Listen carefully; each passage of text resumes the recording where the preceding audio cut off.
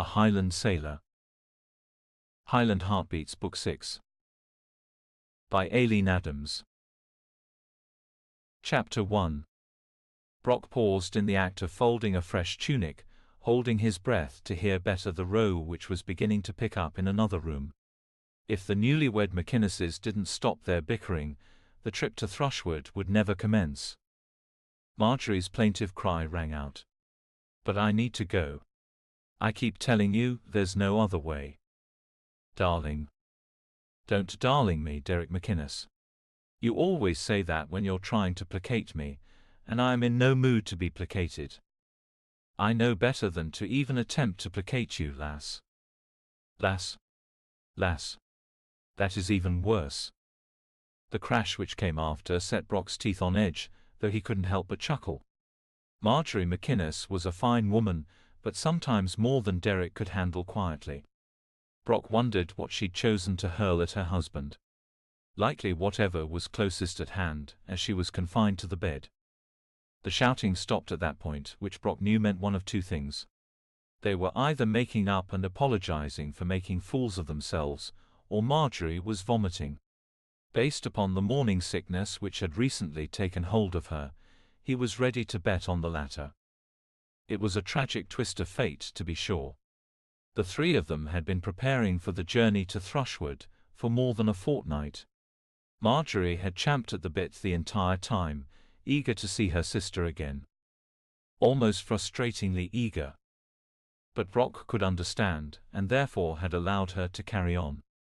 Beatrice was alone, an unprotected woman on a farm which didn't seem to be easily accessible by more than a few neighbors. And Beatrice had no idea whether Marjorie had even survived the journey to London, where she had not landed, but instead, the Scottish harbour village of Kirkcaldy, much less that she'd wed Derek McInnes and fallen pregnant since. The pregnancy had been a surprise none of them had prepared for. Brock would never forget how stunned his longtime friend had been on hearing the announcement that he was going to become a father. They'd only been married for a month at the time, and mere days away from setting out for England. All joking about the level of ardor he felt for his wife aside, the rest of the Duncans and those who'd pledged their loyalty to the clan had expressed joyful surprise on hearing the happy news. So had Brock. If Derek was pleased, so was he.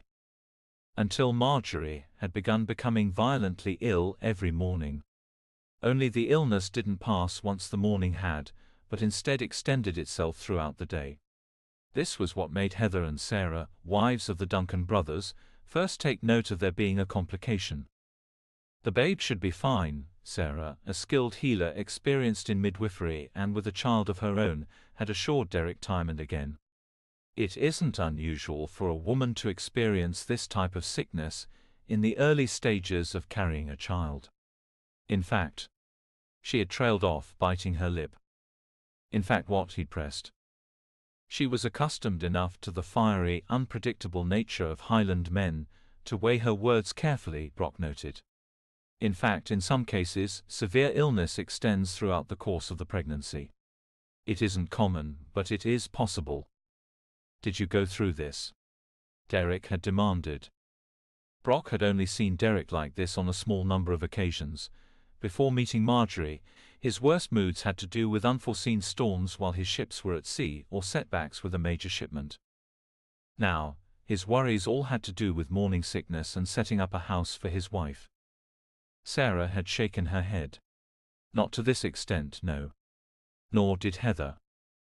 "And Alice is regularly spotted out and about," Derek had added in a tight voice, referring to McKay's wife, who was 5 months into her time, and busier than ever, involved in tending her gardens and participating in work in the manor house. "She is. I'm sorry. This is simply the way it happens sometimes. But not to worry," Sarah had urged him, patting his shoulder with a sympathetic sigh. "She is a young, healthy woman, and the babe is fine."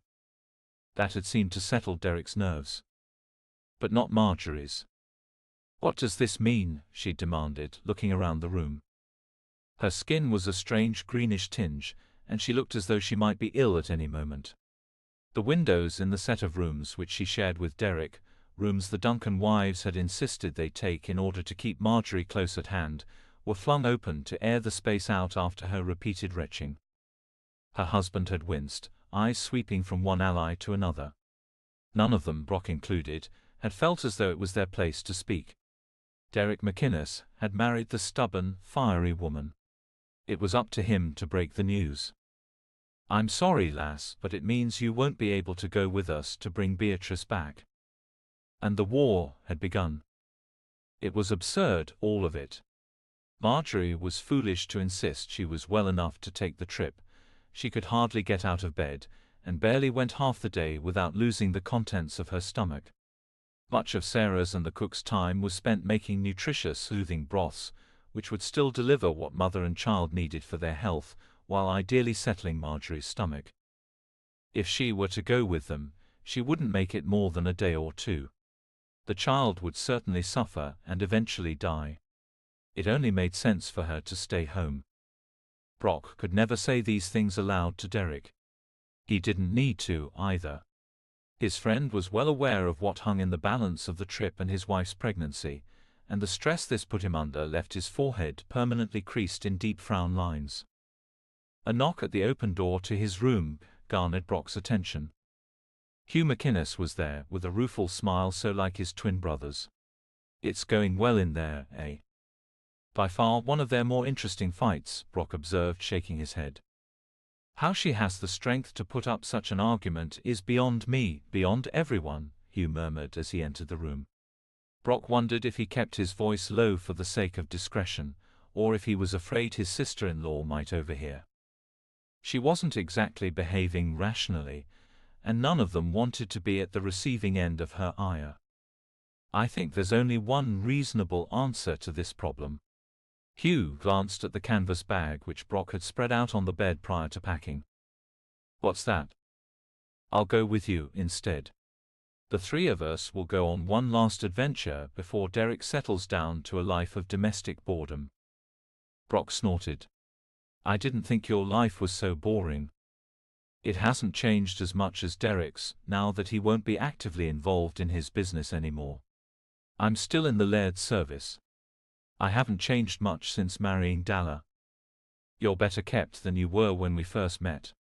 You're clean-shaven for one, and you no longer stink like an unmucked horse stall. I'd also been traveling and sleeping out of doors for days when we first met." He laughed. "Just the same. I'm sure you've improved. As has your brother. And I'm certain he'd enjoy the voyage if it weren't for his concern over Marjorie and the babe." Hugh's eyes darkened, his smile faded. "Of course. Perhaps he shouldn't come along at all." "Oh, is that what you think?" They both turned in surprise at the silent entrance of Derek himself, who stood glowering at the two of them with arms folded across his chest. Brock had seen him like this before, when a merchant was clearly trying to cheat him. "We didn't realize your fight had ended." Hugh grinned. "Or else you wouldn't have been talking about me. At least, not with the door wide open." "Don't take it out on us," Brock warned. He felt for his friend, truly, but domestic squabbles were not something he'd signed on for when he'd originally taken his place as Derek's first mate. They had learned to work together, had taken their time in feeling out the other's habits and personal quirks, and Derek was difficult enough to deal with on a good day. After having the sawdust knocked out of him by his sharp-tongued wife, he was even more of a challenge.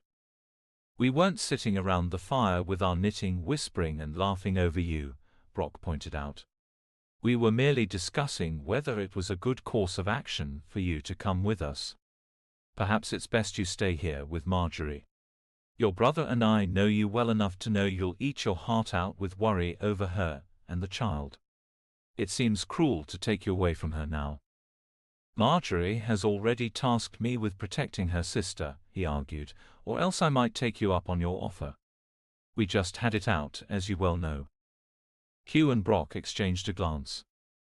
Derek cleared his throat with a sharp look in his eye before continuing. "If she can't make the trip, she insists I go. This is no reflection on you," he added, looking at Brock. "I take no offense. She feels that if her sister's husband arrives to fetch her, Beatrice will be more likely to agree to the journey. I suppose we need to put ourselves in the lass's shoes, strange men from a strange country, insisting they have nothing but her best interests at heart. Would you come along with us if you were a young, inexperienced lass? Remember how ill-prepared Marjorie was to face the realities of life when we first met her. She'd hardly ever held a conversation with more than 2 men, and one of them a man of God. Brock looked down at himself, then at his friends. They looked rough because they were rough. Men who lived their lives outdoors, who made it their business to conquer all nature placed in their path. I see the point. What if she writes a message for us to give to the lass? She can explain herself in it. What other reason would there be for any of us to carry a letter from Marjorie? She's already written to Beatrice in hopes we'll take the message along with us. I hope it's enough to convince my sister-in-law to join us, or else we'll have made the trip for naught. Could it wait until after the babe comes? Hugh suggested. Derek sighed heavily, which Brock knew meant he'd considered this and had been promptly turned down. Nay, and I do understand the logic.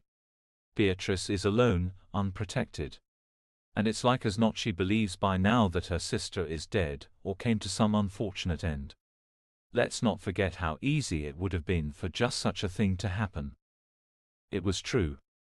Had Derek and Brock not arrived in Kirkcaldy at the same time as the ship on which Marjorie had stowed away, she would have faced a rather grim future.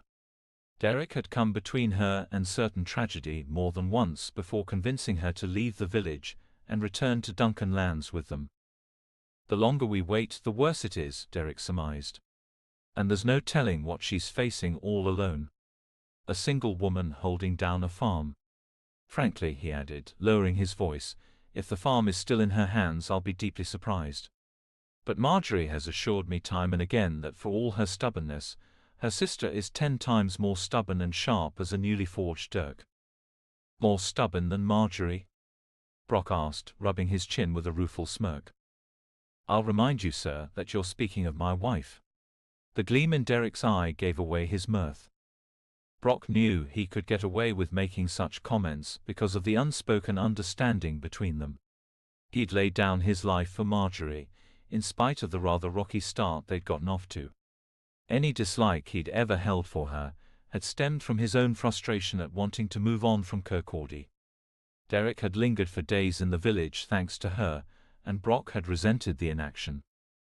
But he'd never truly resented the lass, who, when she wasn't behaving in an utterly irrational manner, was a good, true, loyal woman. A fitting match for Derek, who was one of the finest men Brock had ever known. What do you think of my idea? Hugh asked. Coming along with you too. I think we could use all the help we can get, once we're out on the open sea. There was no missing the edge of excitement in Derek's voice when he described it. He would miss the freedom of it, Brock knew, though the trade-off was worthwhile in his eyes. It left Brock wondering how many men left behind that which made them feel free and alive, in favor of domestic life. And how many of those men ever lived to regret it.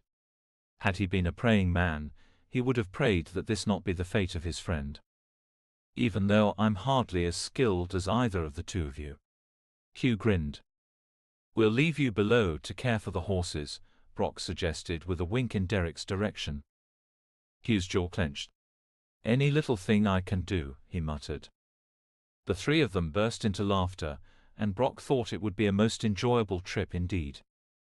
If only they were going anywhere else in the world but Thrushwood. Chapter 2. The first rays of golden, late spring light were stretching and unfurling themselves over the horizon when Brock, Derek and Hugh exited the Duncan Manor House the following morning. It was a beautiful morning which promised to extend into a beautiful day, and Brock was glad for it as he surveyed the landscape. In all directions as far as the eye could see there stretched the color green, dotted in some places by the blue of running water reflecting the sky, or the riotous splashes of color indicating fields of heather or wildflowers. So long as the weather held out over the following days, during which they'd make their way to the coast to meet up with the ship which awaited them, Brock didn't care if it rained all throughout the sailing. He loved sailing in the rain.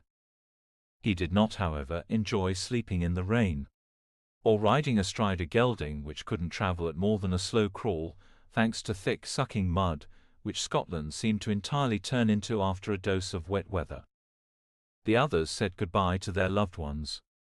Hugh and Dalla, still aglow after the better part of a year of marriage, stared longingly into each other's eyes. For a couple whose beginning was as rough as theirs, with Hugh purchasing Dalla from the man who'd kidnapped her and a group of other women, they made a good match.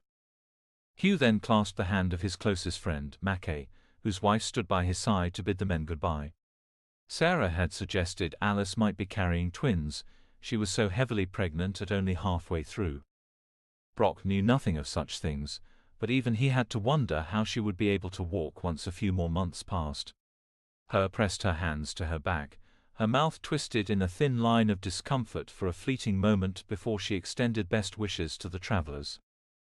Sarah held her daughter in one arm as she kissed Hugh's cheek, then Derek's.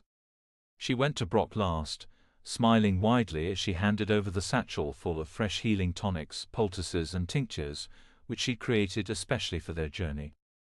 "Keep these two in line, would you? Sometimes I think you're the only one of them with any sense," she whispered, her eyes sparkling. The babe, a wee lass named after Derek and Hugh's mother, smiled and cooed as though she understood her mother's joking. He cleared his throat, pleased beyond measure and uncertain why. Sarah was the sort of lass who commanded respect and attention. She was no nonsense, hardly the giggly, wide-eyed, simpering type.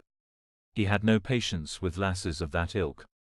But Sarah was something else entirely. And it warmed him throughout to know that she held him in high esteem. He didn't know until then that he craved her respect almost as much as that of her husband, Laird of the Duncan clan. But then, they all were solid, honest lasses, all of the women who'd come under the protection of the Duncans. Heather, Sarah's younger sister, waved goodbye from the doorway, while the infant against one shoulder bawled his protests. She assisted her sister in keeping the villagers healthy, and had been the one to first suggest Marjorie live in the manor house while Derek went for Beatrice. That had been another minor war, but Marjorie had quickly assessed how vastly outnumbered she was after her husband Sarah and Heather had surrounded the bed on which she'd rested. Brock had observed from the doorway, keeping his thoughts to himself. He wouldn't have admitted it for anything, but he didn't wish to attract Marjorie's wicked sharp tongue, which had only worsened once her illness had come on. "I'll not have you living on your own in the village," Derek had insisted. "I would feel much better knowing you were here with us," Sarah had agreed. "Either you come here or one of us stays with you at all times," Heather had warned. That had decided Marjorie, who valued the privacy and peace of the little house she'd shared with Derek since their marriage. Most likely, because she'd never had anything that was truly her own, Brock supposed. He understood that feeling all too well. And so, with the blessing of the Laird, Marjorie's belongings had been moved to the rooms prepared for her. She had continued to protest, but weakly, until there was clearly no point in arguing any further. The horses stomped and whinnied, anxious to be on their way. Brock understood the sentiment and shared it, but took the time to accept the best wishes of the Duncan brothers before mounting the gelding which would be his to use throughout the journey. Jake and Philip Duncan both looked as though they envied the men about to depart. They were both pleased with their lives, their choices, but they were cut from the same cloth as the rest. They longed for action from time to time. On the other hand, there were nights when Brock was alone in his vast, comfortable bed, one of many signs of the Laird's generosity, envying the warm bodies they had the luxury of sleeping beside. It was a matter of compromise. A man could live the entirety of his life alone, free, making his own decisions and answering to no one but himself, but he'd have to accustom himself to being alone during the times when a man didn't want to be alone.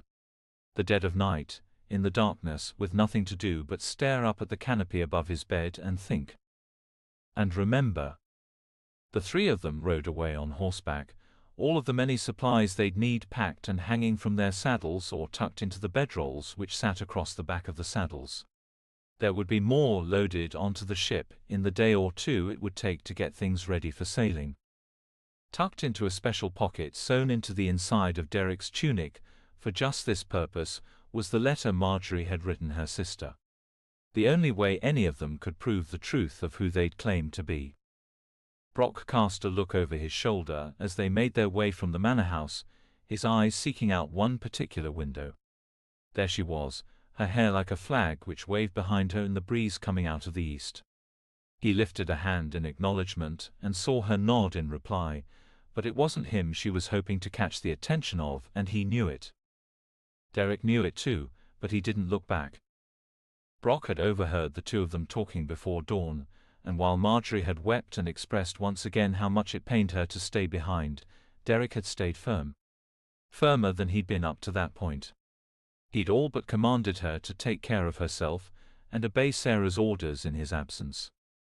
It was too painful for Derek to look back and remember what he was leaving behind.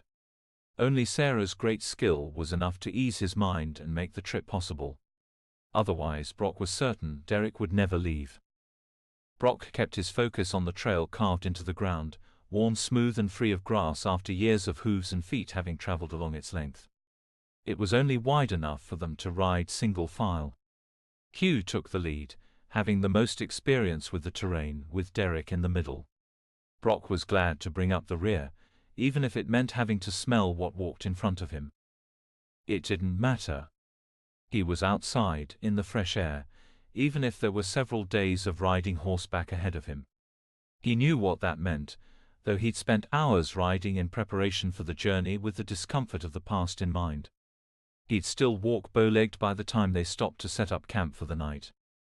"I envy you at times like this," Hugh called back, glancing over his shoulder at Brock. "Why?" "Because you don't have anyone to leave behind." He was glad neither of them could see him wince. He knew Hugh meant no harm, but it was a clumsy thing to say nonetheless.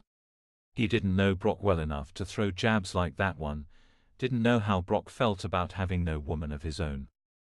What if he'd suffered disappointment in the past? What if he'd experienced loss, as Hugh had, prior to meeting Dalla? He'd heard the story from Derek of Hugh's first love, how she'd been gored by a boar and died a horrible death. Just because Brock had never told such a story of his own past, didn't mean there was no pain there. Derek spoke up. "Brock has never lacked for the company of a woman when he's been in the mood for it." The twins chuckled knowingly.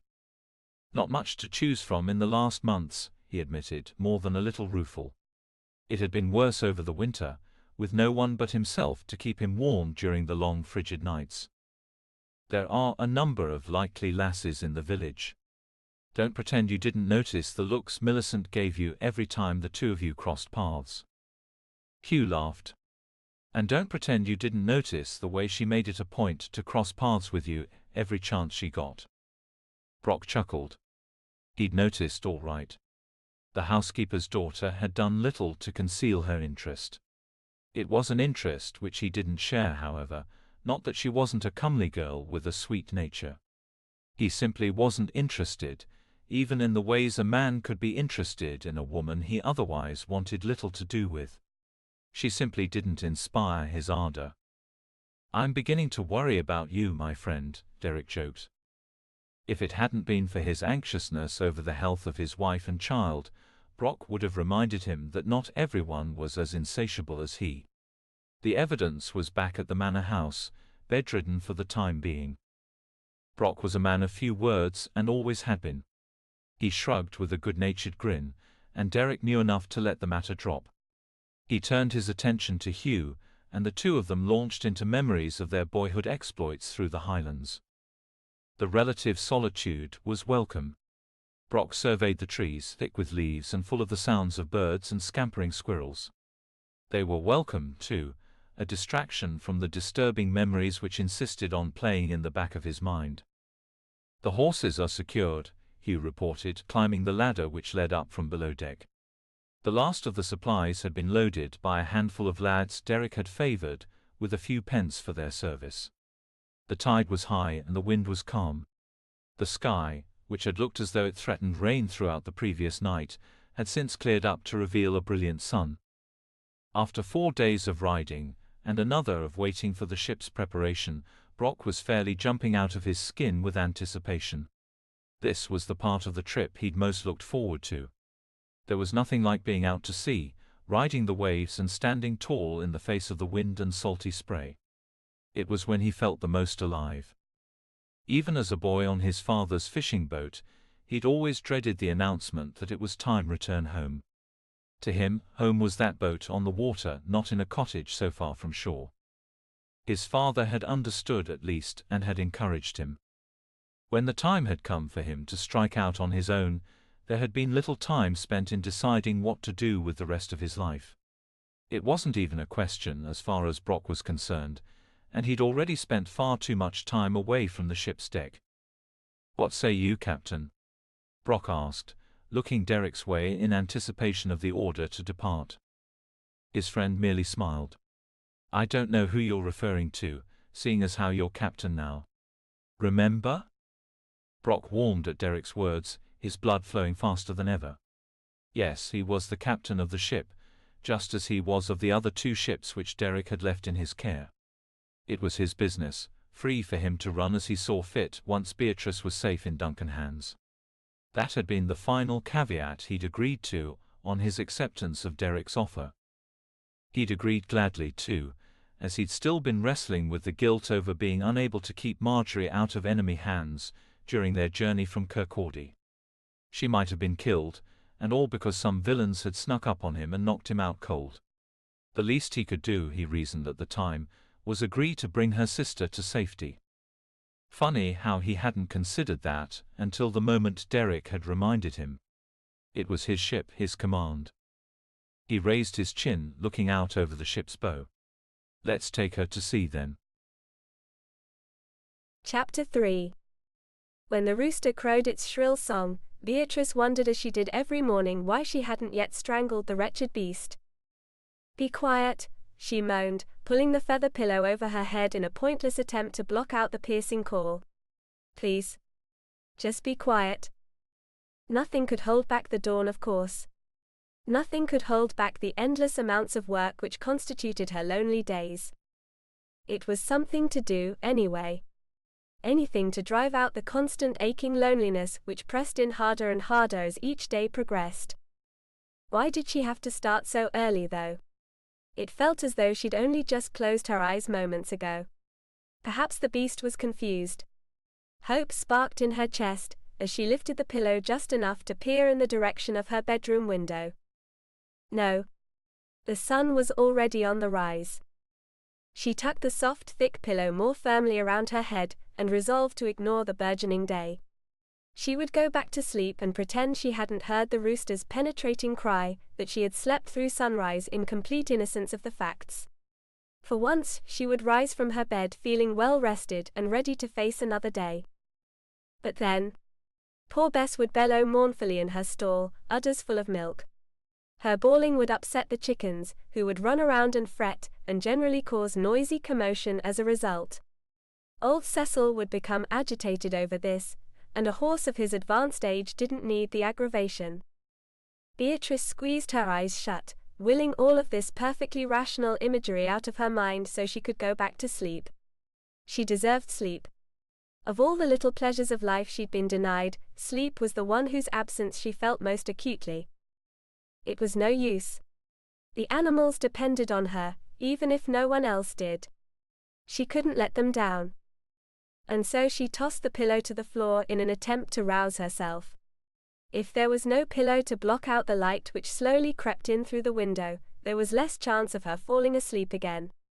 The same with the thin blanket she used at that time of year. She kicked it off before the sleepy, lazy part of her mind convinced her to pull it over her head. When her feet hit the floor, she was already well awake and determined to face another day.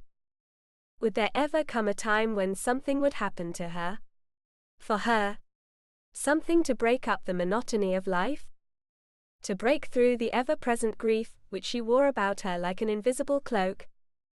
Another day without Marjorie. She'd stop counting a few days hence. It didn't seem worthwhile to continue the count, what with each day only increasing her loneliness and the certainty that her sister hadn't lived through the journey to London. She splashed her face with cool water from the basin near the window, and dried it on the linen strip folded on the surface of her dressing table. What would Marjorie think if she knew how her sister worried? She'd probably laugh herself sick before teasing Beatrice, calling her a silly old woman for allowing fear to get the better of her. But it had been so long with no word from her. Anything could have happened. Beatrice surveyed the fields beyond her window, as she unwound the long dark braid with hints of red and gold over one shoulder and combed it out with her fingers. It was a big unknown world out there. Marjorie might not even have made it to Silith. Her hands shook as she ran a wide-toothed comb through her tresses. She noted the tremor and chided herself for it. What had become of her? In such a short time, she'd gone from being the mistress of the household and a bit of a nag, her sister's chief complaint, to a trembling, frightened old maid. There was work to be done. She squared her shoulders and quickly rewound her braid before slipping out of her nightdress and into one of two everyday kirtles she owned. Both were in need of replacement, worn thin in the elbows and the seat, but there was little she could do about that in the immediate future. What was Marjorie wearing in London? It was easier to imagine her being there, living a vibrant life in a vibrant town. Better than the alternative, that she died weeks earlier. Did Marjorie ever miss the fresh, clean air of the farm just after dawn? Beatrice filled her lungs with all the air she could as she walked to the barn, using the footpath that had long since been worn between the house's rear door and the long ramshackle building. It needed work. Everything needed work. But there was no one on the farm to do it. "Good morning, Bess," she murmured to the tawny cow as she entered the barn. It had once been full of life, every stall occupied. There had been young men on hand to do the milking, to clean the stalls and feed the animals. It was the same with the stables. Theirs had been a thriving enterprise, one her father was proud of. But pride was a sin. Mother had reminded her and Marjorie of this nearly every day of their lives. She'd held up their very father as an example of the sin of pride, of what it could do to an otherwise God-fearing person's life. If Papa hadn't been so proud, hadn't always wanted to expand his landholdings and grow the farm's prosperity, God would not have struck him down. Even as a child, this hadn't made sense to Beatrice. She'd always questioned things, silently, rarely including Marjorie until she was certain her sister was old enough to keep a secret. It made little sense that a man who only wanted to provide a secure future for his daughters would be struck down for it. What was so sinful about working hard and taking pleasure in the results? From what she'd heard in the years after her father's death, mostly from friends such as old Cedric, he'd been a fair man. Modest, kind, generous. He hadn't built wealth for sake of his pride. He wasn't like the noblemen, including the one whose land abutted her own. He hadn't merely bought up all the land around him in a show of power. And he hadn't forgotten the good of his soul, either. Deacon Eddard had assured the sisters on more than one occasion of their father's godliness, how he had always placed his duty to God above all else. Just slightly above his duty to his family, who were granted to him by God and therefore deserving of the remainder of his devotion. Beatrice sighed over this as she finished milking Bess, who let out a deep moo. Beatrice wondered if this was the cow's way of thanking her for relieving the pressure in her udders. "And thank you, my friend," she whispered, running a hand over the silky flank. "Thank you for the cream and milk and butter." Mother had been wrong. Beatrice was certain of it, more certain every time she remembered all the whispered admonishments and warnings of an eternity spent in hellfire. Papa's sin wasn't pride. If anything, he had worked too hard and compromised his health in order to assure his daughters that they would have enough to their names when it came time to find husbands. What a laughable prospect that was. She chuckled over it as she carried the full milk pail to the house, and left it just inside the door before fetching the bucket of dried grain for the chickens and the basket for the eggs. A husband? Where exactly? Perhaps when she reached London. The chicken coop was alive with activity when she stepped through the creaky wooden gate which enclosed the birds. "Good morning, ladies." She scattered grain over the ground. The half-dozen surviving hens pecked at their meal, chattering among themselves as always. She liked the sound, liked feeling as though someone on the farm wasn't painfully lonely. Not like her. The sound of hoofbeats reached her ears as she finished gathering the eggs. Stepping out of the coop, picking straw from her hair, she recognized the deacon on the back of his old grey mare riding up the road. "Good morning, Deacon Eddard," she called out with a wave. It was nice, seeing another person so early in the day. It didn't take long for her to realize he wasn't smiling. She hurried down the dirt path leading from the yard to the trail leading to the road, and met the horse at her front gate. The man's thin face looked markedly more pinched and sallow than usual, as he gazed down at her from above. As always, he wore dark clothing and kept his head covered. She wondered what his graying hair was like underneath. Thin most likely. As the rest of him. "Would that I were bringing you better news, my child." His mouth drooped at the corners, as though something was weighing him down. An icy hand closed around her heart and she realized she couldn't breathe. No, it wasn't possible. Not Marjorie, not the only other person she had in the entire world. It was one thing to convince herself of her sister's death, in an effort to prepare herself for what seemed like the inevitable, but another to face it as a fact. Her hands closed around the worn old fence posts as she fought to remain on her feet. When she squeezed, the splintered wood sent a jolt of pain from her palms to her arms and revived her somewhat. No. Not Marjorie. Swallowing back the panic rising in her throat, she whispered, "What is it?" "I'm afraid I'm on my way to Cedric Brown's. Word has it, he went to his heavenly reward last night." It wasn't Marjorie. Relief nearly took the knees out from under her, even as her heart ached for the loss of her friend. Marjorie would be crushed.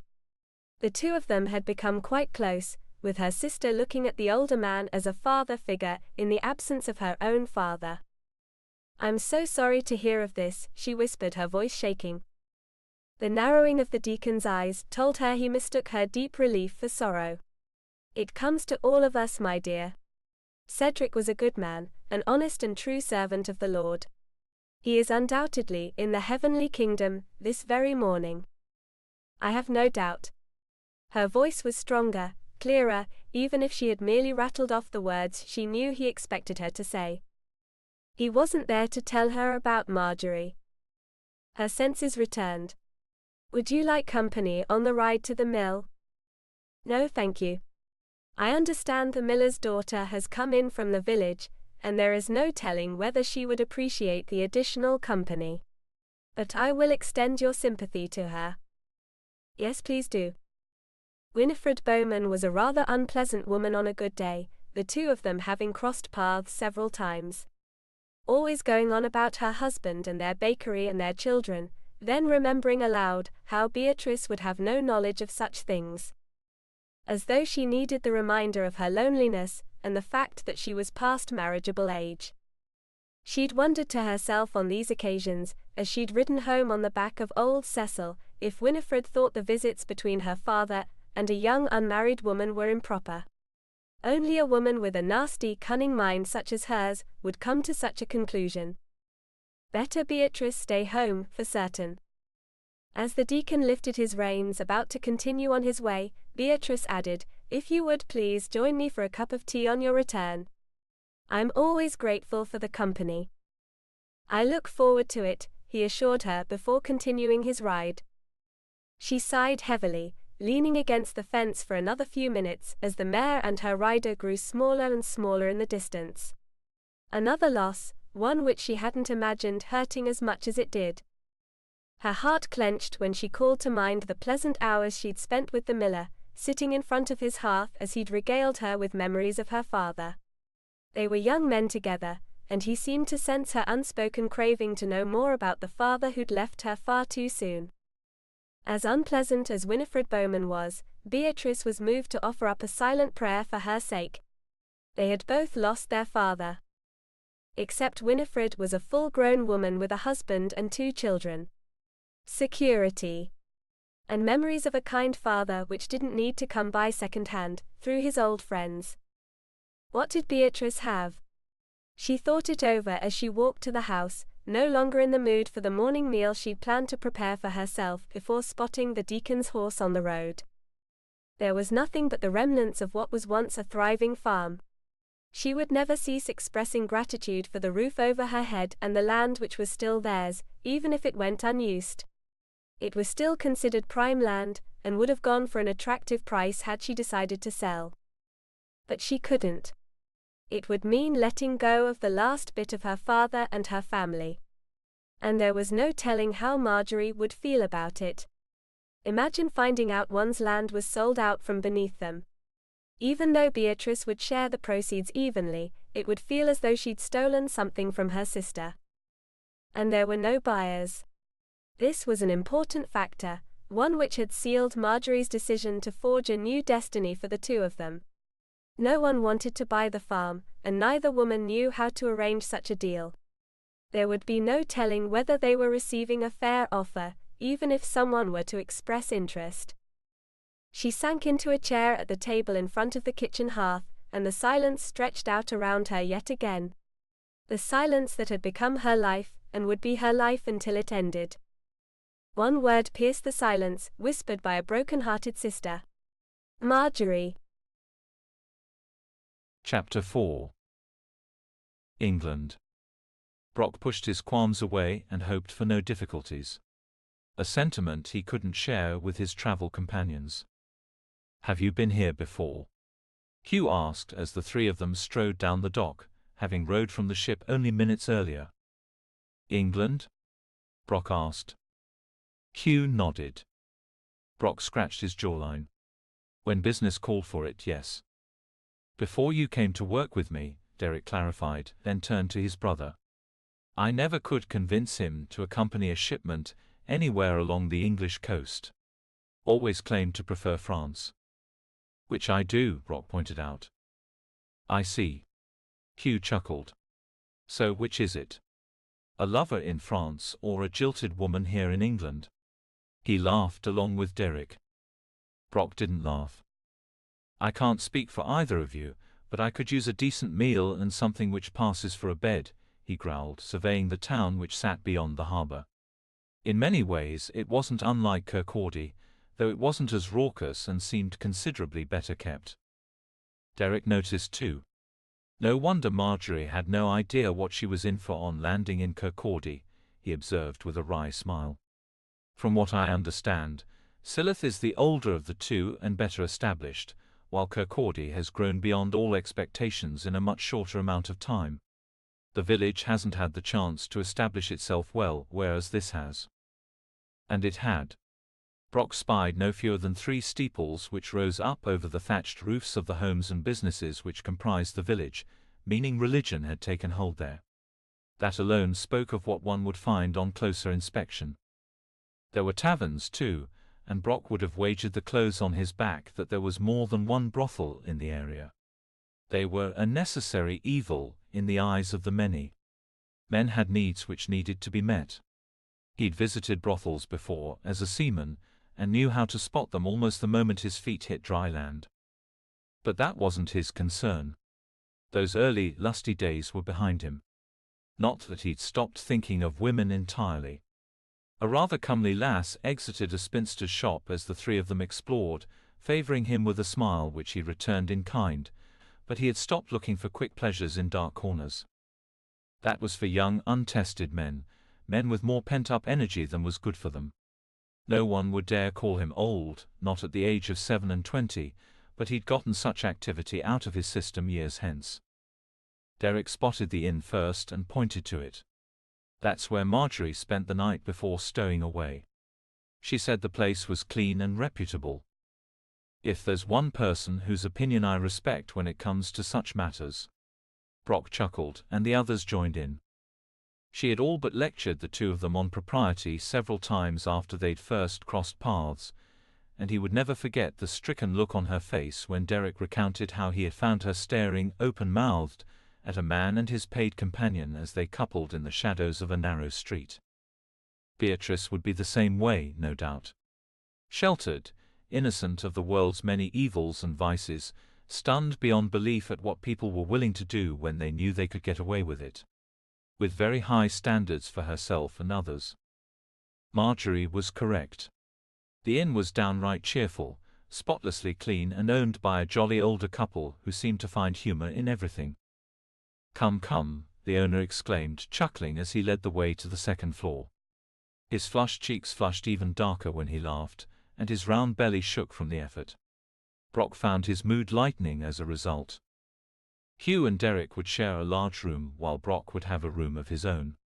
It was a treat for him, never before having been afforded the luxury of privacy while he was traveling. The room was small but serviceable, with clean linens covering a tick stuffed with clean straw, and a small window which allowed fresh air to circulate. He breathed deep of the sea, just beyond the wide street before him. They were fortunate to find such an agreeable establishment. So unlike some of the cramped, filthy places in which he'd spent the night in the past. More than once he'd chosen to row back out to the ship and sleep on board, rather than spend a sleepless night breathing in the foulness of human and animal waste. It was pleasant enough to make him regret having to leave in the morning, but there was no time to waste. They had to get to Thrushwood and convince Beatrice to come with them. He had his doubts as to the ease of the task ahead, but he didn't wish to share his misgivings with the others for fear of being regarded as a problem. They had no idea of his true hesitations, and he had no intention of revealing them. A knock on the wall which separated their rooms tore Brock from the dark path his thoughts had turned down. He stepped out into the corridor where Hugh was waiting. "We'll go to the stables to see about securing horses for the trip. I'll go along." He preferred to choose his own mount, and needed to move about and find other things to think on. The liveliness of the village would do nicely, he was certain. "Give me a minute to wash myself." Hugh snorted. "Why? Do you wish to impress the horses?" Brock glanced in the direction of the room the McInnes brothers shared, where Derek waited in the doorway. "No. I wish to remove as many reasons for the owner of the stable to refuse us as possible. Or have you forgotten that we're in foreign territory?" "How could I forget, with these accents all around me?" He wiggled a finger in his ear, as if to clean it out. Derek stepped back into the room. "He's right. We're too travel-weary to think straight, but Brock isn't. We should do everything in our power to make a good showing in the village, even if we'll only be staying a single night. After all, we're relying on help from the villages to get us through our journey. The innkeepers didn't seem to mind our being Scottish, and rather rough from travel." Hugh looked down the stairs, and the sounds of laughter from the ground floor drifted up to meet them as if someone had been listening for just the right moment. Brock scratched his stubbled chin, shrugging. "I'm beginning to wonder whether the two of them are quite right in the head. No one is that jolly for no reason." Brock had been right, as he knew before they'd ever stepped foot outside the inn. There were certain things in life he'd come to depend upon, as he'd made his way from harbor to harbor over the years. One of them was the distrust Englishmen held for Scotsmen. Especially Highlanders. "Is it my imagination?" Hugh muttered as they walked down one of the wider village streets in search of the stables, "or did that woman just cross to the other side of the street after catching sight of us?" "Aye," Derek grumbled, teeth clenched. "Though by the looks of her, even from a distance, I'm thinking she may have done us a favor." Indeed, the pinched-faced woman was no pleasure to behold. She made sure to give them a dirty look before going on her way. "As I warned ye," Brock reminded him. "Aye. It's been a while since I've stepped foot outside of what's familiar," Hugh admitted, before sidestepping two dogs fighting over a bone in front of a butchery. Brock thought to himself how much the dogs reminded him of the McInnes twins, down to the color of their hair, but kept the comparison to himself. A group of men stood outside a tavern, laughing and conversing in the sort of easy manner men had after they'd enjoyed their share of drink. It was barely midday, but not uncommon for men with a love of drink to find time to indulge no matter the sun's position in the sky. Their demeanor changed as they caught sight of the three Scotsmen approaching. In the time it took to blink an eye, they fell silent, all eyes on the trio. Two of them moved a hand to their belts, where Brock was willing to bet existed the presence of weapons. as if the three of them were merely looking for a fight. Was that what the English thought of the Scots, that they roamed the streets in search of someone to attack? Or was it Highlanders in particular? Brock knew the reputation men from the Highlands carried, and it was based in little more than rumor and half-truths. Yes, they were rough, from the way they carried themselves to the way they dressed and spoke. Yes, they were good in a fight and never backed down from a challenge. Brock had certainly come to appreciate these truths. But they weren't beasts. They weren't animals intent on raping any woman in sight. He was particularly sensitive to the misgivings people had toward those unlike themselves, because he too had been an outsider for so long. Men from the Highlands weren't necessarily all they were rumored to be. He was careful to make eye contact with each and every man they walked past, and just as careful to keep an even neutral expression on his face. They were merely going about their business, as any other man in Silith on that warm, pleasant day. Only when the tavern was well behind them did Derek let out a deep breath. Well, if there was any question as to how we'd be received here, I believe we found the answer. I don't understand it, Hugh grumbled. There are bound to be countless men wandering these streets on any given day, thanks to the presence of the harbor. Why is it such an occasion for us to be here? Perhaps there was recent trouble with Scots in the village, Brock mused, his mind going back to earlier times. The memory is fresh enough for them to remember. Aye, Derek agreed, latching on to this theory. And we'll be the ones to pay for it. Mark my words. When they reached the stables, the owner proved Derek right. I've nothing to give ye. The stalls were full, the sound of neighing horses filling the space. Brock and Hugh exchanged a look, and Brock cleared his throat. We've no wish to start trouble with you, and have more than enough silver to cover the cost. If we could bring the ship closer into harbor, we'd be able to unload the horses we sailed with, but the water is too shallow. How is that a problem of mine? The man asked, spitting near their feet as if to add further insult. He reeked of horses and manure and his own sweat, yet somehow considered himself better than the three of them. The twins looked as though they were ready to prove the man right and start a fight, so Brock stepped in front of them. The problem is, if we don't have horses, we can't leave your village. We have quite a lot of riding to do, and would like to get started at first light. As charming a village as you have here, we would like to get out as soon as possible, and it seems as though you share that opinion. I do. I don't like your lot. Coming to our home, dirtying the place up, starting trouble. The man's eyes narrowed until they were nearly closed. We're here to start no trouble, Brock assured him. We're merely passing through on our way elsewhere, and will come back through before boarding our ship and sailing home. He had guessed correctly. There had been trouble in the past, whether it was the recent past or not made no difference to the villagers. Like as not, their memories were long, and stories found their way down through generations until the truth of them was nowhere near the version told. The owner eyed them. It'll cost ye, he decided before spitting again.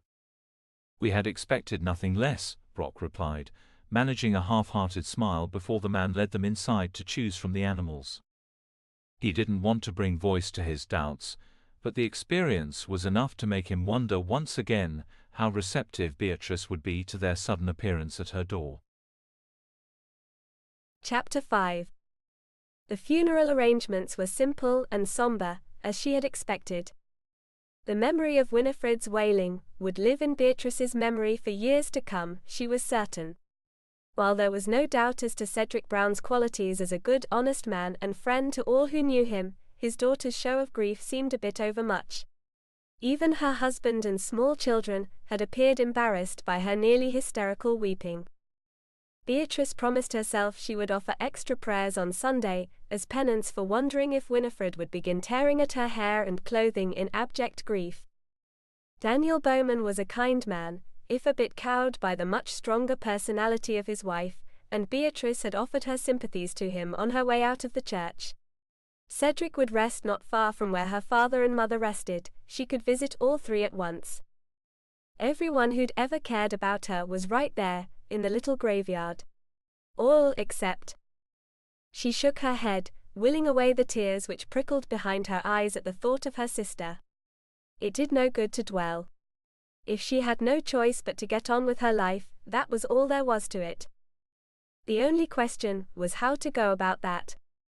She was deliberate in turning her attention to the cowslips and bluebells which lined the fields on either side of the road home. How long had they grown there? Had they been planted and tended to, and loved by someone long before she was born, or had they naturally taken over the land and turned it into a profusion of deep blue and yellow? Their sight normally cheered her when she wasn't in such a dark mood.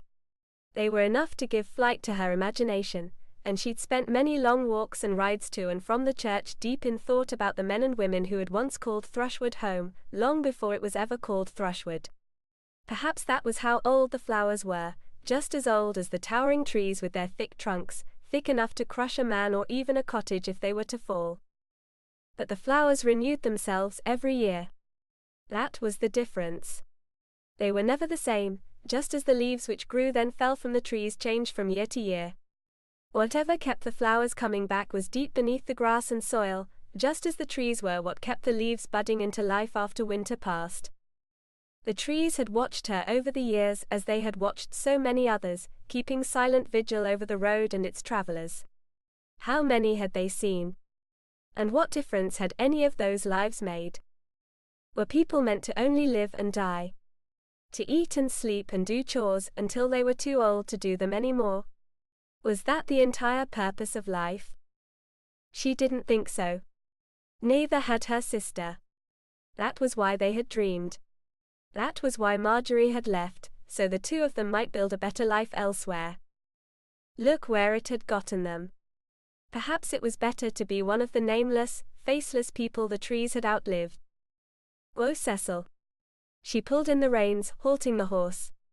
He wasn't walking at a very fast pace, and she doubted he even could at this stage of his life. There was a thick patch of grass, studded with clover, at the edge of the road. She left him there to chew to his heart's content, while she wandered off to pick a handful of flowers for her table. Anything to bring a little life to the otherwise empty, sad little house. It had never been empty and sad when Marjorie was there, even while their mother was alive and demanding so much of their time.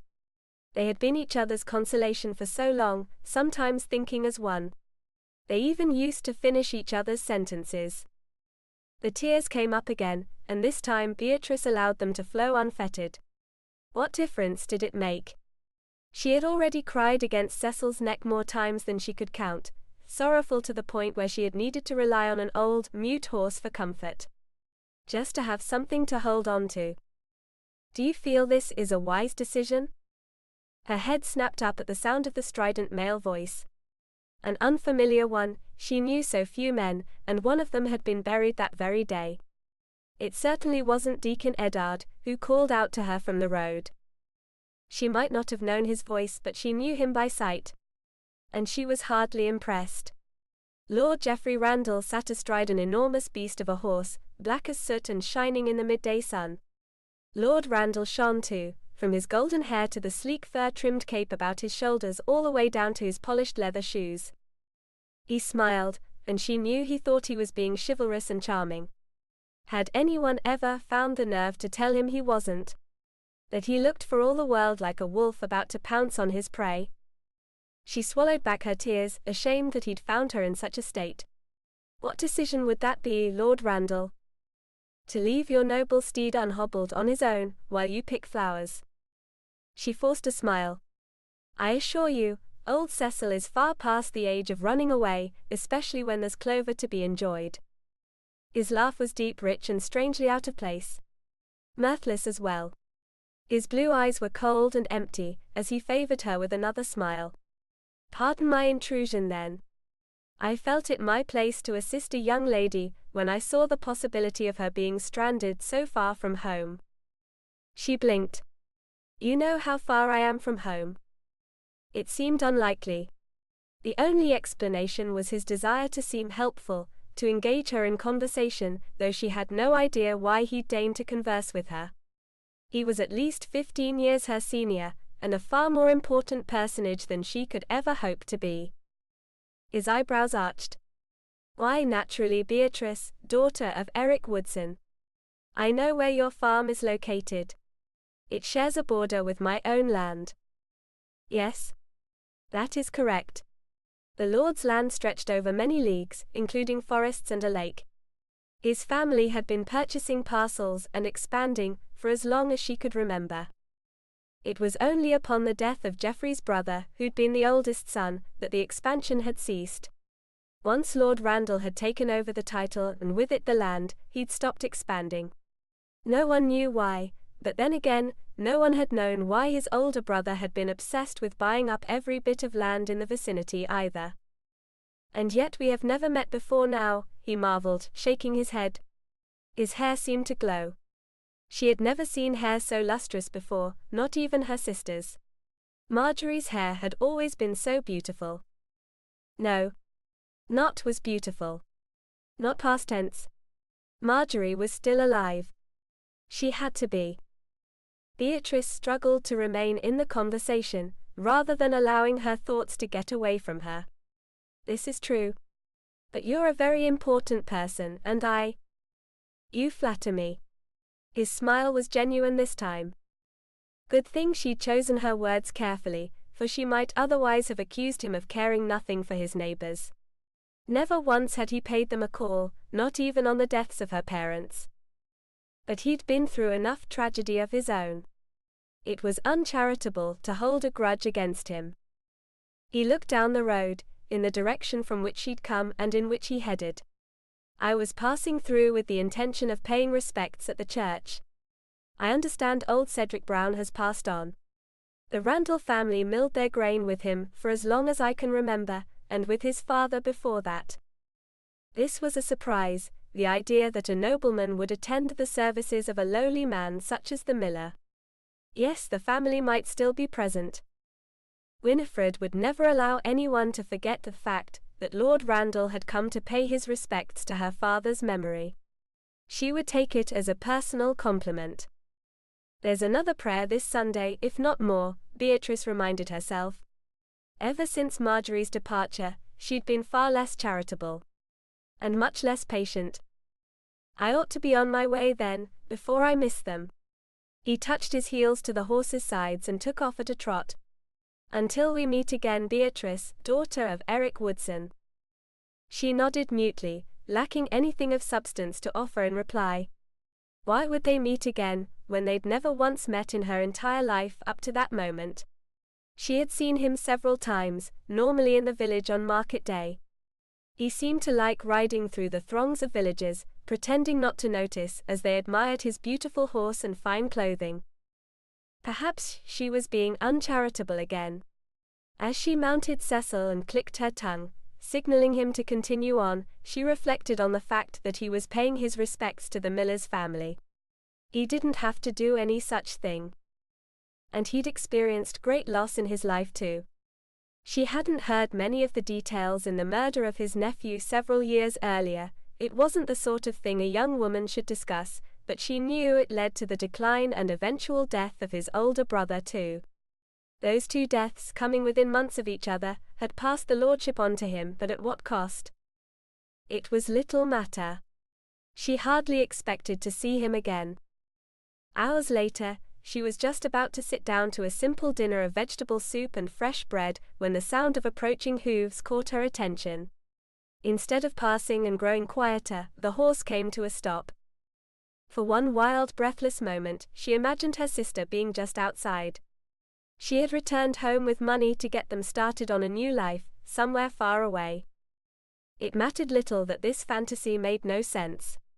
How would Marjorie have come into so much money in such a short time? The sight of the deacon as he approached her front door caused Beatrice's hopes to blow away like dried leaves on the wind, but she didn't allow her disappointment to show. "Have you come to share supper with me?" she asked with a smile. "I have more than enough soup, and would greatly enjoy the company." He offered an apologetic smile. "It was not my intention to disturb your evening meal. I received news earlier today, which I didn't feel could wait until morning. Please come in." She had never seen him look so off balance, even when he'd announced Cedric's passing. He sat at the table across from her, as yet untouched meal, his hands clenched on the tabletop. He waited until she took her seat before speaking. Lord Randall paid a call on me earlier today. Oh yes. She nodded. Our paths crossed while on the road. Did they? One corner of his thin mouth quirked up in a half-hearted smile. That seems fitting. Why? His eyes met hers, and for the first time she noted the apology in them. I've tried to dissuade him. This is not the first time we've spoken of what he wanted to discuss this afternoon. Cold certainty flooded her. She didn't want to hear what he'd come to say, for there would be no unhearing it. She wanted him to leave and not come back. She wanted to go to bed, and perhaps not get up in the morning, regardless of what her absence would do to the animals. Anything to avoid hearing what she was suddenly certain she was about to hear. She drew a deep breath, letting it out slowly before nodding. You can tell me. He wrung his hands, taking a deep breath of his own. Lord Randall has wished to acquire your land for quite some time. Ever since your mother's passing, since before then honestly. This was news to her. Why did you never share this with me? Because the land is all you and your sister have to your names now. A home of your own, land of your own. It is unusual for women to be in this unique position, and I didn't wish to complicate matters for you. She blinked, unable to speak for a long time. When she did, her words came out in a thin whisper. I do wish you had shared this with us. Marjorie might never have left if she knew we had a possible buyer who was interested in purchasing from us. Inside she screamed. How could he not tell them? Who did he think he was? And why would Lord Randall go through him and not through her sister and herself? Marjorie need never have left. They might have sold to him and gone on with their lives elsewhere, anywhere else. Some place where they'd have a future. Homes of their own, husbands and babies. Instead, the deacon had decided for them that they didn't need to know there was a possibility of a future in store for them.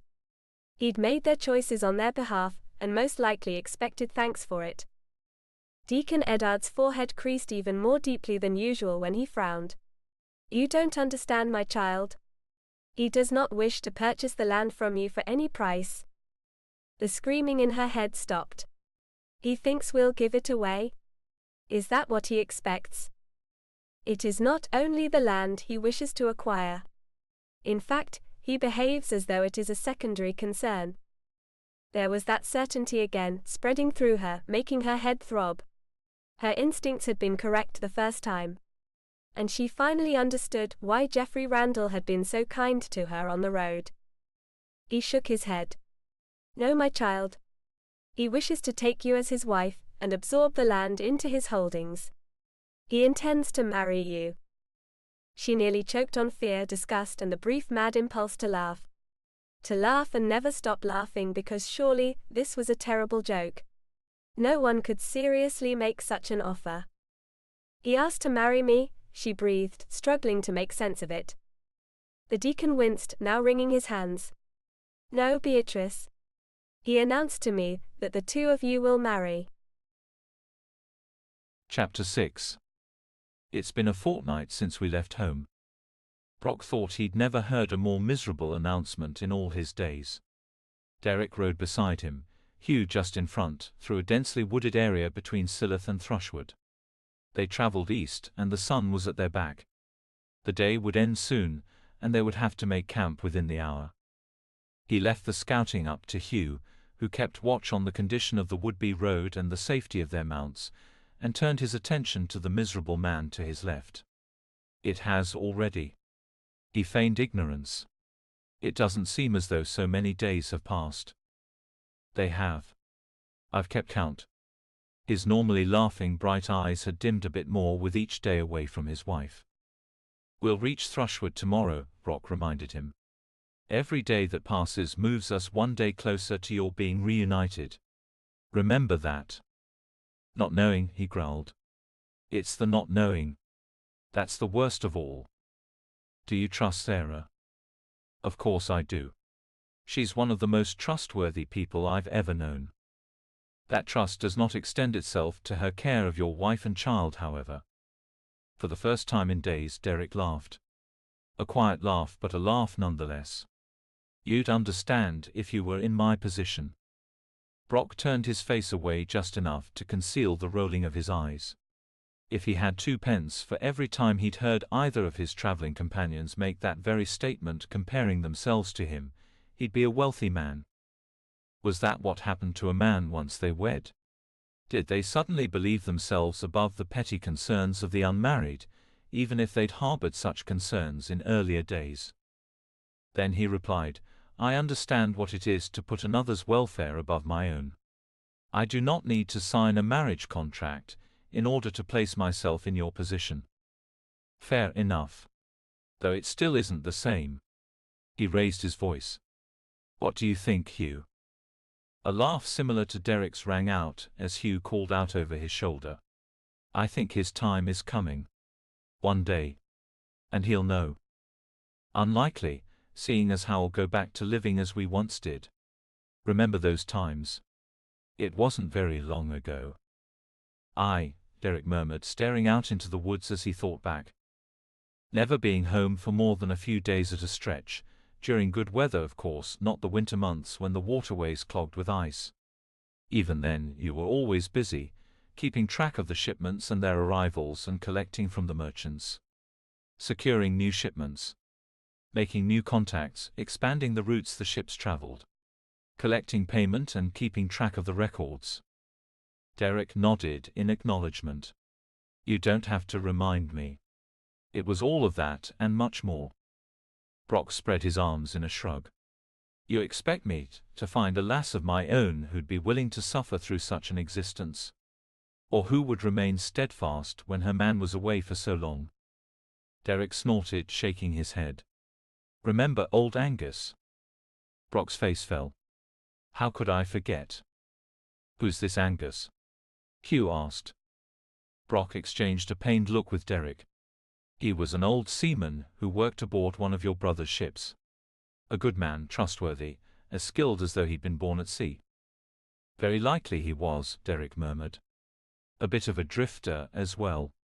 He never stayed in one place very long, but I suppose there comes a time in every man's life when he decides he made a mistake and wants to make up for it. He wanted to make up for never having settled down. He wanted a good woman waiting for him when he came home, someone to tell his stories to. Someone to care whether he made it home at all. He married a lass far too young for him, Brock remembered, rubbing his chin as he thought back. None of us considered it a likely marriage.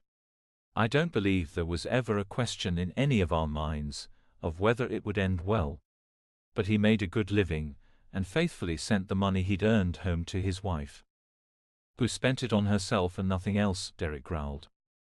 Herself and the man she took up with, Brock amended. Which Angus learned all about on a surprise visit. He thought she'd be happy to see him. He actually believed that. I suppose she wasn't alone. Hugh guessed. Not only was she not alone, Derek murmured.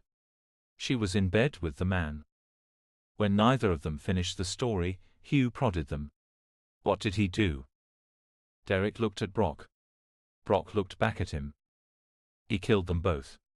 Split the man's head open with a log from beside the hearth, then strangled her before hanging himself, Brock concluded. Now, ask me again why it's never been a priority for me to find a wife. The three of them fell into silence for a time, there being little to say after such a tale was shared. Brock remembered the shock they'd all gone into at how violently the sordid situation had ended. While no one in Angus's acquaintance believed he'd married well, they hadn't seen such a terrible conclusion coming. It wouldn't have to be that way for you, Derek insisted after a while.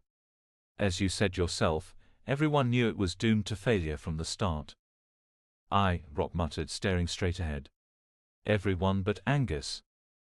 The conversation ended there, which was just as well. The sun had nearly slid behind the foothills, and the sky was darker by the minute. Hugh pointed to a group of trees whose branches seemed to grow together, they were so closely intertwined. The effect was that of a roof under which they could bed for the night. Hugh tended the horses, while Derek shook out the bedrolls and Brock built a fire a short distance from the canopy of branches, out in the open. The McInnes twins joked back and forth, Derek's mood having improved with the promise of food and sleep. Good thing that, since Brock wasn't certain how much more of his friend's brooding he could stand. His own mood, on the other hand, had darkened at the recounting of Angus McGuinness's terrible tale. He'd been a good man, a solid one Brock had always been able to count on whenever they manned the same ship. They'd enjoyed more than their share of close calls on stormy seas, had shared more than a few mugs of mead. All it had taken for him to break was one unfaithful woman. He'd wondered at the time what had gone through Angus's head in those final brutal minutes, when he'd seen his wife in bed with another man. Had he suddenly realized how wrong he'd been all along? Had he remembered all of their tender moments in a single rush of understanding? Had he questioned her sincerity? Had he felt like a fool, the sort of pathetic man neighbors whispered and laughed about? No doubt they'd laughed too, watching men parading in and out of the home he'd purchased for his unfaithful wife. She'd used him and flaunted her using of him. Had any of the unthinkable pain in his head and his heart eased once he'd split the bastard's head open? Had that made him feel any better? Had there been any love left in his heart for her, even as his hands closed around her slim throat and he choked the life out of her? Had he felt vindicated as the light in her eyes faded to nothing? Had he hanged himself from the rafter out of guilt? Had he come out of his blind rage, blinking fast and wondering who had caused the death all around him? Or had he done it as an alternative to what was surely to come? Had he done it because he was embarrassed by the fool she'd made of him? The fire leapt to life, shooting flames upward into the air. Brock fed it a handful of dry twigs before standing and wiping his dirty hands on already dirty trousers. They would all need to change into clean clothing and wash up before visiting Beatrice. Like as not, the presence of three strange men would already have a jarring effect on the lass. They didn't need to frighten her any further with the roughness of their travel-weary appearance. At the rate we've managed to progress to this point, we should be able to make Thrushwood tomorrow evening, Derek mused, skewering the last of their roasted rabbit on a stick before placing it over the fire to warm through. Brock wouldn't mind a day without rabbit. He'd eaten enough of it on this trip to last him a lifetime. "And we'll set out for the farm at first light?" he asked, perhaps more hopeful than he should have sounded. Both of his companions noted this, if the way their eyebrows arched meant anything. "Why so eager?" Hugh asked, uncorking his flask and drinking deep of the water inside. "No reason. I'm only concerned for Derek, reminding how close we are to turning around and starting for home." It was a lie, an inexpert one, but it seemed to do the trick. Derek's eyes lit up at the prospect of getting home quickly, back to his wife. This was enough to shift the tide of the conversation away from Brock. Which was all he needed. The horses were fatigued close to the point of collapse by the time they reached the outskirts of Thrushwood, nearly a solid day later.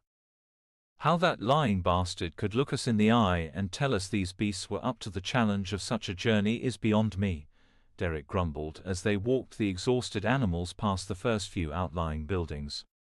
Light glowed in the windows, the glow of fires and lanterns and candles. Brock's stomach growled when the scent of roasted meat and stewed vegetables and fresh bread floated from home after home. He hoped there would be food available at the inn, or at least a tavern nearby which would provide sustenance. If he never saw Rabbit again, it would be too soon. "We won't do much riding tomorrow," Hugh reasoned, patting his gelding's neck. "It will be a good rest for them." "I ought to give the man a piece of my mind when we return," Derek grumbled, brows drawn close together. "Thinks just because we're Scots he can push these three off on us." "Well, he did push them off on us," Hugh observed with a wry smile. "Perhaps it would be best not to start a fight when we reach the harbor. No need to complicate things further. If the horses get us there, they get us there." "If," Derek barked. "If they do. I've half a mind to switch them out for fresh here in the village, and tell the man where to stick his complaints when we reach Silloth." It was all background noise to Brock, as they continued to ride farther into the village. Memories pressed in on him from all sides as they passed the blacksmith, the bakers. A row of small, modest cottages. They were all still there, in the same place as before. Was everything the same? What about the filthy, rat-infested pit in which criminals were held? Marjorie described the location of the inn, Derek reported, breaking through the chilling images which fought for control of Brock's mind. It should only be a few minutes' ride down the main street, which she said is twice as wide as any of the others and impossible to miss. Other things impossible to miss, Hugh noted, his sharp eyes scanning the area around them. 3 strangers riding into the village. Sure enough, they had attracted attention. This was no surprise. They'd be distrusted simply because of who they were. Thrushwood was rather removed from the rest of the world too, surrounded by woodlands on all sides, so one couldn't blame the villagers for their suspicions. Even so, the utter contempt on the faces of those watching from doorways and windows as they passed was unnerving. An old woman, busy sweeping her doorstep, spat in their direction before stomping back inside without finishing the job she'd started. "Perhaps it would be best for us to hurry about our business," Brock observed in a low voice after a pair of young men snarled in their direction, then continued walking past. "Things will be better when we reach the inn," Derek promised. "How can you be so certain?" Brock asked, glad for the presence of a dirk at his hip. They'd been careful to conceal their weapons so as to avoid trouble, even so his was just beneath his tunic and could be freed in a matter of moments. "Isn't that the sort of thinking that nearly ruined your life?" The voice in his head was clear, sharp, knowing. He tried to ignore it, to no avail. Defending oneself wasn't a crime. If any of the villagers decided to react to their visitors with violence, the 3 of them would have no choice but to fight back. The problem would lie in convincing the rest of the village that they didn't deserve to hang for it. Chapter 7. Beatrice didn't need the rooster to wake her the following morning. That would mean having slept at all, which she had not. How could she when her life was over, or as good as? She had wept for hours after the deacon revealed his terrible news, well past the point where her soup was cold as ice. Her appetite was long gone anyway. Deacon Eddard had been thoughtful enough to empty the untouched bowl back into the pot on the dwindling fire. "What am I going to do?" she'd asked until her throat was raw, but there had come no answer. She had no choice, so there was no sense in stating the obvious. She had to marry the man. Was there no one who could speak for her? No one who would protect her from what would surely be a sad and empty life? "Emptier than now," she whispered to her otherwise silent bedroom. There was no one to hear. No one but her. Would marrying Lord Randall be worse than spending endless days and nights on her own?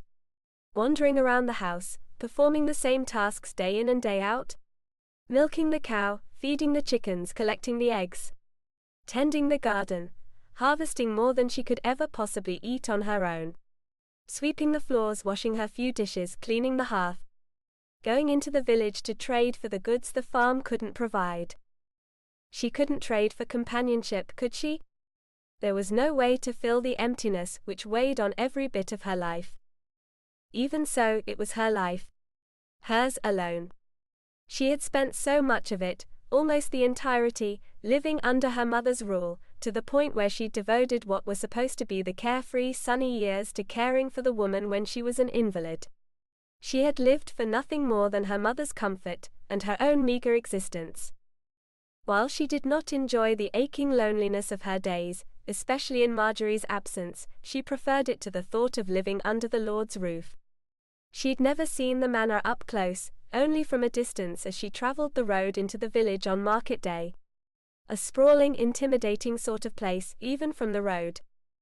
How would she ever learn to live in a house like that, when all she'd ever known was around her right at that very minute? She'd never wanted more. Well, perhaps a new kirtle now and again, and the ability to purchase new shoes when the soles of the only pair she owned wore out. She wouldn't have begun riding sweet old Cecil if it hadn't been for the wear and tear on her shoes otherwise. What would it entail, being the lady of the manor? Because she would be the lady. Nobility. She, the daughter of a farmer who'd been the son of a woodcutter. Was she honestly entertaining the idea? No. It couldn't be. It simply couldn't. She knew what marriage meant. She knew what men expected from their wives. She would have to bear children, heirs to the family name. Boys naturally, girls couldn't inherit anything. She would be little more than a broodmare to her husband, until she could no longer bear children. And then? What would she be then? Only darkness followed that question, darkness and blankness. Because she had no idea what would come after her childbearing years were over. She had no experience to draw from, and no older woman in her life to provide guidance. Not everything would have to be so bad, she reasoned in an attempt to soothe herself. It would be nice to have servants about, wouldn't it? She might be able to sleep in the morning, rather than living at the mercy of the rooster and his incessant crowing. The skin of her hands would no longer feel so rough. She might be able to eat enough food that her body would fill out a bit, instead of its current scrawniness. At what cost, however? Marriage to man nearly old enough to be her father? One who she had never held in high personal regard, and who hadn't given her a good feeling when they'd met on the road? There was something empty about him. Hollow. Cold. She stretched, her sore muscles protesting after a night of tossing and turning, then settled back into the pillow with a sigh. It wasn't dawn yet. She might get up, but to what purpose outside of tending the animals? They didn't expect her yet. Memories of Marjorie teased at the corners of her mind. Oh, the many adventures the two of them had dreamed up for themselves. How silly it seemed in hindsight. How childish. Like any young girls, they had spent hours giggling late at night over the sort of men they would marry one day. They had been too young and untested to understand how unlikely it was that they'd ever find the men they dreamed of, or any men at all. They hadn't understood what it took to find a husband, more than just knowing a man. It took money from a father. Something to bring to the marriage. Such as land.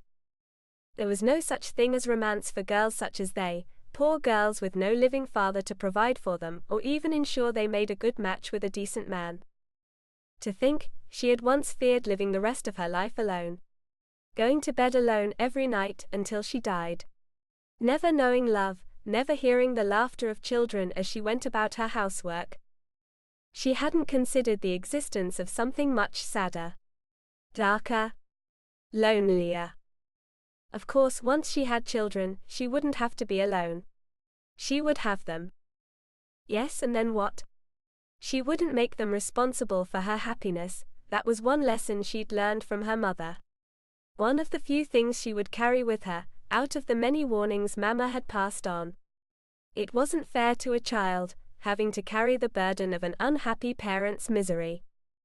And that was what she'd done for so long. She and Marjorie both.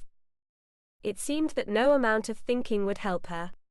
No matter how many times she went back and forth, she never reached a satisfactory conclusion. Getting out of bed seemed the logical thing to do, though her heart wasn't in it. Facing the day meant facing her fate. Even so, she went through it, just as she'd likely go through with the marriage. What would Marjorie think? What if she were alive out there somewhere, planning on sending for her? What if she was on her way home? What if she expected her home to be intact, still in her name? It would break her heart to know that they'd lost their farm, even though it had become little more than an anchor weighing on them.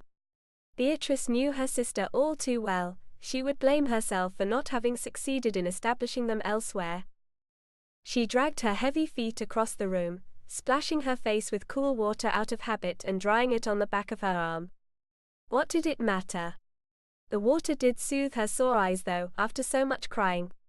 She was certain there were no more tears in her. She had cried enough to fill a lake. Like the lake on Lord Randall's property. Perhaps she would drown herself in that lake one day. No. She stood by the window, looking out over the still dark farm. No, I won't. I won't do anything of the sort. Not only was it a sin, but it would be tantamount to giving up. She didn't give up. She never had, never once in her life.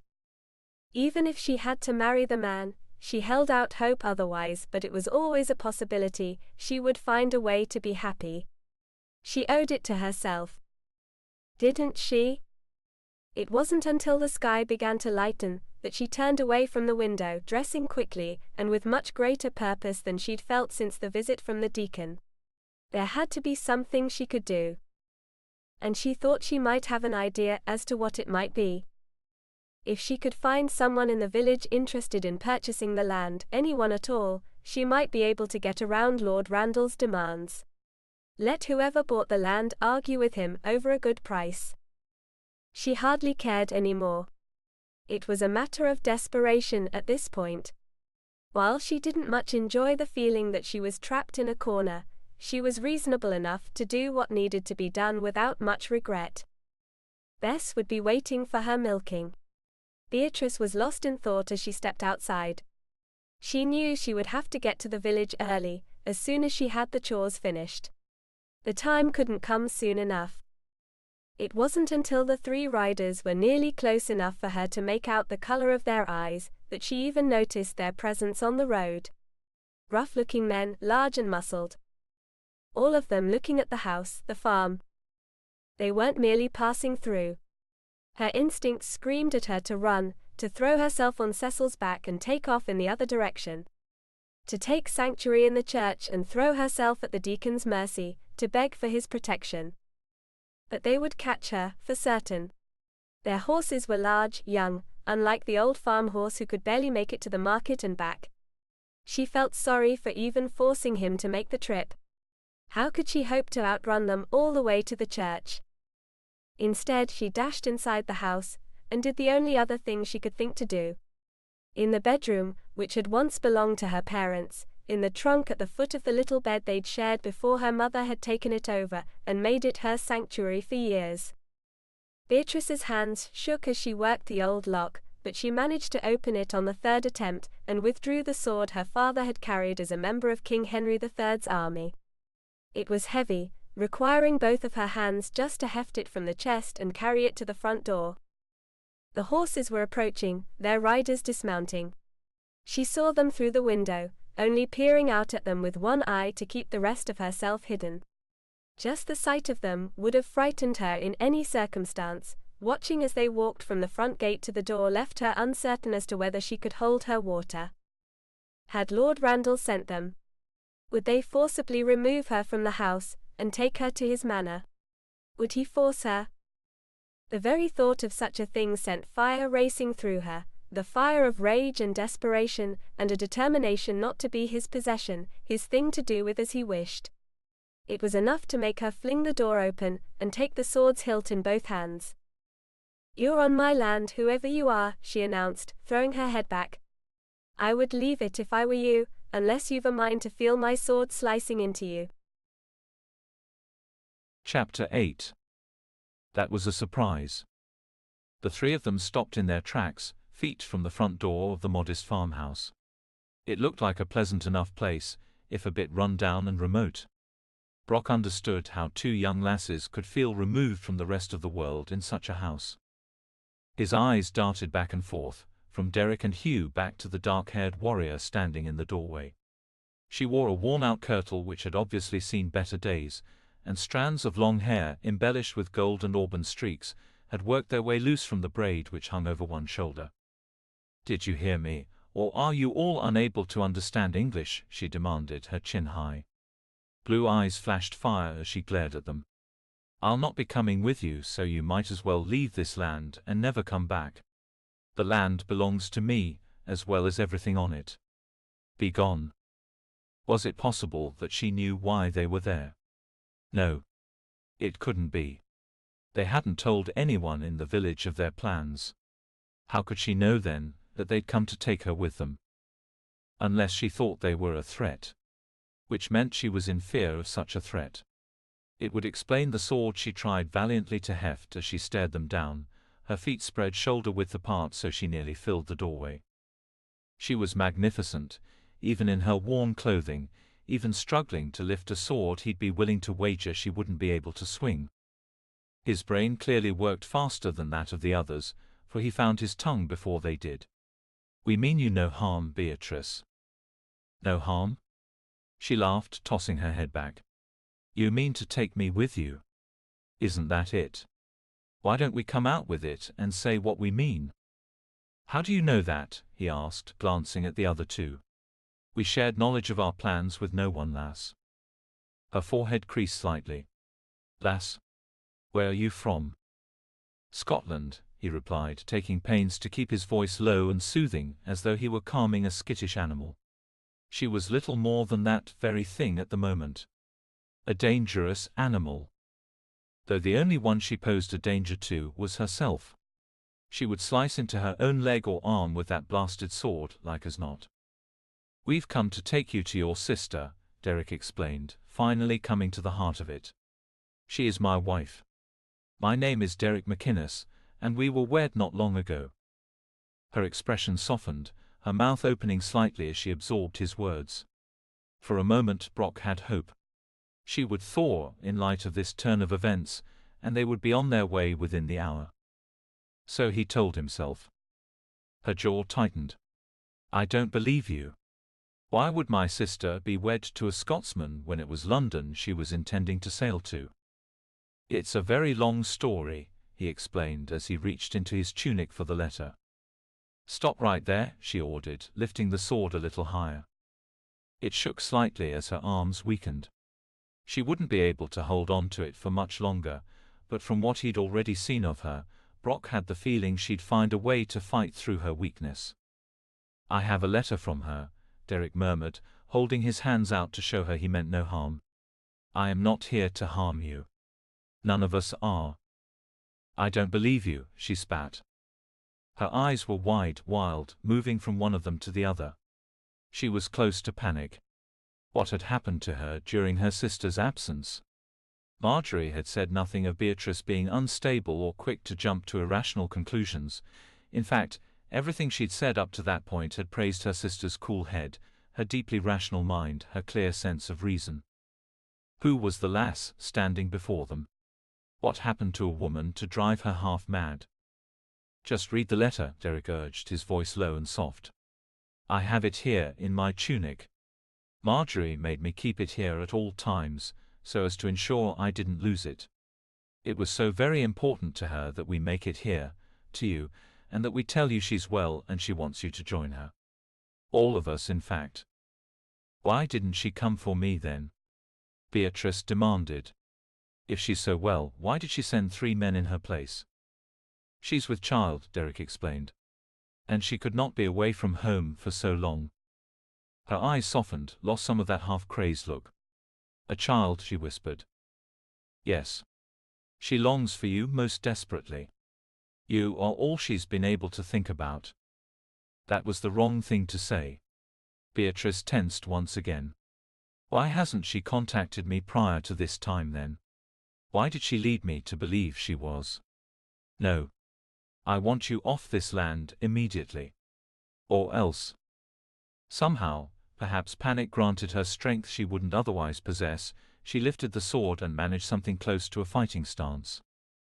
"We'd better go for now," Hugh muttered. "It's clear there's more to this than we knew." Brock disagreed but saw no other choice. He turned to Derek. "Leave the letter." "Of course." Derek slid his hand into the pocket, retrieving Marjorie's letter. "I'll leave this right here. On the ground. You can get it once we've left. None of us mean you any harm, Beatrice. Leave. Now." She glared at them all the way to the gate as they mounted their horses. He dared to glance over his shoulder to see what she was doing, and caught sight of her bending to pick up the letter. "She has it," he announced, but with little satisfaction. "She'll read the letter and know the truth." Would it help? The question lingered on his mind as they trotted away, 3 abreast on the wide road. "We can return later in the day, or, even better, in the morning," Derek decided. "That will give her time to think things over and calm herself somewhat." Waiting another day. An entire day. Brock bristled at the idea, hands tightening on the reins. Do you really feel it necessary to wait the entire day? Marjorie told us she was nothing if not intelligent. I'm certain that once she reads the letter, she'll understand. The lass is obviously unhinged, Hugh muttered, shaking his head. A shame. I hate to think of what Marjorie will. She's not, Brock barked. The other two turned to gape at him in surprise. They weren't alone in this, as he had no understanding of why he'd reacted so strongly. He managed to calm himself only by sheer force of will before speaking again. She's not unhinged, he began again. What she is frightened half to death. She accused us of trying to take her somewhere with no knowledge of who we were. The lass greeted us at the door with a sword in her hands. That's not the action of a woman who feels safe. I assumed it was because we frightened her, Derek mused. 3 of us coming to the door all at once. And her never having spent much time with men. Even so, to fetch a sword? Brock asked, shaking his head. Something about it didn't seem right. No. Something's happened here since Marjorie left. She's been all alone, fighting some battle. The thought of a small, weak little thing like her, fighting all alone. But she wasn't weak, was she? The defiant tilt of her chin, and the fury in her voice as she'd ordered them off her land, spoke of an inner strength he couldn't help but admire. Even if she had held up their progress. It simply couldn't wait another day. If they were lucky, and she agreed to leave with them, she would still need to gather her things. She wouldn't simply step out the door without so much as a look behind her. And by then, they would likely need to wait until the following morning before starting back out for Silith. That was too long. He couldn't wait all that time. There had to be another way. I'm going back. What? Derek pulled his horse to a stop. What do you have in mind? I only want to speak to her, but it might be best for only one of us to go at a time. I'm of a mind to believe we frightened her. 3 against 1. Hugh and Derek exchanged a look. And you're certain you're the one? Hugh asked. Why not?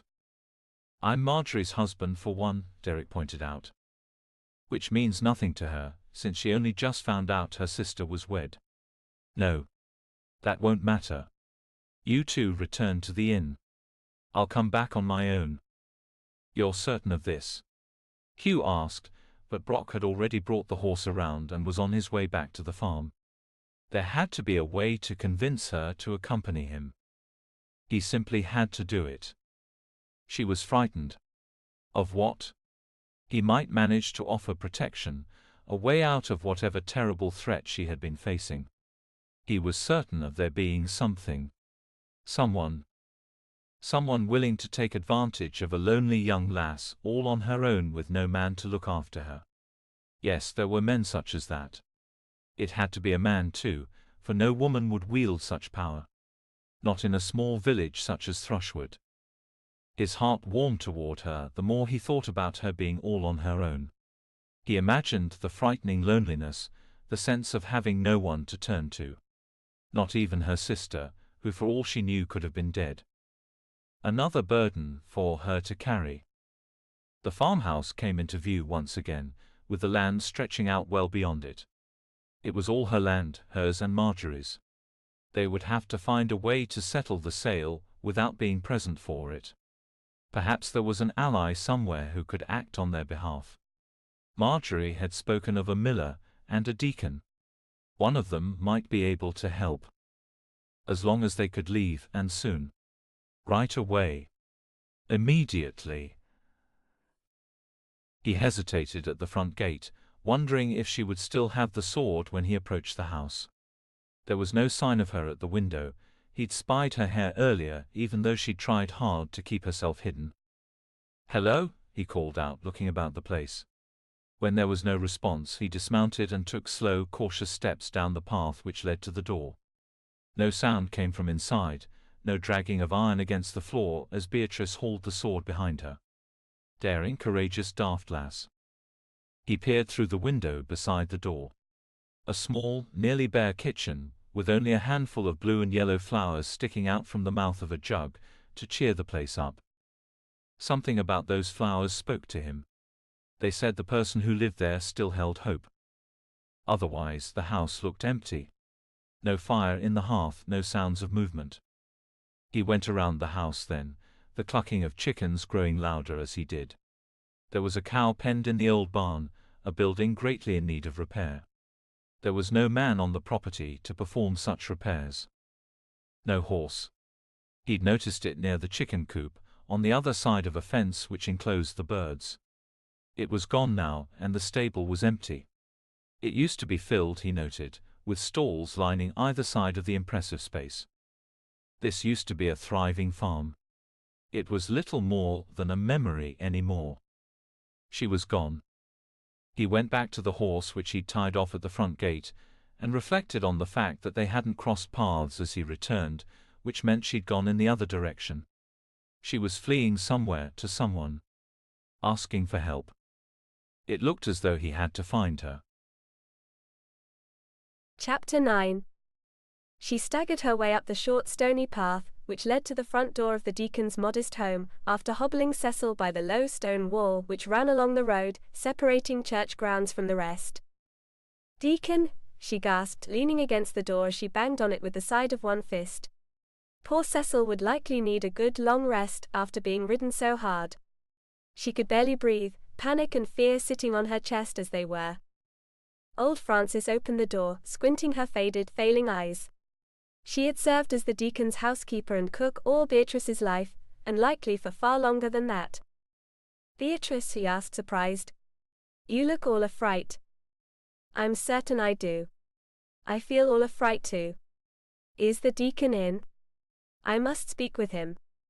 "He's in the church, sweeping up before services in the morning." "Are you quite well? Do you need to sit down? Perhaps a cup of tea?" The kindly old woman stepped aside, as though to leave room for Beatrice to enter the house. "No, thank you." She managed a smile. "I'll meet him in the church. It's quite urgent that I speak to him now." She trotted off down the path which connected the two buildings, without another word to Frances, for fear of having to answer more questions and waste even more time. As it happened, Deacon Eddard was leaving the church as she approached. When he saw her taking in the full sight of her flushed face and sweat-stained kirtle, his expression registered his surprise. "What is it, my child?" "I don't know. I just don't know." She sank onto the stone steps which led up to the door, holding her head in her hands. She was so tired, not just from a sleepless night but from the strain of carrying so much on her shoulders for so long. How was one woman supposed to carry so much all alone? To her surprise, he sat beside her, and didn't force her to speak. She collected herself enough to stop shaking, before apologizing for arriving in such a state. "I didn't know where else to go. I suppose there is nowhere else. I have no other friends." "What happened?" "3 men came to the house. I hurried here as soon as they left." "3 men?" He rose, and the surprise at the anger in his voice went a long way toward shocking her out of her panic. "They didn't cause harm," she assured him, shaking her head. "But they claimed to come from Scotland, bearing a letter from Marjorie." "Your sister is in Scotland?" "I don't know." She looked up at him, the confusion in his face reflecting her own. That isn't where she was supposed to go. How can I believe them?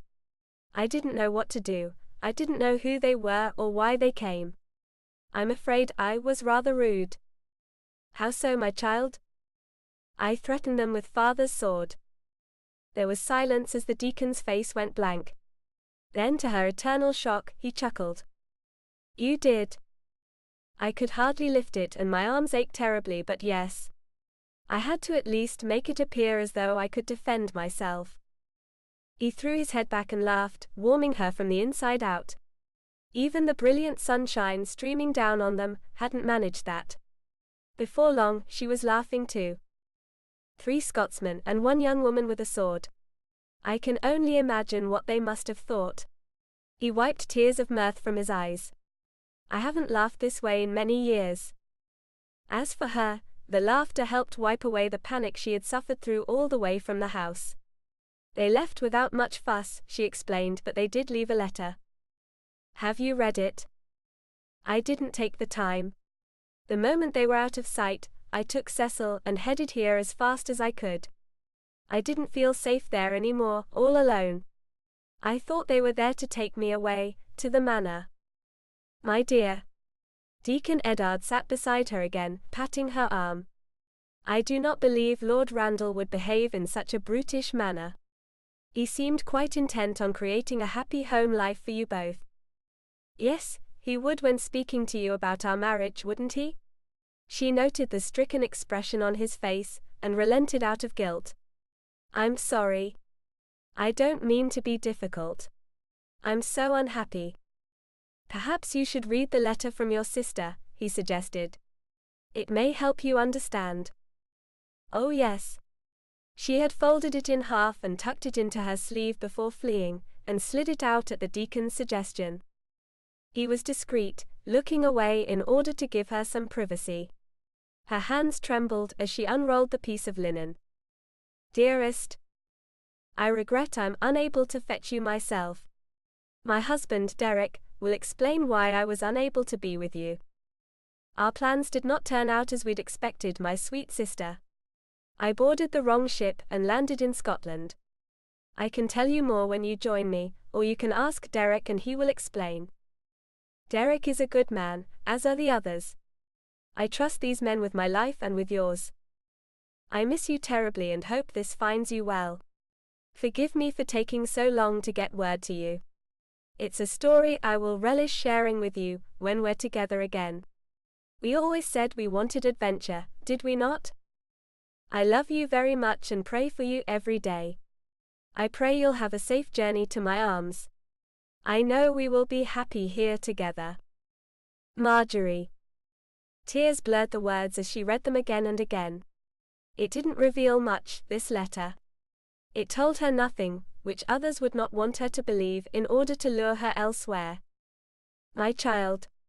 Deacon Eddard expressed his interest. What does it say? Is she well? I simply do not know, she admitted. I do not know. There is nothing personal. Nothing to tell me that it was my sister who wrote it, or if she wrote it of her own will. Many people want adventure in their lives. That means nothing. What is it you're fearful of? That these men forced her to write to you? Hearing it spoken aloud made her feel quite foolish, but that did little to ease her fears. I simply do not know, she said again, shaking her head mournfully.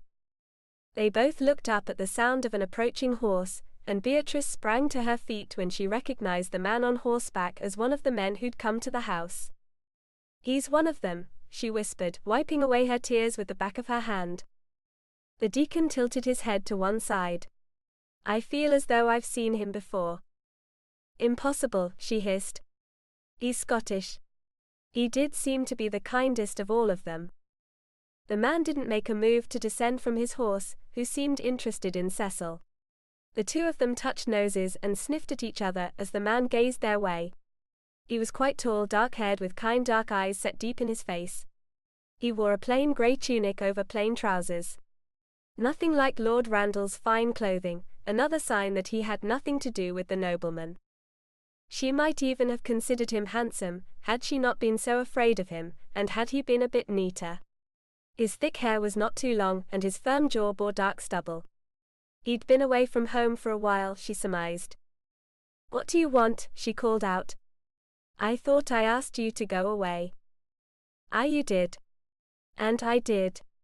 We are no longer on your farm. This was true. She took a step toward him, ignoring the hand Deacon Eddard placed on her arm. Why are you here? Why did you follow me? He cleared his throat, shifting in the saddle as though he were uncomfortable with his mount or with what he was about to say. Perhaps both. I was concerned for you, lass. You seemed quite upset and not with us. I felt as though I should return and ask why it is you thought we were coming to remove ye from your home. I don't believe it's any of your business. My friends and I have travelled a fortnight to bring you back to lands protected by the Clan Duncan, where your sister waits for ye. I believe that makes your business my business, lass. The two of them stared at each other, and Beatrice regretted the deacon's presence. He prevented her from saying the things she wished to say to this impertinent foreigner. She would have liked nothing better than to tell him exactly what she thought of him in that moment. The deacon spoke up, standing beside her again. "What proof have you that the person who wrote this letter is Beatrice's sister?" The Scotsman frowned. "Her name is Marjorie. She is a rather stubborn lass. We met her in Kirkcaldy, Derek and I. Her mother passed away over the winter, and she and her sister here came up with a plan for Marjorie to go to London and send for Beatrice when she settled down." Beatrice blinked hard. "This only tells me you've met my sister and she might have written this." She raised the letter in her hand. "But not that she didn't write it under duress." The Scotsman nearly growled, his eyebrows knitted together over eyes which flashed with anger. "I knew this wouldn't be as simple a task as the others thought it would be. She was going to come along with us, was all set to do it, until she—" Was it her imagination, or did his cheeks darken in a blush? "Until she what?" Again he shifted in discomfort. As her husband told you, she's with child. And she's very ill, every day. Too ill to travel or even leave her bed most days." Beatrice's heart clenched in response to this. Poor Marjorie. Discovering she was to have a child must have been a thrill. Her illness would only mar that joy. If it was true, why would he lie? She wanted desperately to believe him. To leave forever, to not need to worry about marrying a man she didn't love or even like. To be with Marjorie again, who she had feared dead for so long already. "I want to believe you," she replied after some thought. "But it isn't as simple as packing up and leaving with you. I do not know you. There would be no chaperone. There are arrangements which would have to be made. And the young lady is to be married." Beatrice's head whipped around, her eyes burning into the side of the deacon's covered head.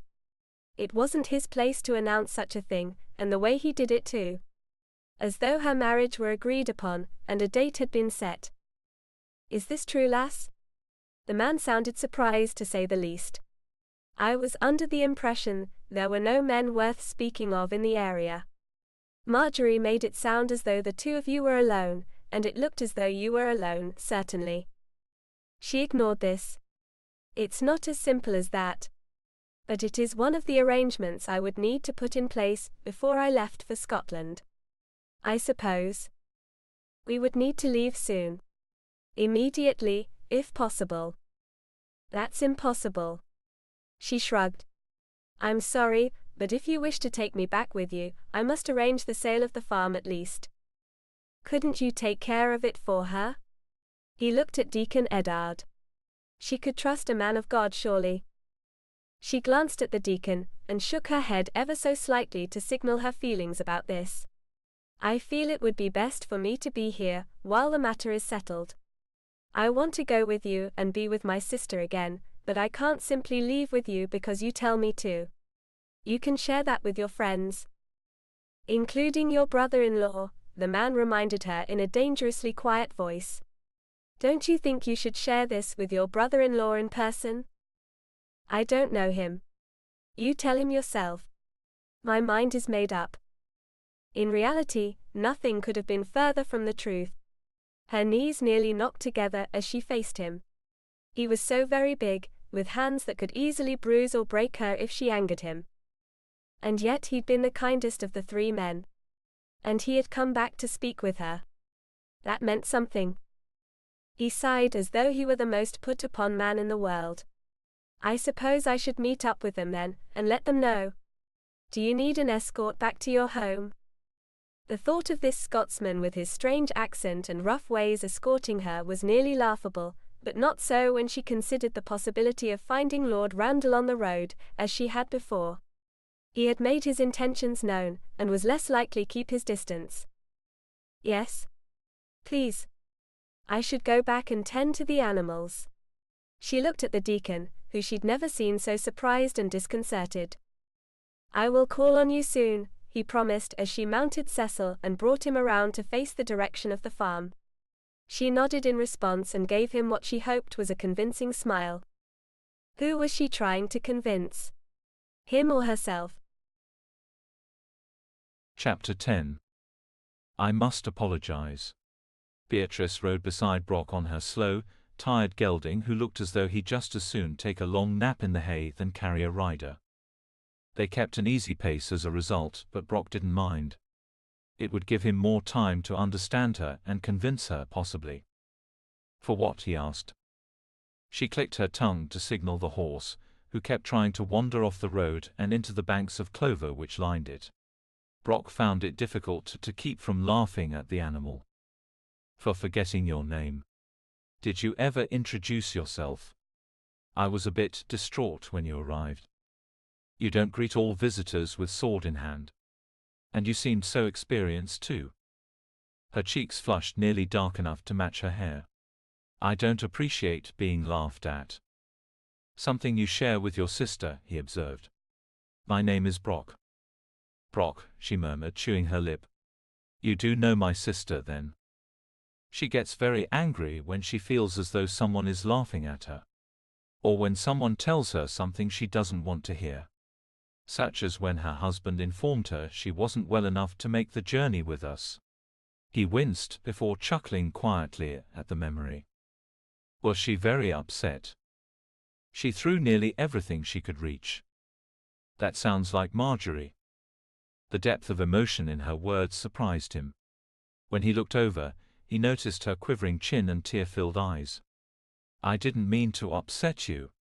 Sarah, who's a skilled healer, assured us it's not unheard of for a woman to experience such illness while carrying a child. It's not that, she replied, her voice thick with tears. It's that I feared the worst. Why didn't she try to reach me before now? I don't know. I wish I did. Something the two of you will have to talk about when we arrive.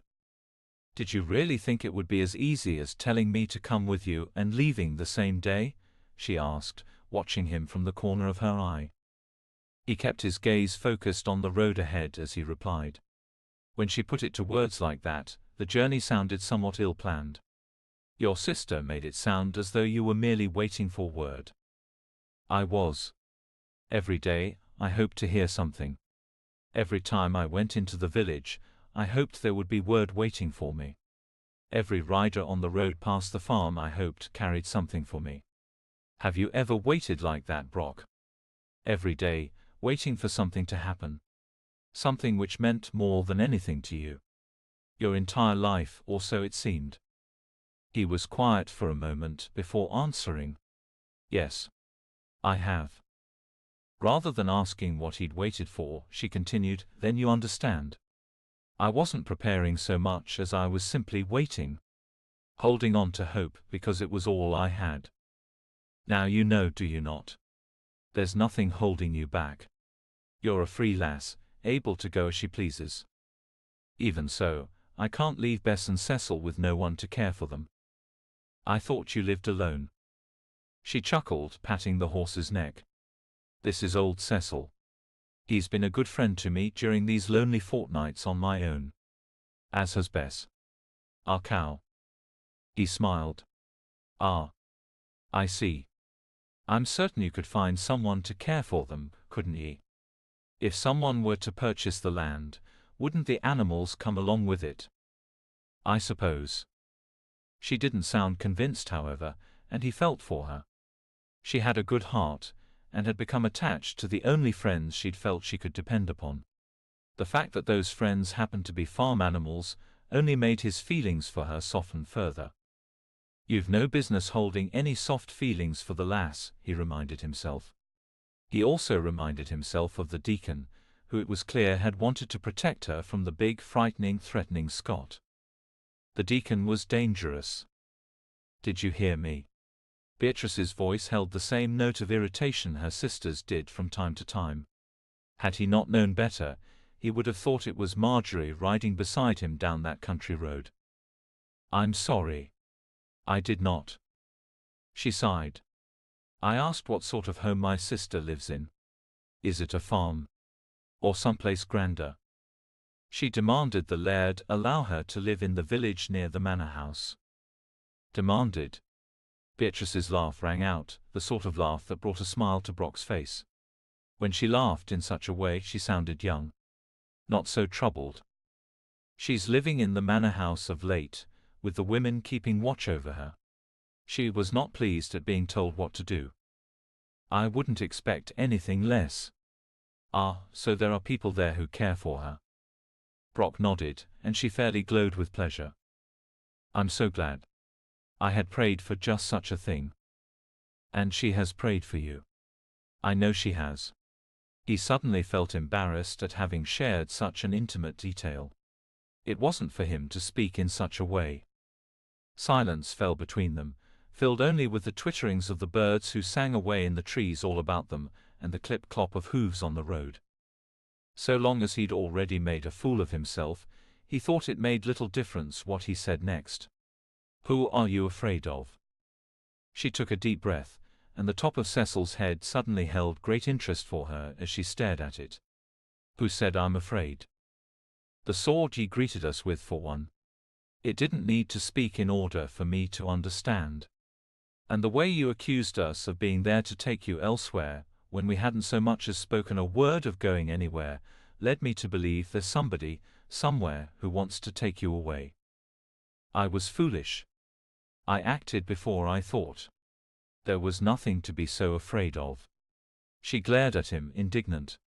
What would you think if 3 strange men rode up to your home looking as you do? As we do. You're Scottish, she replied slowly. And the twins, I suppose they are twins, appeared rather rough. Derek and Hugh, Brock explained. And Derek's a sight good enough for your sister. I don't know that she would appreciate your jumping to conclusions about him. He half expected her to fly into a temper, as Marjorie would have. Instead, she appeared to take his words to heart. You are correct. Of course. I shouldn't make judgments based upon such trifling things as appearance or the place from which a man hails. None of that matters when compared to one's character. The sort of mature, rational thing he would have expected her to say, based upon what Marjorie had described. But you were already very frightened. Most people do not think clearly when they're frightened. That is so. What is it you were frightened of? Or whom? Her jaw worked, as though she wanted to speak but was too frightened to do so. Or too angry. He sensed the deep vein of temper which ran through her, as it ran through Marjorie. Even if she was better at managing it than her sister, Beatrice was just as full of fire and fury. Deacon Eddard spoke of my marriage, she whispered, sounding almost as though she fought not to choke on the words. The mention of it filled him with displeasure, though he didn't know why. It is not a marriage of my wishing, she explained, speaking slowly, choosing her words carefully, as though she were only just deciding how she felt about the marriage in that moment. Why did you agree to it then? Her head whipped to the side, her eyes flashing. I didn't agree. I've never agreed. I've never spoken to the man about a marriage to him or anyone else. I see. No, I don't think you do. I don't think anyone does. The lord of a noble family wishes to take my family's land. I suppose that isn't enough. I would sell it to him, and gladly, if that were the case. He could afford a good amount of silver. He wants more than that, Brock mused. He wants a wife. A family. Heirs, she agreed. Something about this made his blood fairly boil. Why did it matter what happened to this stranger? Why did it make him want to hit something or someone as hard as he could? It isn't fair. I've never believed such arrangements to be fair. I agree with you. You won't go through with it then. He had to give her credit for bravery, for even thinking she was in a position to refuse a powerful man's wishes. Was it possible? Would the man, whoever he was, allow her to turn him away and leave the country? Doubtful. Absolutely not, she snarled. Now, I have another option. I can go with you, I can be with my sister. I will merely tell him I've made other plans, and offer the farm and everything it entails up to him. Although? She cleared her throat when her voice broke, then went on. Although it pains me to consider leaving behind my home, that which my father worked hard to build, I must consider my own life now. A remarkable woman. A strong one and intelligent. And incredibly foolish. What he was thinking as a result was incredibly foolish too, but that didn't stop him from speaking the words aloud. You would need protection. If you were to face this man. You should not go alone. You think not? She tried to affect an air of calm, of mere interest rather than fear. But he saw it in her, the gnawing worry. She had feared so many things already, and had been all alone. He hated the way he didn't want her to be alone anymore. He cleared his throat, feeling awkward and tongue-tied. A man who would decide to marry a woman simply because he wants her land and her womb, begging your pardon, should not be taken lightly. There is no telling for certain what such a man would do if disappointed. You speak as though you know of such men. I knew of one such man. A long time ago. He gritted his teeth against the memory, which seemed to be bubbling up more and more unbidden. The farmhouse was coming into view, with its weathered walls and thatched roof which looked as though it needed repair in more than one place. There was no one there to help her with even that task. He had to speak quickly, in order to make her turn her thoughts in the right direction. You know, there's something else you could do. Another choice you could make. And what is that? You could simply come with us. Leave word with the deacon that you place the land in his hands, to do with as he sees fit. Donate it to the church if you wish. Anything. Only shake yourself free of the burden and come with us. First thing in the morning. You might even come with me now, and stay the night in the village. We'll make the trip to Silloth and sail from there. She chewed her lip, looking out over the land which was now hers, the two of them having crossed the borderline. He understood how she felt. She wanted to agree with him, to accept his invitation and run away. She had been bearing the burden for far too long, and yearned for freedom, or at least the chance to do something for herself to protect her life and her interests. But damn the lass's stubbornness when she shook her head. I can't do that. It isn't so simple. They reached the rough-hewn log fence which separated the house from the road, and she slid from the back of the horse before tying him off to one of the logs. Why not, in the name of all that's holy? He didn't mean to raise his voice, knowing how it would upset her, but she pushed him to it. He'd only once or twice in his life met anyone who made his temper flare outside the reaches of his control. And that was all it took for her temper to flare in response. She stood there glaring at him, hands on her hips and eyes flashing fire. He threw his right leg over his gelding's back and hit the ground. For one thing, she spat, if I were to run without facing the Lord first, he might follow me. Which would mean he'd be following you too. Would I put 3 innocent men in danger, simply because I was foolish or frightened enough to run from my responsibilities? You think he would do that? You said it yourself, she retorted, throwing her head back. A man such as that, after having been denied, might be capable of anything. If we leave at first light, we could be far away by the time he even knows you've left. It isn't as though you'd ask the deacon to make an announcement for ye. It might even be better if he behaved as though he didn't know. It would buy you more time. I will not run away, she decided. It doesn't matter how you try to force me into it or try to talk me into it. I won't go with you until I'm good and ready. He let out a deep, sharp breath, his nostrils flaring like an angry boar's. He understood what it meant to fly into a rage because he was nearly there. If ye intend on waiting until you're good and ready, ye won't be going anywhere at all. Ye can rot here on this pitiful farm or marry your lordship and be his broodmare for all I care. The sharp, stinging slap of her hand across his face was more surprising than it was painful. She didn't hurt him, not really. Not one as small as she. If anything, she'd hurt herself. Her eyes flew open before she fell back a few steps, holding her right hand in her left. Get off my land, she ordered. Now, Brock. He didn't need to be told twice. Chapter 11. Beatrice's hand throbbed horribly. Her wrist too. She'd never hit another living being before, not ever. It hurt. But it didn't seem as though it had hurt him very much. Or at all. She waited until he had ridden out of sight, before she untied Cecil's reins from the fence and led him to the stable to feed and water. Poor old Bess mooed pitifully. "I'll be right there," she promised, hurrying through, pulling a bucket of water from the well before she could milk the cow. Always the same chores. Always the same life. She could run away. She had the chance. Bess mooed again, louder this time. Beatrice shook away the selfish fantasy of running away with the three Scotsmen, in favor of taking care of what was in front of her. Her palm and fingers were stiff, as she attempted to curl them around one of the cow's udders. She'd put all of the force of her arm behind that slap, and he had barely flinched. He looked surprised. Deeply, thoroughly. And angry too.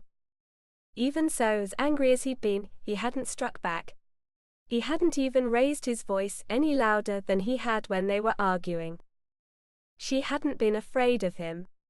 Astounded at herself, perhaps. But not afraid of him. How was it possible?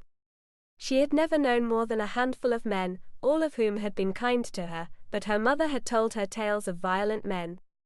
Angry men. Men who would gladly hurt a woman, or worse. Mother had sown so much fear. So much distrust.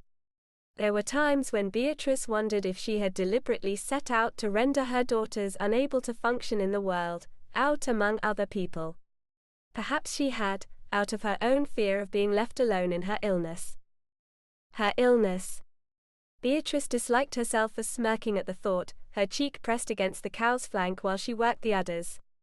The stinging in her hand was less, her fingers working more easily. Mother's illness. Was she ever truly as ill as she made out? What good God-fearing daughter would question such a thing? She hated her questions. And yet? There were times when she thought she'd heard Mother up and about. Times when there had been footsteps from a woman who swore she couldn't rise from her bed. Times when items on the other side of the room were out of place from where Beatrice had left them, while Marjorie was visiting with Cedric or in the village to go shopping. She'd never voiced her concerns to her sister, and certainly never to her mother. She had merely gone on caring for her, preparing her food and drink, washing and brushing out her hair, helping her bathe. Every day for years. Endless prayers. By firelight, by candlelight, by the light of dawn. Throughout the day, nearly non-stop. And at those times, especially when the strain of caregiving became too much, Beatrice had asked herself what she would have done in her mother's place. No husband. 2 daughters who would one day grow up and leave her. Who would find lives of their own, while she was on her own for the rest of her life. No security, no companionship, no guarantee of anything. Beatrice had only been alone for several months, and knew the pain of loneliness. It was the sort of pain her mother had feared. Along with so many other things. In the end, it had been a sudden illness which had taken her mother's life. Something other than that which had supposedly kept her bedridden for so many years. The inability to breathe, a sort of gurgling in the lungs which the local healer had suggested could result from lying in bed for so long without movement. If that were true, Mother had played a role in her own death. Perhaps by then it hadn't mattered to her. What did she have to live for? At the time, she had forgiven her mother and would continue to forgive her until her final breath. She'd been so unhappy, superstitious and fearful, always anxious in regards to the unknown. It was no way to live. She carried the milk pail to the house, leaving a much happier cow in the barn, reflecting as she did on her own fears. The icy pit of fear in her stomach when she considered traveling with 3 strange men. Fear at the thought of what Lord Randall might do to her, if he found out she'd run away when he expected them to marry. Was it enough to hold her back? To keep from joining her sister? Marjorie hadn't allowed such fears to keep her planted on the farm. If she'd backed down, she wouldn't have met her husband. She wouldn't be with child, the way Beatrice knew she'd always wanted to be one day. As she herself did. Marriage to Lord Randall would make that possible, but at what cost? It was all too much to make sense of. The more she turned the situation around in her head, the greater her confusion. Marjorie's letter was still tucked in her sleeve, and she withdrew the folded linen in order to read it again and again. There was so little shared. So many questions. Would there be room for Beatrice there? What might she do with her life once she'd become settled? Would Brock be there? What did that matter? The thought of ever facing him again made her face fairly burn with embarrassment. She had struck him, and he didn't seem the sort of man to take kindly to such treatment. Though he hadn't harmed her, it was like as not that he wouldn't be kind to her. And there she was, needing his kindness. The kindness of all three men, if she were to travel with them over rough roads and sail to Scotland. How long would such a voyage take? How long would she have to be in close quarters with the man she'd slapped? She was not proud of what she'd done, and knew she should apologize, but he had been cruel with his tongue, telling her she might just as well rot. Why did it seem more important to him than to the others that she go with them immediately? Why had he been the one to return for her? Why not Derek, her brother-in-law? "I'm on my way, ladies," she assured the chickens on passing the co-op. There were so many things to consider, so many responsibilities. When would there ever come a time for her to face the responsibility to herself? Chapter 12. The ride back to the village inn seemed longer than it should have. Much longer than the ride to the farm had seemed. Because Brock had more on his mind. Bees floated here and there over the flowers to either side of the road, great bursts of white and blue and yellow, which sent a heady sort of scent into the air. Now that the sun had fully risen in the sky, and the air had warmed as a result, the heady sweetness was nearly intoxicating. Twittering birds sang musically, their wings beating against the late spring breeze as they sailed from tree to tree. Larger animals cavorted in the woods too. The horse's ears twitched this way and that as it registered the sounds, picking them up on both sides. Brock wasn't concerned about the animals or the bees, which occasionally buzzed around his head. It didn't matter that the day was turning into a sparkling, beautiful one, with a cloudless sky of the deepest blue. The sort of day he loved spending on the sea, when the horizon stretched out before him and the water in all directions. None of that mattered when it appeared as though he was helplessly stuck in Thrushwood. Stuck there with no way out until the stubborn, stupid lass saw fit to leave with them. There'd be no living with Marjorie if they left Beatrice behind. That much he knew. Derek would never allow it either, knowing how much it meant to his wife to have Beatrice at her side. Especially with the child on its way. Brock didn't particularly enjoy the idea of leaving her behind either. He wouldn't wish the sort of lonely, frightened existence she'd fallen into on anyone. Not on his worst enemy. The lass had nothing to do but perform chores every day, and confess her troubles to a horse and a cow. What sort of life was that? Even so, what sort of life awaited him if those who would see him in a cell found him in Thrushwood? He remembered that cell, the one he'd broken free of. The rank stench, the dankness. The constant cold and damp. The darkness. Prisoners weren't allowed access to the light, as it might give them hope. And hope was terribly dangerous. The night he'd broken free, even the light of the moon had been a shock to his eyes. It was a mistake, coming here. And you knew it. Why did you do it? He'd been a fool, yes, but what reason could he have given? Derek didn't know, and never would so long as Brock had anything to do with it. He'd lied at first because he'd needed the position, and no one would accept into service a man who'd been charged with a crime. Lucky for him, the owner of McInnes Shipping hadn't done any inquiring into the story Brock had dreamed up. A past with no mistakes, no sour memories, no running. There was no way Brock could have refused Derek's final request before turning over the running of the business. Traveling with him to Thrushwood hadn't been a question. It hadn't even really been a request, though he preferred to think of it that way. There hadn't been a question as to whether he was expected to accompany the others. In any other situation, If the destination had been any other, there wouldn't have been a moment's hesitation. They could have lingered at the inn for days, as they had while in Kirkcaldy, and he wouldn't have cared, aside from a sense of impatience. He would have wanted to get on with it, so he might get back to work, back to visiting new harbours. Would that were the case? Would the deacon Beatrice relied on were any other man?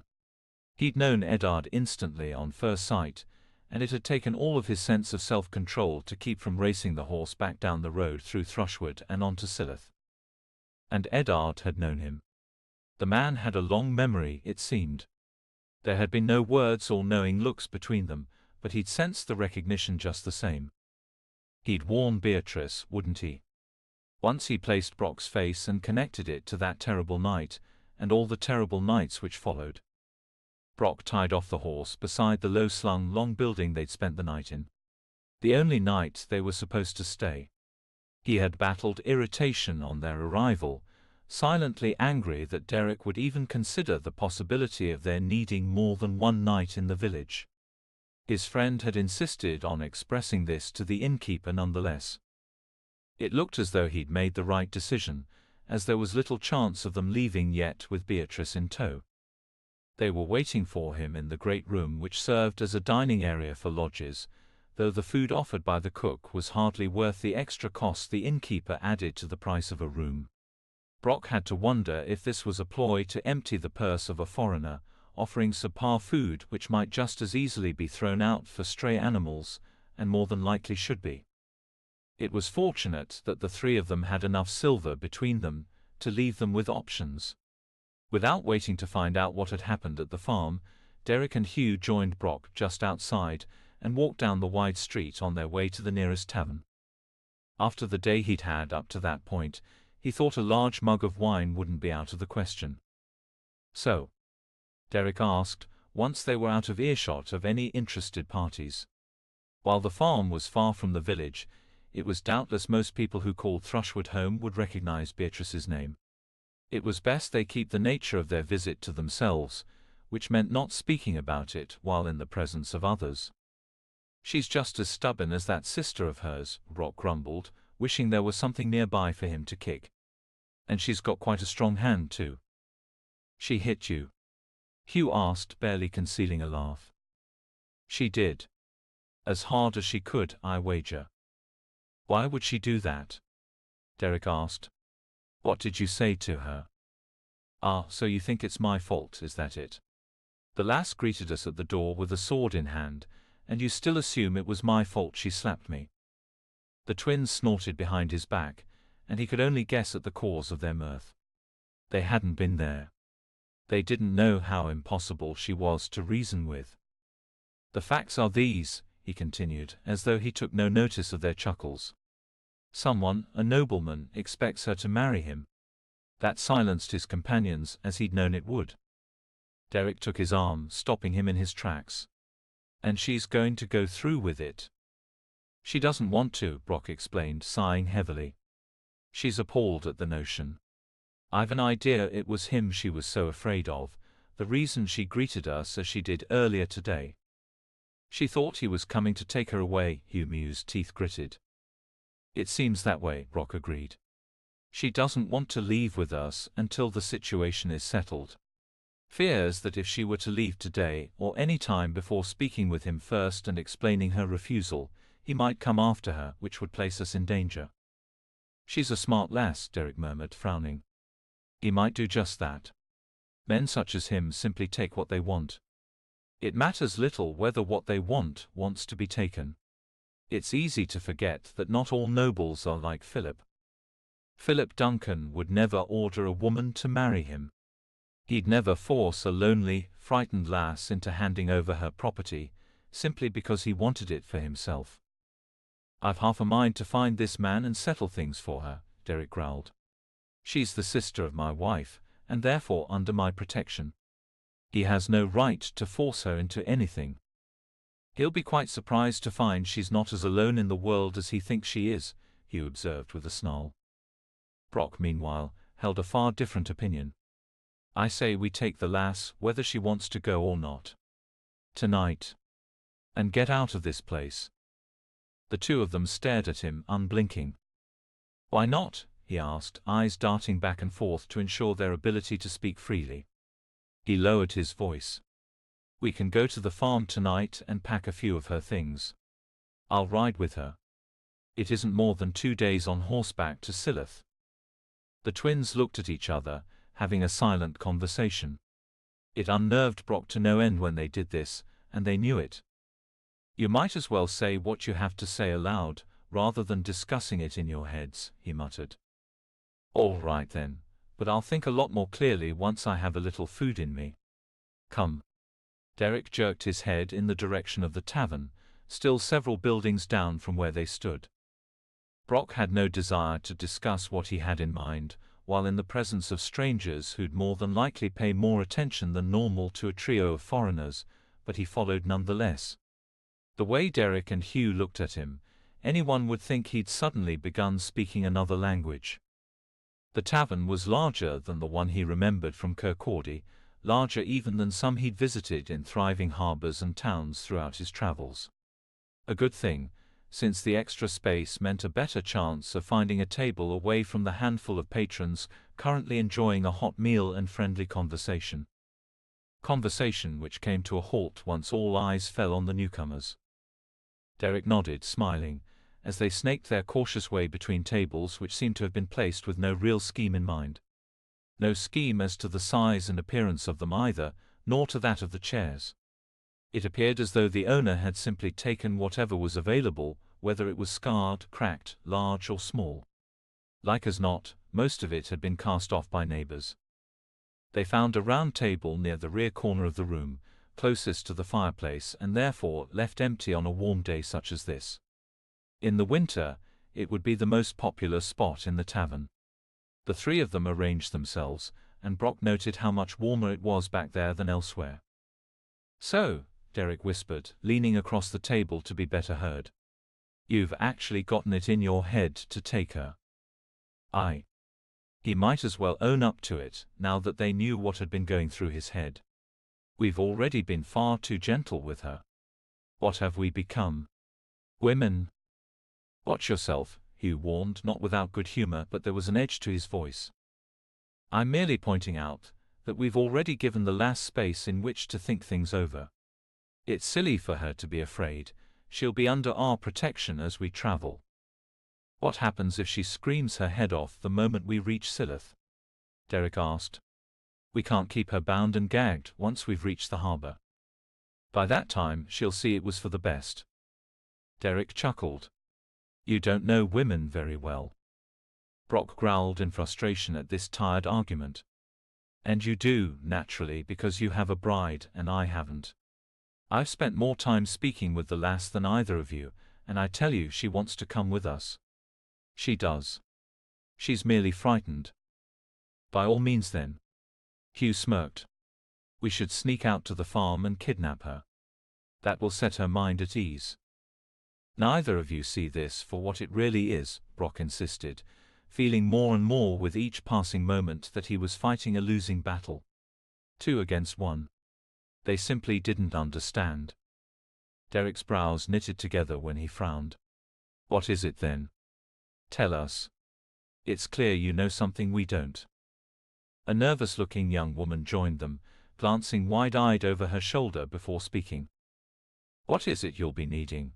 she asked, looking down at the scarred stained wood of the table rather than at any of them. "Roasted chicken, if you have any," Derek suggested. "We only have boar," she whispered, shifting from one foot to the other. "That will do," he replied, his voice low. "Bread and cheese, and a tankard for the table." She merely nodded and darted away, as though even being near them was too much for her to stand. "They don't like us here," Hugh observed, as though it needed to be said aloud. "I wonder why." "Outsiders are rarely tolerated anywhere," Brock mused. "Especially Highlanders. Highlanders don't have a good reputation, and you know it." "All a bunch of lies and myths," Derek muttered, sounding very much unlike the way he'd sounded just moments before while speaking to the lass. "And if she wanted to climb into your lap and wind her arms around your neck then?" Hugh chuckled, giving Brock a good-natured shove. "No thank you." He laughed. "I've already dealt with one last today, and we saw how that went. My cheek stung the entire way back from the farm. I'm not of a mind to repeat that." Hugh's smile faded. "But you wished to frighten her even worse by taking her from her home. And you never did explain why this matters so much to you, why we need to be so quick about it," Derek added. And he hadn't wanted to. In fact, he'd blessed the presence of the young woman, the fact that she'd provided a distraction. How could he explain himself without telling the entire truth?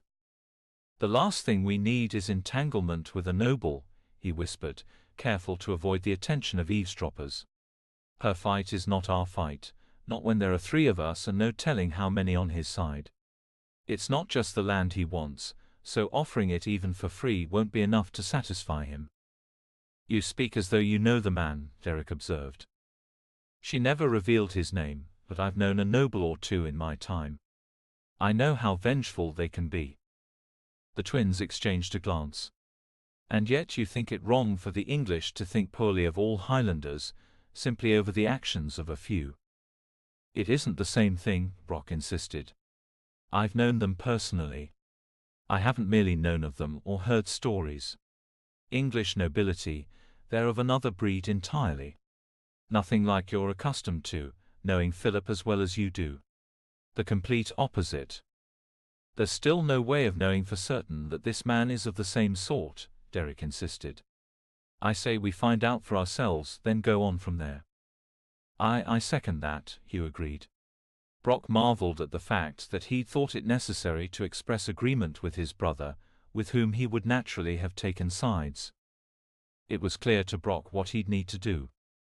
The food arrived, giving them all an excuse to let the matter drop for the time being. Not that Brock could stop turning it over in his mind. But he was on his own at that point, and he knew it, so it was just as well the others couldn't read his thoughts. The meat was hot and far fresher than that which the innkeeper had tried to pass off as edible, and the 3 of them ate heartily of it. Until a new presence made itself known. Chapter 13. Brock knew him immediately, just as he had known the deacon. It had been 7 years since he'd last set eyes on the man, but nothing had changed. The same golden hair swept high off his forehead. The same cold eyes. The same sneer. And the clothing. Rich, sumptuous, trimmed in fur even in such warm weather. The man had always believed in displaying his wealth. That hadn't changed either. Those cold eyes swept over the tavern, and Brock knew it wasn't his imagination, that the room had indeed gone deathly quiet. There was an important gentleman present, after all. A terrible thought occurred to him. Something beyond what he'd already imagined. Was it possible? Could this be the nobleman Beatrice was so frightened of? No. It would be far too great a coincidence. The sort of coincidence which simply didn't occur. Incredible how the sight of a person could bring back memories he'd fought so hard to push down, to lose in the depths of his mind. It was bad enough that the sight of the deacon had stirred up so much he'd tried to forget. This was like being thrown into a cell all over again. Like fighting off the rodents who took every opportunity to bite him as he slept, like fighting off sleep, because he knew he'd be their victim the moment his eyes closed. He could almost hear their paws on the hard dirt floor as they darted here and there, all around him. A shudder ran through his body, and he reminded himself that was the past. Not the present. He was no longer a prisoner.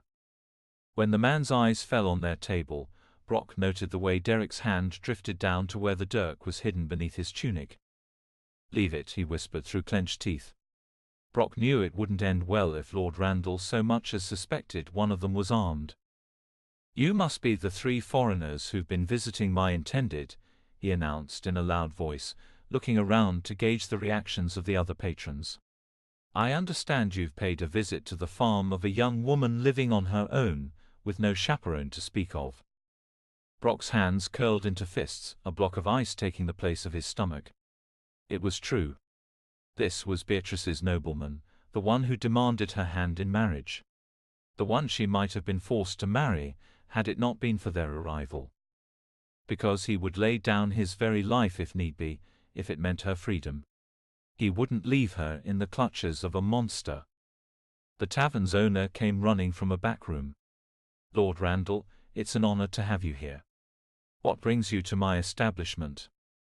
"These men," he replied, glaring at them. "They took the liberty of stepping foot on the property belonging to my intended." Brock's fists tightened, hidden by the table. What he would have given for the privilege of smashing his fists against the man's face. Derek spoke first in a carefully measured voice. "Has the young woman asked for your protection against us? Did she give you a reason to find us?" "She didn't need to," Randall scoffed, tossing his head so the golden strands of hair glowed in the firelight.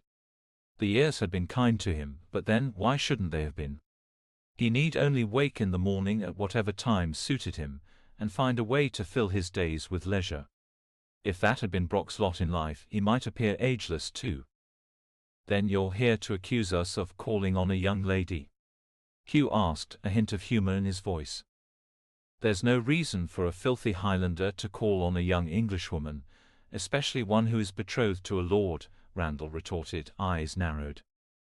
Derek stood slowly, with his hands in plain sight. He was no fool. He'd do nothing to lure the man into a fight. "The young lady to whom you refer is the sister of my wife, sir. We were paying a visit at my wife's request. She was unable to make the journey on her own, or she would explain all to you." Randall's surprise was evident, as was the shock of those seated elsewhere. "You're wed to the young woman who once shared the house," he sputtered. Derek nodded. "I am, sir, and she's half owner of the farm as well. Which places her sister under my protection, and I regret to request it, but I'd prefer we no longer speak of her in such an establishment. It is improper for gentlemen to refer to their womenfolk in a tavern." Silence, then snide laughter. "I see no gentlemen before me. Only Highlanders who have no business being here. Now that you've paid your visit, you can find your way out of the village. I'm well aware of the arrangement you've made with the local innkeeper, but that arrangement will no longer be honored as of dawn tomorrow. You are to leave this village and this country if you know what's good for you." "Who will see to it that this happens?" Hugh demanded. Randall merely shrugged, the shoulders of his silk cape shimmering. "I'll leave it up to you, gentlemen." He smirked. "I see no reason why I shouldn't take you at your word. Granted, if I hear you've lingered around the village or along the outskirts, you will leave me no choice but to catch up with you again." The tavern's owner finally spoke up. "I don't wish to see any trouble here, my lord." "And there will be no trouble," Randall replied without taking his eyes from the three of them.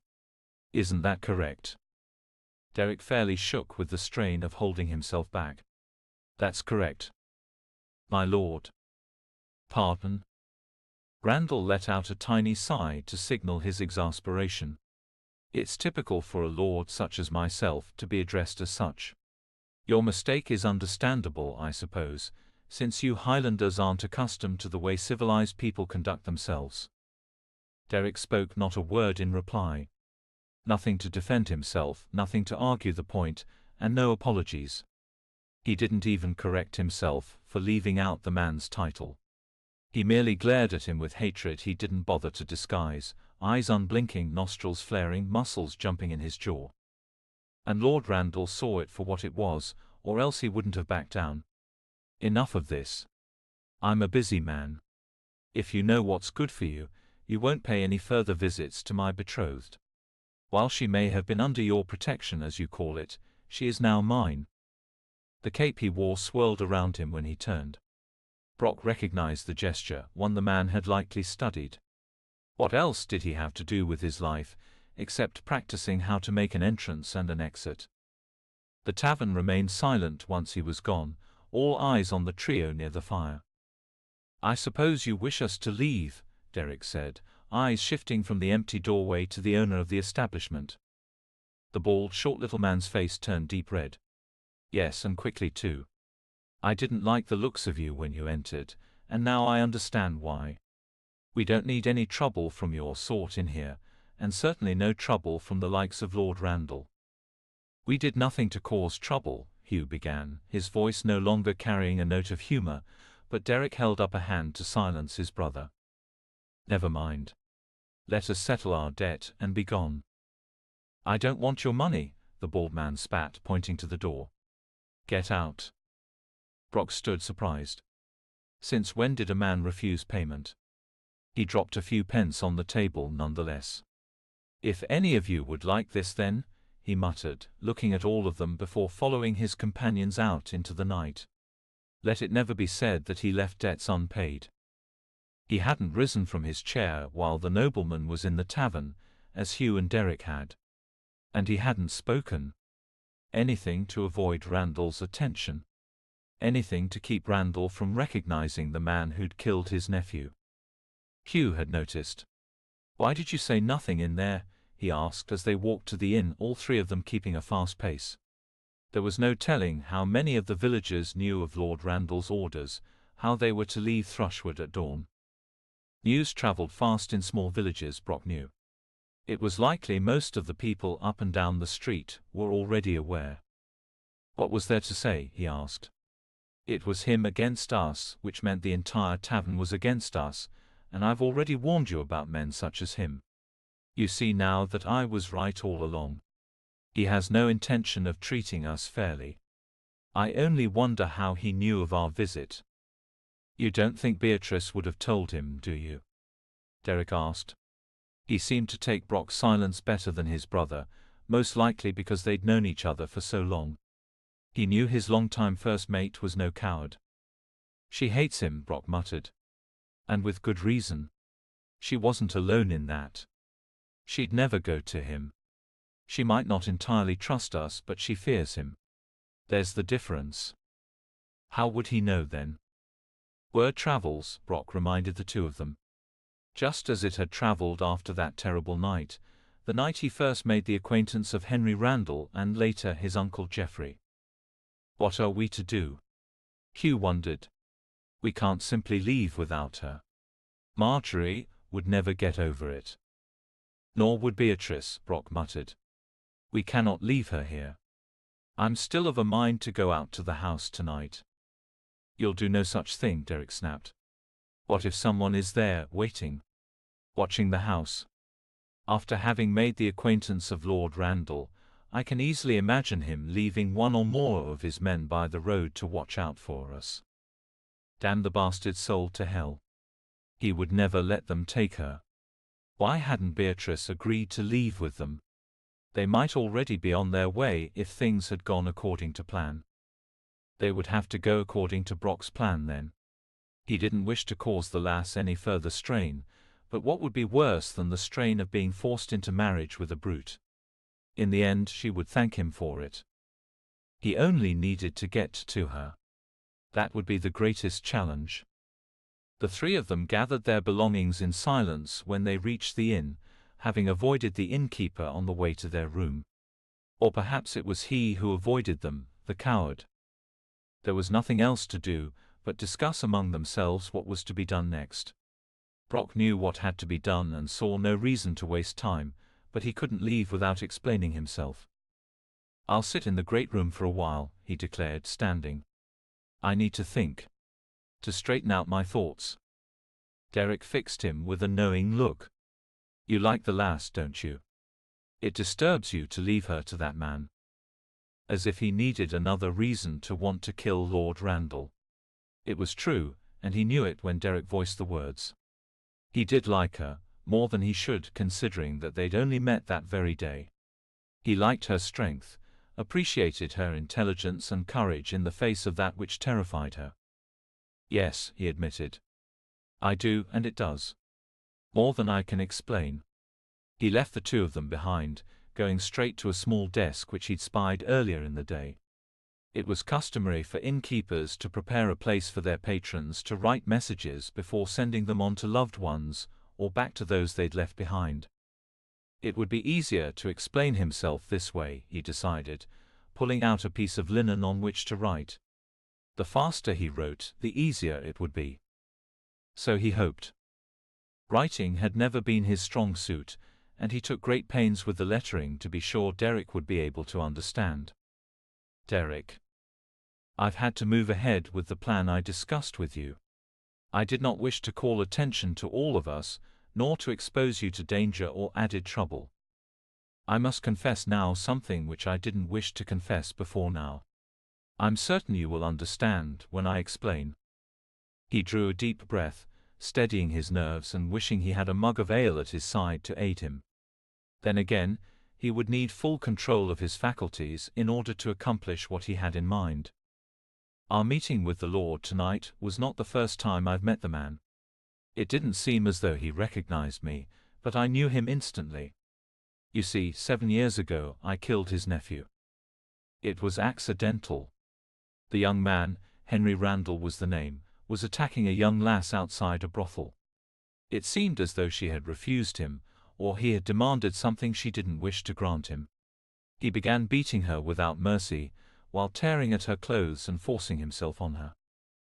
Images from that night came rushing back all at once.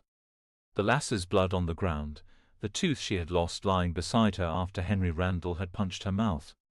Bruises around her neck where his hands had closed around her throat and squeezed over her eyes where he had struck her.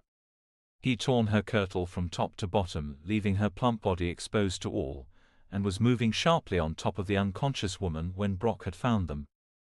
I pulled him from her and throttled and hit him until he was dead. I did not mean to do it. I would not have gone so far if it hadn't been for the way he'd hurt the lass. She was nearly dead herself, covered in blood and bruises. Every time I looked at her, I hit him again. Until it was too late to stop. They put me in a cell, were going to hang me for what I did. Lord Randall visited me more than once. He demanded I be put to death, no matter what had brought on the attack on his nephew. It did not matter that I was only defending a woman the Lord's nephew had nearly killed. She was nothing to them. I do not know if she lived through what he did to her. They wouldn't tell me. I couldn't tell you of this, nor could I tell you of my escape. One of the men in charge of looking after the prisoners came to bring me gruel and water one night, the night before I was to be hanged. I hit him, knocked him out, and escaped on foot. I feared that this would come to pass, that Lord Randall would somehow find out I had returned to Thrushwood.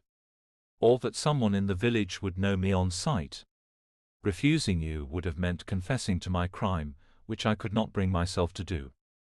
I did not wish for you to think less of me, for what I did years ago. I do not wish for you to think less of me now, and would rather have never confessed at all. I tell you now, just as I tell you that I've gone through with my plan. She cannot marry him. I won't leave without her. I will meet you in Silloth, the ship will be ready when you arrive. Do make haste. It was the entire story, barring some of the more gruesome details, and as much as he needed to know. So long as Derek was aware that Brock hadn't meant to kill the young man, much as he deserved it, there was little else he could do except hope his friends hurried to Silloth to join him and Beatrice. He rolled up the letter and took it with him to the room where Derek and Hugh had already fallen asleep. It was for the best that they had. The more time before anyone noticed he was missing, the better. He left the letter lying on the table beneath the basin, where both men would be sure to see it when they awoke. His heart was heavy. There was no turning back after a confession such as his. What would Derek think? Would he ever be able to regain his friend's trust? He worried over this as he stole silently from the inn, nearly tiptoeing until he was outside. The night was a clear one, the sky full of stars and hardly so much as a breeze to stir the air. If only Beatrice would be quiet and go easily, the task would be a simple one. He was wondering how he'd managed to convince her, when a sharp pain exploded in the back of his head. Chapter 14. When Deacon Eddard arrived at the front gate, Beatrice didn't pretend to be surprised. Naturally, he would ride down to the farm to ensure that she was safe, after being escorted home by a stranger. She had even set out 2 bowls on the table, in case he was there in time to share her evening meal. It would be a treat for her. She was tired of eating alone. He joined her at the table, but did not appear as though he wished to eat. His eyes were troubled, his hands constantly moving as he wrung them in his lap. "What is it that has you worried?" she asked between bites of stew. "You can plainly see that no harm has come to me. I am well, I am safe. Though I'm glad you came to check on me," she added, making certain he understood her gratitude. "And I'm happy to see you so well, my child," he assured her. "That is not why I have come, however. There is something I need to discuss with you. I fought myself once it came to me, wondering if it were for the best that you know." It explained the ashy pallor of his skin, the way his eyes darted away whenever they met hers. He was a man with quite a lot on his mind. And it had to do with her. "What came to you?" she asked, leaving the spoon in the bowl, thoughts of eating suddenly less important. "What is it you wish for me to know?" He twisted his hands together again, shaking his head as he stared into his own bowl. "The young man. The one you rode with earlier today. I recognized him at the time, or thought I did. I wasn't certain until later. He has been to Thrushwood. It's been many years since he was here, but I knew him then. A little." Beatrice frowned, thinking back. "I do not remember him. I believe I would remember someone so large and strange compared to everyone else in the village. He was passing through, or so I believe. Some of the details of the situation are unclear after so much time. I would not expect for you to ever have made his acquaintance, busy as you always were here." "Imprisoned, you mean? How was it that you came to make his acquaintance?" The hand-wringing grew worse, more desperate. "He was being held in one of the cells in the village. For prisoners, you understand." "Prisoners?" She lost her appetite, though she'd felt terribly hungry only moments earlier. The scent of stewed vegetables turned her stomach so that she pushed away the bowl. "I visited, as I normally do, hoping to provide a small measure of comfort to the men being held there. The conditions are even worse now than they were at the time. It doesn't seem to matter how many protests I raise, or how I urge the villagers to treat the prisoners as human beings." "What was he there for?" she prompted, ready to scream at the way he took his time with things. "Oh yes. Of course," the deacon continued. It seems he killed a man."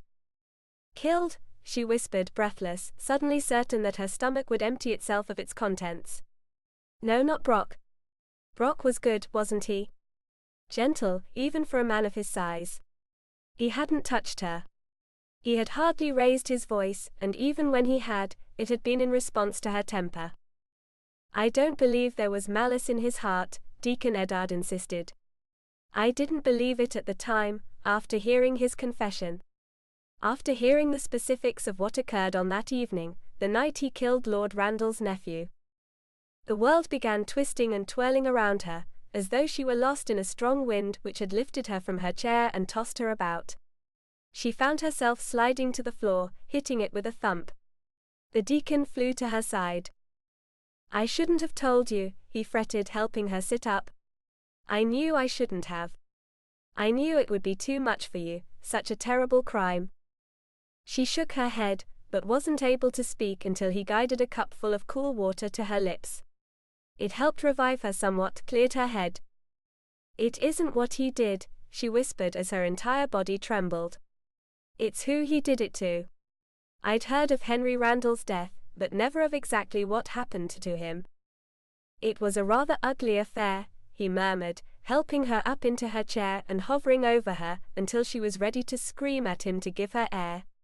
She didn't need him to flutter about. She needed to hear the truth. "What happened? You can feel free to tell me. I'm not a child and I will not swoon again," she promised, intending it with all her heart. "I feel as though I shouldn't have." "Tell me," she snapped, recoiling a bit at the harshness of her tone. But it was enough to stir him to speak again. He began wringing his hands again, overwhelmed. "It seems as though the late Lord Randall's son was harming a young woman. I'm sure you're aware of the presence of a house of ill repute on the outskirts of the village." If she hadn't been so stricken, she might have giggled at the way the deacon blushed. "I'm aware of it," she whispered. The accused, Brock his name was walking nearby, and according to him, Henry had been in the act of abusing a young woman outside the building on the ground. He had beaten her horribly and was taking advantage of the fact that she was no longer awake. Her clothing was torn, her face bloodied. Beatrice swallowed back a wave of nausea, forcing herself to stay conscious and in control of herself. Go on. You're certain? He asked with a wince, eyeing her doubtfully. I'm not a swooning, fainting, weak type, she insisted, glaring at him in spite of who he was. The coincidence of Brock being connected to Lord Randall was what caused me to lose control of myself. Not what he did. Please. Continue.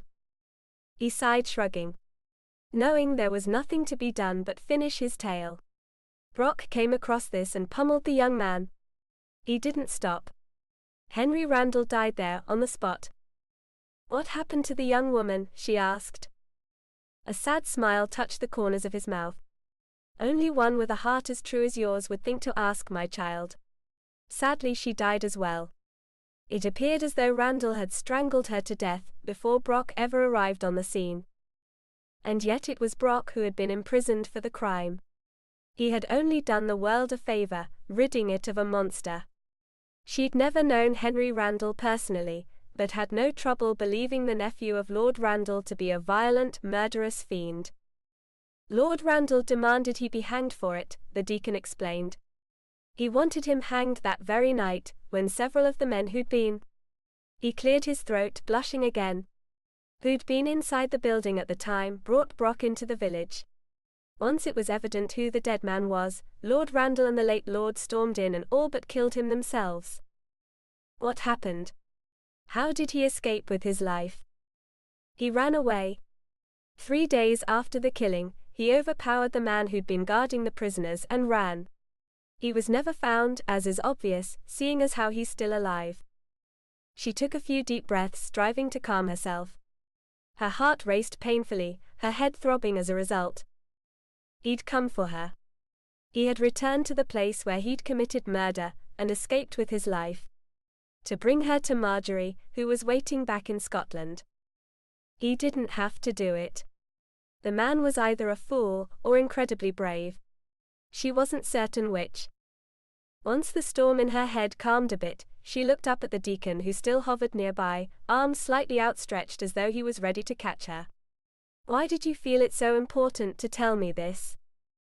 I wanted you to know who he was, in case you decided to leave with him. I don't believe he meant to kill anyone.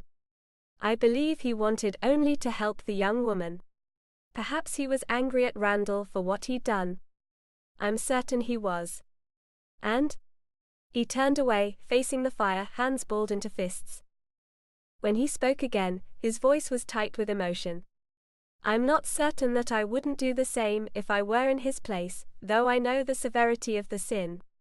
You see, I saw the young woman. I demanded to see her before she was given her pauper's grave. I saw what Henry did to her. Beatrice reached out, touching his arm. I'll never tell anyone you said that. He chuckled softly. Thank you. Well, I know one thing, she decided, standing. What? He can never meet Lord Randall. Not ever. He offered to visit him, you see, along with the others, in order to speak for me. To come to an understanding about our marriage. I must find a way to make sure that doesn't happen. What could you do? I don't know for certain. She chewed her lip, staring out the window as she did. The evening hadn't wound down very far yet. It wasn't too late. It's too far a ride into the village, she mused aloud, twirling the end of her braid between her fingers. Much like the way the deacon wrung his hands, she needed something to busy herself as she pondered. But the ride to the manor house was a matter of minutes. An idea began to form. I know. She turned away from the window, determined. I'll visit the Lord right now and offer the farm to him. I'll tell him I'm going away to see my sister. That she's very ill and needs me. Deacon Eddard did not look convinced. You think he'll accept this?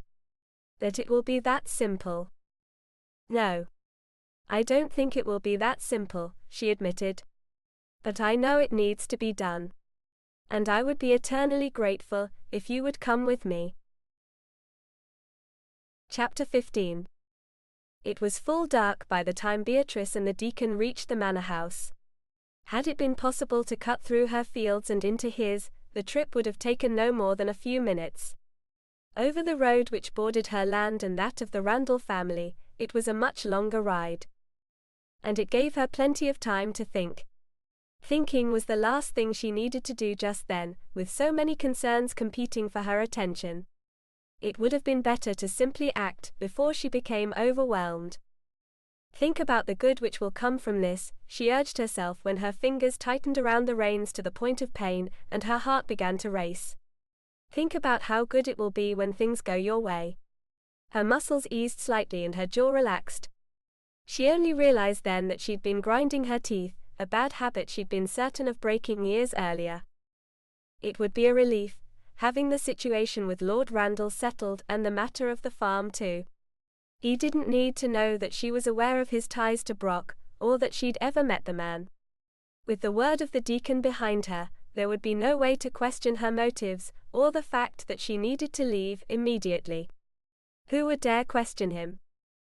The house was even larger than she'd ever imagined, the walls made of stones held together with dried mud and stretching well above her head. How many rooms could such a house contain? Dozens, she guessed. The windows were tall and narrow, hardly allowing out any of the light from within. A wide path, almost a road, led up to the front of the house, and it too was paved with flat stones, which made their approach louder than she had intended it to be as the horses' hooves rang out against them. A large vaulted door sat in front of the house. Her mouth went dry when she thought of who was just behind that door. This could have been hers, or at least hers in name. Such a grand home, with so many servants working within. She heard them. A smithy worked in a smaller outbuilding to her left just past the main house. Even late in the day, his fire glowed, and the hammer he used sang against the iron he shaped. Farther off was a stable full of horses. She heard them neighing as young boys walked to and fro with buckets of straw. The animals would need to be taken care of for the evening, before the boys had their meal and got their rest. "Have you been here before?" she asked the deacon. "Oh yes. Many times. The late Lord Randall and his late wife often sent for me. They lived by their faith unlike—" His voice trailed off. "And yet they had born and raised a monster. Just how faithful had they been?" She knew Henry Randall's mother had died when he was just a boy, barely much older than she'd been when her father died. Perhaps that was the problem. Perhaps he might have turned out better had his mother lived. If that had been the case, the young woman he'd killed might still be alive. He himself might be alive. And Brock would never have killed him. She needn't have been so frightened for his sake, stomach clenching and knees shaking whenever she imagined him being discovered. The clopping of hooves grew louder, but Beatrice soon realized it was not their horses making the additional noise. There were men approaching behind them. For one brief, heart-stopping moment, she feared Brock and the others had come to meet with Lord Randall on her behalf. She looked over her shoulder, fear widening her eyes, but she recognized none of the 4 men riding their way down the stone-paved path. There was another horse with them, riderless, led by its reins in the hand of another rider. It carried something over its saddle. Something large, bulky, which hung down over both sides of the horse's ribs and bounced in time with the animal's trotting. The riders had no intention of keeping the stately pace held by the 2 strangers, and Beatrice had no choice but to fall behind the deacon to leave room for them to pass. When they did, she got a good look at what was hanging over the saddle. Not what, but who. By the light of the moon, the only light other than that of the torches held by 2 of the 4 men, she caught sight of his face, turned toward the horse's rear end. Blood covered half of it, blood which seemed to seep from a gash on the back of the head and darkened the already dark hair to black. She knew him, even though she'd only just met him. He was not the sort of man one forgot easily. Brock. What was this all about? Why? Just as it had earlier at the kitchen table, cold certainty filled her. She knew what had happened, just as surely as if she'd been there to witness it. Lord Randall had gotten word of him being in the village, somehow. Naturally. Word spread quickly among the villagers. Either that, or he had learned of the presence of the foreigners and had felt it his place to track them down. Why hadn't she gone to the village to warn them away from speaking to him? They might have hidden themselves. They might even have left in time to avoid Brock's attack. He'd kill Brock. Her knees pressed into Cecil's sides, the reins digging into her hands as she squeezed them. What was she to do? How could she help? For she had to. There was no question that she had to. But the men were riding off toward the right, around the side of the manor house, while the heavy wooden front door was opening, and a tall golden-haired man strode out. To what do I owe this honor? Lord Randall's face bore a triumphant look. If he were anyone else, Beatrice would have thought him handsome. She knew many girls in the village did. She'd seen them gasp and sigh over him on market day, as he flaunted his wealth to all around him. To her he was a leering animal, ready to pounce. His muscles were always tensed, always at the ready, even when he pretended to be friendly. She opened her mouth but no sound came out. This man was able to do something as terrible as what she now knew he'd done. He had ordered Brock's attack. He had brought him back to the manor house, for the purpose of exacting his own version of justice. Instinctively she knew she could not let on that she was aware, and even if he knew she was aware, she could not allow him to know she cared. The man was a stranger to her, wasn't he? And a foreigner. If she betrayed her concern, she would be giving away much more. Beatrice? Deacon Eddard prompted, clearing his throat. She'd lost her voice. She'd lost the ability to move. What was she supposed to do? Tell Lord Randall she had no intention of marrying him? It was suddenly clear that such an announcement would fall on deaf ears. He wouldn't care what she wanted, what her intentions were. He was willing to attack and kidnap a man. Most likely he'd have Brock locked away somewhere before enacting his revenge. It had been a long time coming too, which meant he wouldn't be satisfied with anything quick or merciful. How did she know this? She didn't know the man beyond what she'd heard of him, and what she saw of him standing there. She knew nothing of his heart. She didn't know how she knew what he'd did to Brock. She simply did. Because of that, she needed to say what was about to come from her mouth, even though she would never have believed herself capable of such a lie at any other time. "I've come to accept your offer of marriage," she announced, all of it coming out in a rush. Deacon Eddard sounded as though he was choking. Beatrice shot him a look from the corner of her eye, which she hoped was enough to make him understand. Had he seen Brock? If not, she could understand how confused he'd be. He remained silent. A small miracle. Lord Randall meanwhile looked neither surprised nor pleased. His face bore the expression of a man hearing something he had already been certain of. As though she had reported that it was night, and dawn would arrive in the morning. "Good," he shouted, laughing. "I knew you would see what a fortuitous match this would be. Please both of you do not sit on horseback. I'll have my men take care of the animals, while you join me inside." She exchanged a look with the deacon, which she hoped did not betray her panic. "Oh no," she demurred, smiling slightly. "We could not take advantage of your hospitality this way. I had only decided to come here on a whim, I suppose you might say, and I wouldn't want to take up your time or that of the deacons." It sounded believable, she prayed. "Nonsense," Randall insisted, and it wasn't her imagination when she took note of the less friendly tone of voice in which he spoke. She was denying him what he wanted. He was accustomed to his desires being fulfilled without question. Such as his marriage to a girl he didn't know, simply because he declared it would be so. "I believe we should drink to our good fortune then," he continued, while his visitors dismounted their horses, making a hand signal to the old man who hovered nearby before leading Beatrice and the deacon farther into the manor house. The two of them handed the reins over to one of the stable boys who'd come on the run, and walked side by side. A flash of childish terror came over her, and she wanted more than anything to take the deacon's hand for reassurance.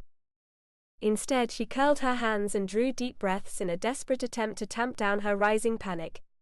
She didn't need to toast with the Lord. She needed to get to the village to warn the other two, Derek and Hugh. They had to do something. She had to do something. I don't think, Beatrice began, but Lord Randall spoke over her. I'm sure Deacon Eddard would agree that this is an occasion worthy of a toast, he insisted, assuming this was the reason for her misgivings. Rather than allowing him to continue believing this, she went on, I was about to say that I should go. I don't believe we should stay. I did not wish to wait until morning to speak with you, but now it would be best if I returned home. There is no one there to tend to it but me, after all. He didn't slow his pace, leading them into a grand hall which contained a long table and more chairs than she could quickly count. Her entire home would fit into it 5, perhaps 6 times over. The ceiling seemed to stretch up to the stars. She had to crane her neck to see it all, with wooden rafters which spanned the length. Do not tell me you're considering making the ride home at this point in the evening, he said, shaking his head, as he walked to the head of the table, where a jug of wine and 3 cups were already waiting. It is far too late and too dark. There is no telling just what might decide to come out of the woods and make your acquaintance. His words sent a chill down her spine, and made her wonder if she should be more concerned over the animal before her. What was he doing to Brock? Would he kill him that very night, or was he planning to hold him there? She dug her nails into her palms, barely fighting off the urge to scream. A man's life was in danger, and she could do nothing but stand there and pretend not to know or care. What alternative did she have? If she confronted Lord Randall with what she'd seen, what she knew of his past acquaintance with Brock, what would happen? He might lock her away, giving her no chance to help Brock or the others. He might do something to silence her, and Deacon Eddard too. At least, if he were with her and the deacon, he wasn't torturing Brock. That was a relief, anyway. Even so, she couldn't stay. There had to be a way to get to the village, and immediately. Please, allow me to extend this hospitality to my betrothed. He smiled, at least, his lips curved into a smile, she observed. His eyes did not reflect happiness, however. They were strangely hard. As though he were only reciting words he knew he had to offer. Custom and good manners dictated that he do so. She exchanged a glance with the deacon, whose face remained blank. Oh, and you as well, Deacon Eddard, Lord Randall continued. Your journey would take even more time, and I wouldn't want you to come to harm on a dark road. The road wasn't dark. The moon was nearly full, and there wasn't a cloud in the sky, according to what Beatrice could see through one of the narrow windows of the hall. There was nothing she could do. Nothing she could say that would sound innocent enough not to raise his suspicions. She had no excuse and would only anger him if she refused. When she didn't respond, Deacon Eddard nodded. Very well. Your hospitality is much appreciated. Lord Randall rang a small bell which sat at his right hand, and almost instantly a young woman came nearly on the run. See to it that rooms are prepared for my betrothed, and Deacon Eddard, he commanded, not bothering to look at the girl. She meant nothing to him, just as Beatrice would mean nothing once they were married. He didn't even bother to mention Beatrice's name. She was his betrothed. His. Nothing more. Now for our toast. He handed her a cup, then handed another to Deacon Eddard. He raised his own, locking eyes with Beatrice before continuing. To my betrothed and our union. May it be a fruitful one. That was it. Nothing of happiness, or even a hint of him being glad that she had accepted him. It had never been a question for him, naturally. It mattered not whether she'd accepted. He'd planned on their union, just as he'd planned on waking up the next morning and going about his business. She managed to sip a bit of the wine for the sake of politeness, but she'd never developed a taste for it. Would the lady of the manor house have needed to do so? She would never know. The steward will show you to your rooms, and one of the girls will take care of your needs, he promised her after drinking deep of his wine, emptying the cup. It clanged on the table when he returned it there. I have no needs, she assured him. After all, there are no servants on the farm. Just me. I'm accustomed to caring for myself. It would be the height of discomfort, having someone attend her. Especially when she wanted nothing more than to be alone, so she could think things through. He waved a hand as though this was nothing, a brief frown creasing his forehead as he considered life lived on his own. Or so she supposed. You need to become accustomed to the life of the lady of the manor, he reminded her. Of course. I hadn't thought about it that way. Best not to argue the point. Best to simply allow him to go on believing he was getting his way. Nothing was wrong in the world, everything was wonderful, and Lord Randall was going to have what he wanted. And the rest of her life would have been lived that way if she had married him. Always telling him what she knew he wanted to hear, always lying. Betraying herself, betraying what she knew to be right. Turning a blind eye when his men did something terrible at his command. You know, she continued, thinking fast, I will need to leave at first light. Someone must tend to the cow and chickens and such at dawn. They will become ill if I do not. She held her breath, hoping this excuse would be strong enough. It was the truth, of course, but there was a chance he wouldn't care for her concerns. Will they? He asked before shrugging. I suppose you would know more about that than I would. Of course, do what you must do. I only want to be certain you're safe overnight. One never knows what might occur out in the dark. I wouldn't want any danger to befall you. She stopped short of asking exactly what danger he referred to, deciding she didn't wish to know. They bade Lord Randall good night, and it wasn't soon enough for Beatrice. Only when she was no longer in front of him could she breathe freely. What was it about him that made her feel as though she were choking? Perhaps it was the way he ordered the beating and restraint of innocent men. Brock wasn't innocent, though. It was a terrible thing, attempting to make sense of what he'd done. It had been in defense of a defenseless woman, but the woman had already died. If he'd been defending himself, it would have been different. She might have been able to understand, if not condone his actions.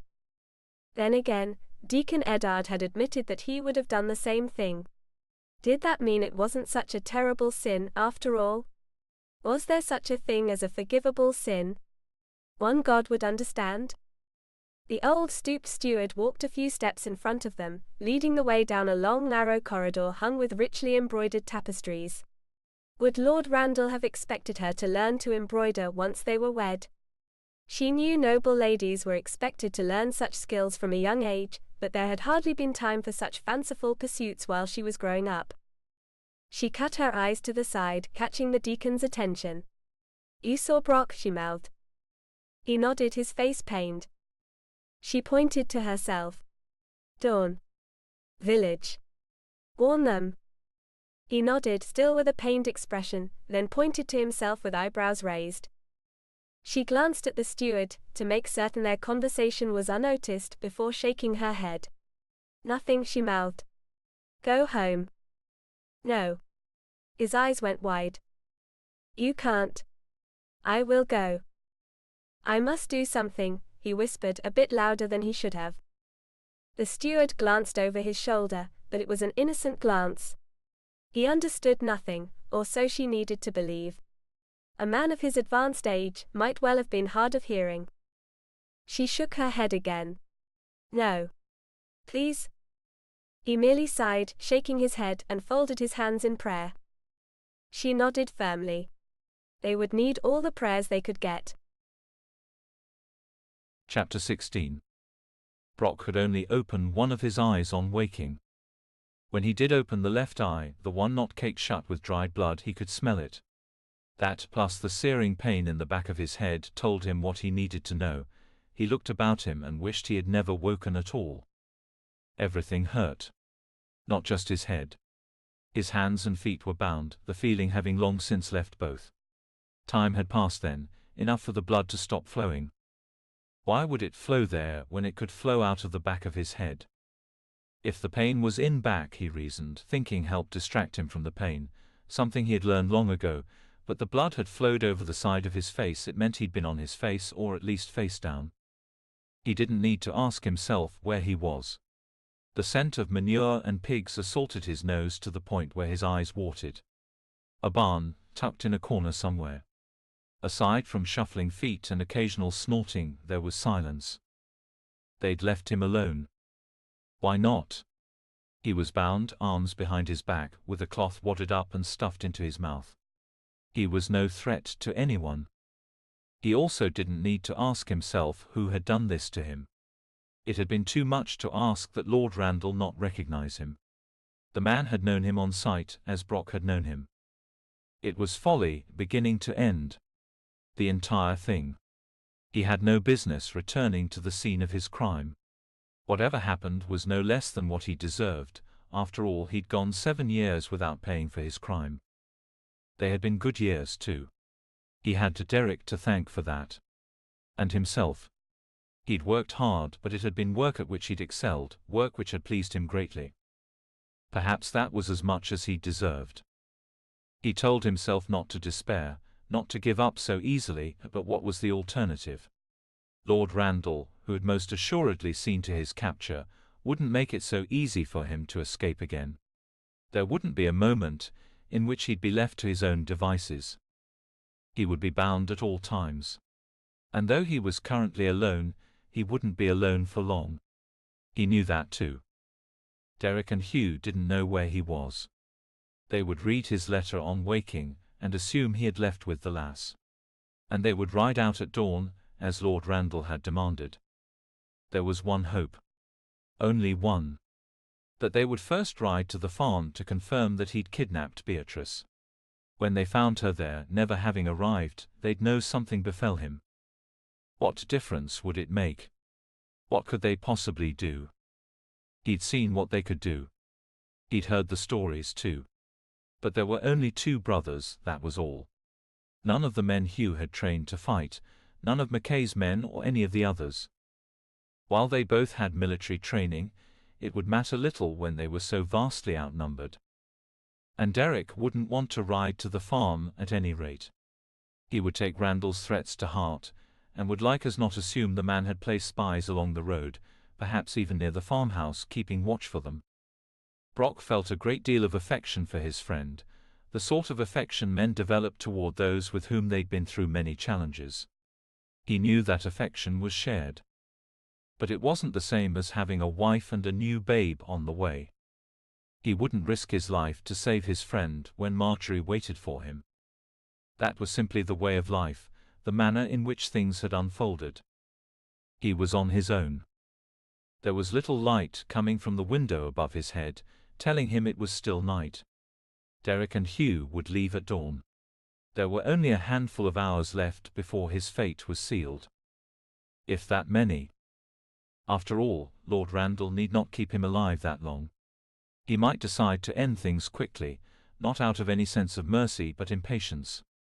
He'd been waiting a long time. Brock tried as best he could to lessen his discomfort, shifting slightly. They dropped him on his backside, judging by the soreness in that area. He was up against the wall, slumped on his right side where his eye was crusted shut. He bent his arms, both of them burning in protest. They'd handled him most roughly, it was clear, and attempted to push himself up to a sitting position. That would relieve the pressure on his ribs, he hoped. It seemed as though he'd been across the back of a horse. That made sense. If he were kidnapping a large, unconscious man, he'd have thrown him over the back of a horse too.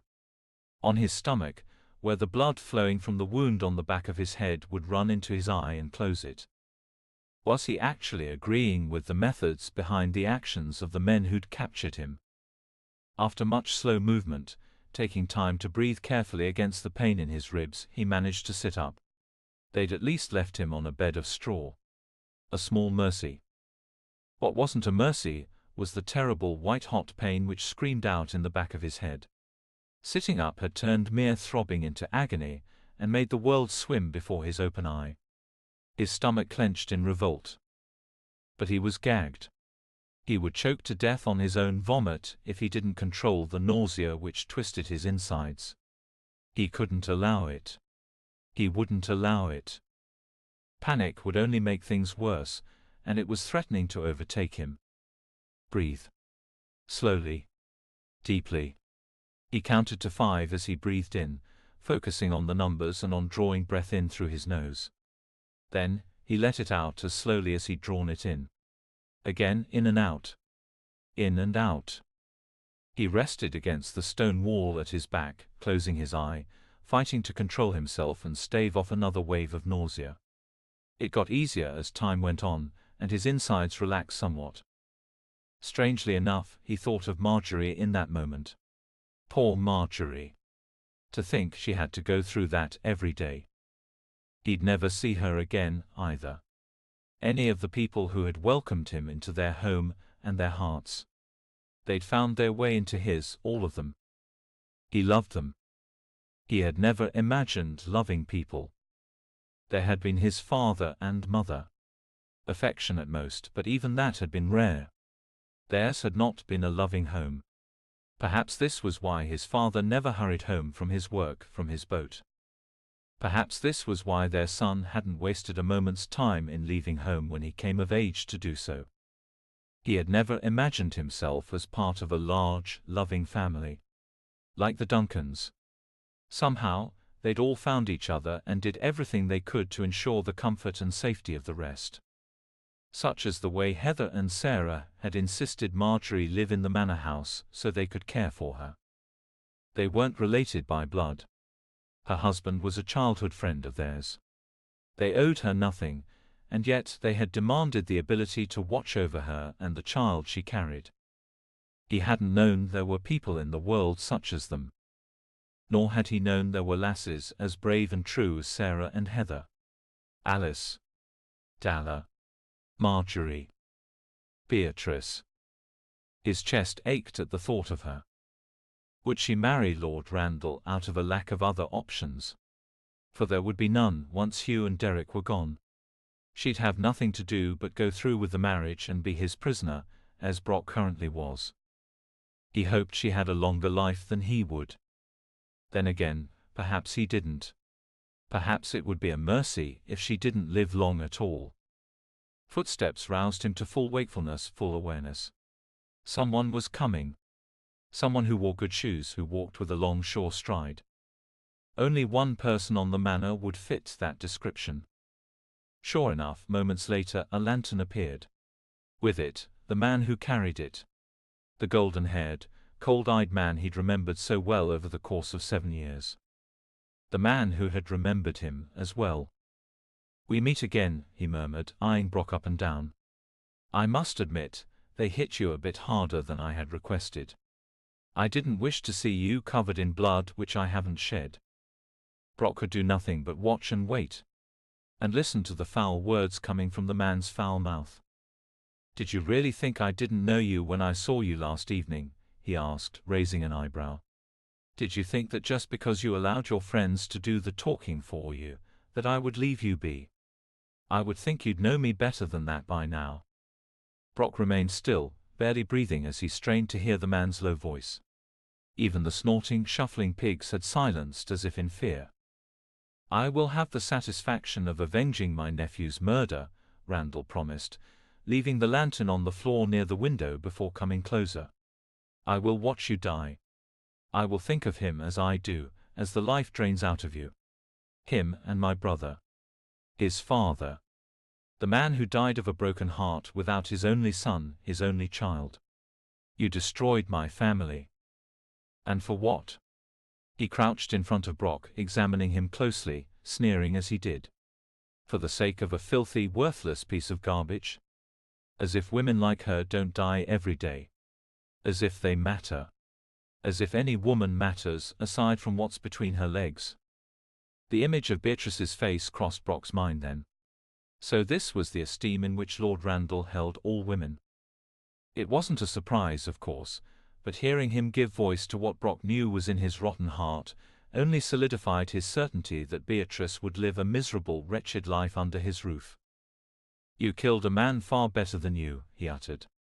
"You had no right to kill one of your betters. You had no right to even put a hand on him. You've escaped punishment for far too long, but not to worry." His eyes flashed with the first traces of real feeling Brock had seen up to that point. "You will pay for the time you've been granted since then. For every one of the last 7 years, you escaped the death you so richly deserve. And it will be my pleasure to dispense this suffering. Wait and see. He stood then, spitting on the floor by Brock's feet. But not yet, he whispered, one corner of his mouth quirking up in a smile. Not just yet. I'll let you think it over while I make preparations. He left the lantern sitting there, leaving empty-handed. Brock thought he heard the man chuckling as he walked back to his house. In fact, he was certain of it. Chapter 17. Another long sleepless night. Worse than the one before. Beatrice couldn't possibly keep missing entire nights of sleep and hope to stay alive. 2 nights in a row. And both because of Lord Randall. For all that, she felt sharp. Her brain moved quickly throughout the night, as she weighed her options and worked out what she felt was the best course of action. The room in which she'd spent the night was a comfortable one, or would have been, had she done more than sit at the edge of the bed, while a young woman had poured water in the basin on the bedside table, then offered to comb her hair. It was the same young woman as before, she noticed, the one who Lord Randall had called in to announce the preparation of the rooms for her and Deacon Eddard. She'd looked terrified, scurrying around the room like a rodent. Was this the way her supposed husband-to-be ran his household? For a moment, the very briefest of moments, no longer than the blink of an eye, she'd considered accepting his offer after all. She might bring a measure of mercy to the manor. She might see to it that the people working there, living under the Lord's protection, knew what it meant to feel appreciated. No longer afraid. But no. It made her chest ache when she considered it, leaving this girl and so many others behind. There was nothing she could do for them. She didn't care for them as she cared for herself. She couldn't go on living her life for the sake of others. And she cared too much for Brock. She shouldn't, and she knew it. He was a stranger. A stranger who had killed a man, no matter the reasons why he'd done it. He'd brought to an end the life of another. No matter that Henry Randall had deserved what came to him. Who was to say that poor miserable girl was the only one he'd attacked? Or that she would have been the last? Even so, it was enough to give her pause. The way she cared for Brock and his well-being was entirely wrong and baseless. No matter how kind he'd been. No matter how he'd made the sacrifice of coming to fetch her for Marjorie's sake, though it had meant certain danger for him. It was all too confusing. And beside the point. She reminded herself of this as she paced the floor throughout the night, wringing her hands as the deacon so often did. Grinding her teeth until her jaws ached. She wouldn't have married Lord Randall even if it weren't for Brock, so that mattered not. And no matter what he'd done, he did not deserve the fate Lord Randall had in store for him. Murder did not justify murder. God would see to it that justice was meted out. Whether he believed himself to be or not, Lord Randall was not God. Was he even still alive? And where would the men have taken him? She looked out the window, fairly certain there was no one outside in the middle of the night who might see her there. The land belonging to the Randall family stretched on and on, beyond what Beatrice could see in the moonlight. There were a number of outbuildings, a barn and stables. The fire was out in the smithies finally. However, was it her imagination, or was there a faint light coming from a window in the barn? A lantern? A candle? Regardless of the source of the light, it was burning. Who would leave a candle burning in the barn, in the middle of the night? It would certainly set the straw on fire. She wondered about it, her imagination turning over and over. What could it mean? Was there something she could do about it? Could that be where Brock waited? No, it wasn't possible. That would be too simple, too easy. And yet it would mean he was close by. Where his captor could keep watch on him, so to speak. She might claim if discovered that she'd worried when she saw the light. Thinking there was a fire. There would be questions, of course, such as why she'd been awake, looking out the window, but she could make up an excuse for that. Moments later, before she could so much as question what she was doing, Beatrice was fleeing barefoot down the hall which she'd traveled earlier with the deacon. What was she doing? Was she really so bold? There was no noise coming from the great hall just beyond the vaulted front door, besides snoring. It seemed much of the manor's servants and workers, the men at any rate, slept there on the floor. The sound and smell of sleeping, snoring, flatulent men assaulted her, and she turned away from them before her presence could be noticed. One thing was certain, she told herself as she tiptoed to the door and opened it as slowly and silently as possible. Lord Randall would be nowhere near the room in which his lowly servants slept. A blessing. She dashed to the barn, reminding herself as she ran that she was merely a girl afraid of a fire breaking out, intending only to put out the light which some careless, tired man had left behind. That was all. Nothing more. She wanted to be a help, to protect the building and the animals who lived inside. After all, wasn't that the sort of thing the lady of the manor would concern herself with? Once inside, she located the source of the light. A lantern, as she had suspected, placed on the floor in a corner beneath the window. The stall was free from any animals. Why would anyone be in there?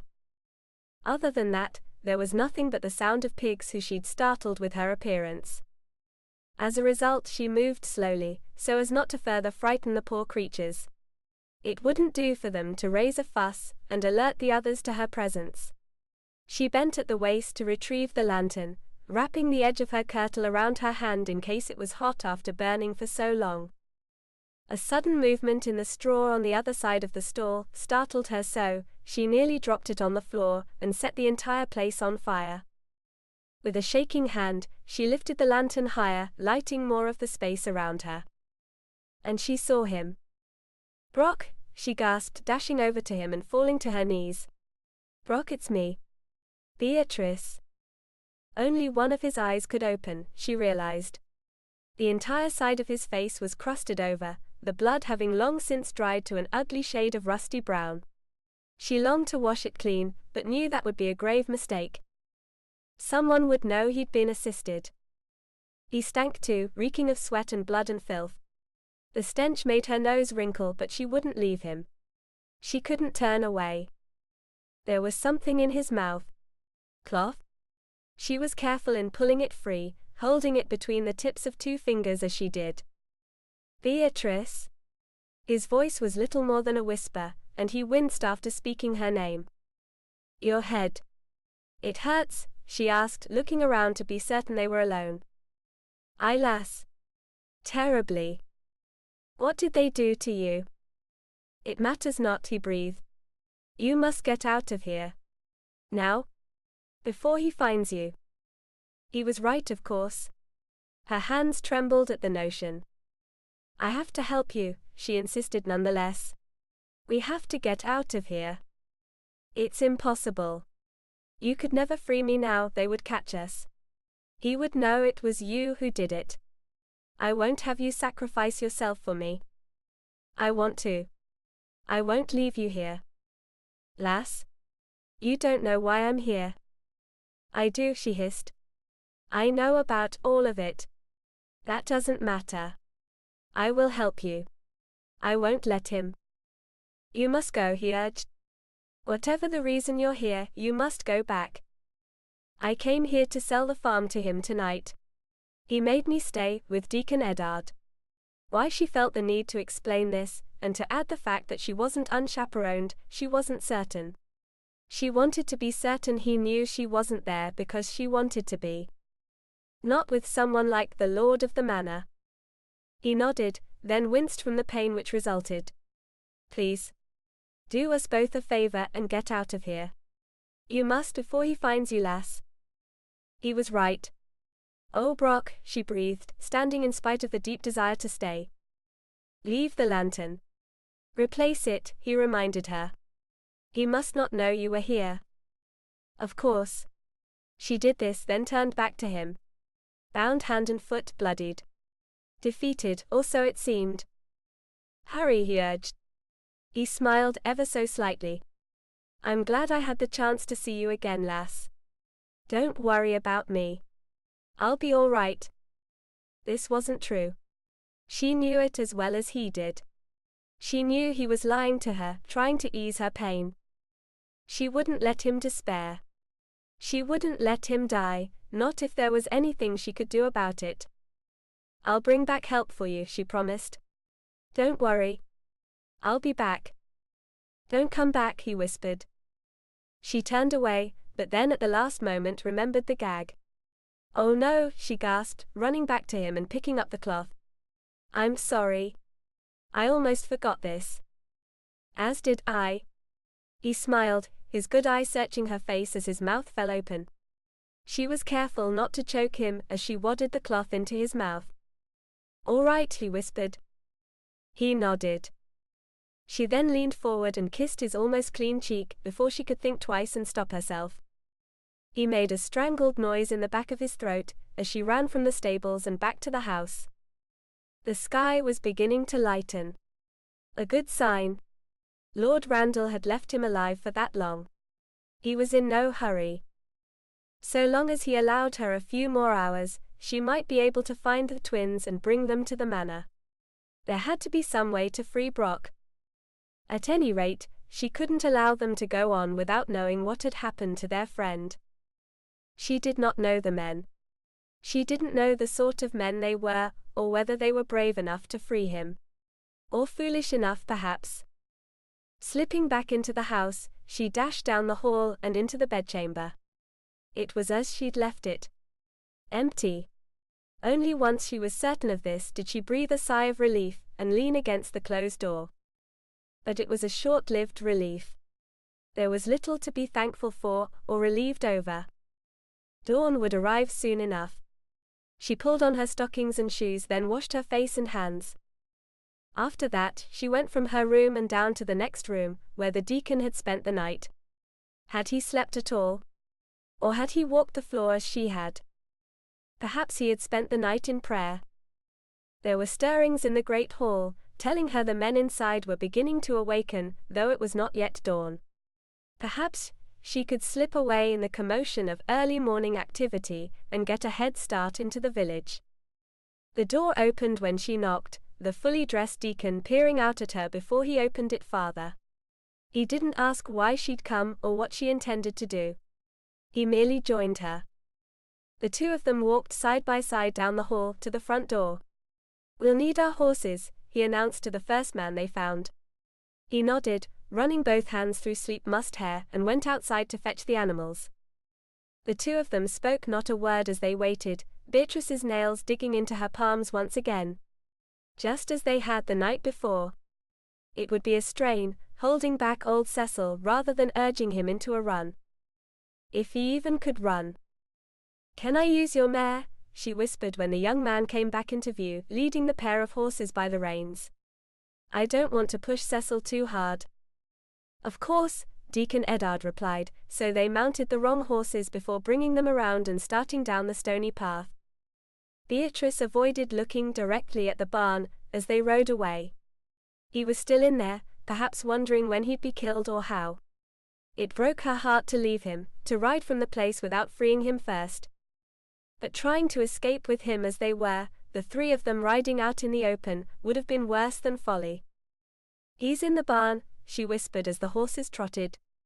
"I saw him earlier. I found him there." "You took such a chance?" "I did," she replied, cutting her eyes in his direction. "I couldn't leave without at least knowing where he was. And now I'll know where to tell the men to find him."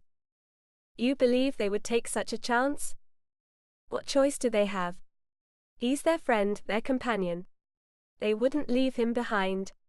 So she told herself. So she needed to believe. "I'll leave you at the crossroads," she announced when they reached the road which ran alongside the Randall lands. "I will join you." "You won't, and I won't argue about it again," she insisted. "Perhaps you can care for the cow and chickens in my place. They'll need it. I will come to you later, once it's finished." "When it's finished," he replied, his jaw firmly set, "you won't be able to do any such thing. You will have alerted the men to their friend's presence, and the danger he is in. You will have no choice but to go with them." Otherwise, what might Randall do to you? It was true, and she knew it in her heart. She had been entirely wrong in her thinking, though she had spent hours taking it all apart and putting it back together again. She couldn't go home again. He would surely come for her, take her, perhaps force her into an immediate marriage.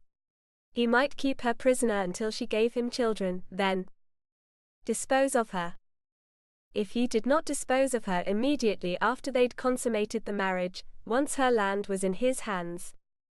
It was all he truly cared about, after all. He might always sire an heir with another woman. All right then, she said, lifting her chin. You're correct. I wouldn't be able to go home. I will have no choice but to flee with them. Immediately. You're certain this is the right choice? They came to the crossroads. The road stretching to their left led to the farm, then on to the church. To the right, the village. She nodded, bringing the horse around to the right. I am. I must go. Thank you for everything. With that, tears stinging in her eyes, she urged the horse into a run. The sun was only just on the rise. She prayed more fervently than she ever had before, even harder than she'd prayed for her sister's safety, that she could find the men in time to save Brock. Chapter 18. Only when they reached the outlying buildings at the edge of the village, did Beatrice pull up the reins and slow the mare's pace. The last thing she needed was to draw attention to herself. Anyone who saw her would surely wonder why she'd been riding so wildly, and might draw a conclusion she didn't wish for them to draw. Still, every passing second was 1 second more in which Brock suffered. The village was starting to come to life, the sun's light beginning to creep over the thatched roofs of the cottages which lined the street on which she rode. Doors opened, and out poured the men and women who had chores to complete and work to get to. She nodded in greeting to everyone who acknowledged her. If she ignored them, or behaved as though she was disturbed, they would see through her. Winifred Bowman made eye contact as they passed. The woman walked with a wide basket stacked high with bread, balancing it on one hip as she made deliveries for her husband. Beatrice nodded with a smile, hoping the woman was too busy to think much of her appearance so early in the morning. The only inn she knew of was on the main street, and she brought the mare to a stop in front of it. The door was open, so she tied the horse off to a post in front of the building and hurried inside. The innkeeper greeted her with a wide smile. She recognized him, having seen him in the village for years, even if she had never been inside the inn. It was a rather unpleasant-smelling place, musty and full of dust. There was a large room just beyond where she entered, with several tables and chairs. At one of them, a pair of men sat and ate what looked like a rather dry, withered roast. She took all of this in with a single glance, her heart sinking when she didn't recognize the men at the table. She'd hoped Hugh and Derek would be easy to find. If only one thing could go easily, she would have been grateful. The key would be to make certain the innkeeper, she didn't even know his name, she realized, didn't think anything was amiss when she asked after the two Scotsmen. "What can I do for you?" he asked. "I understand a trio of foreigners were staying here with you," she began. Her palms went slick with sweat as her heart raced out of control. She could almost hear it pounding away. "Indeed," he replied, his smile fading to nearly nothing. "They paid me a visit yesterday," she continued, perceiving his change in demeanor and wondering what she could do to cheer him again. "I was hoping to speak to them, if they were awake and available for a call. Is there any way you could send someone to their room, and let them know I'm waiting for them?" He shook his head, and for a moment she was certain he'd send word to Lord Randall that she had been asking around after Brock's traveling companions. There wasn't a doubt in her mind that everyone in the village knew of their presence, and why they'd come. "I'm sorry, but they left at dawn." "They what?" she gasped before she could stop herself. "I mean so early? I was not of the understanding that they'd intended to leave yet." "Well, your betrothed made certain they wouldn't be a trouble to you ever again." He beamed. "Lord Randall is a good protector, and you're fortunate to have such a powerful man looking after you." "Yes, I am," she replied with a sinking heart, a fake smile stretching her lips. You don't have to worry about them any longer, he continued, as though he believed she should be proud.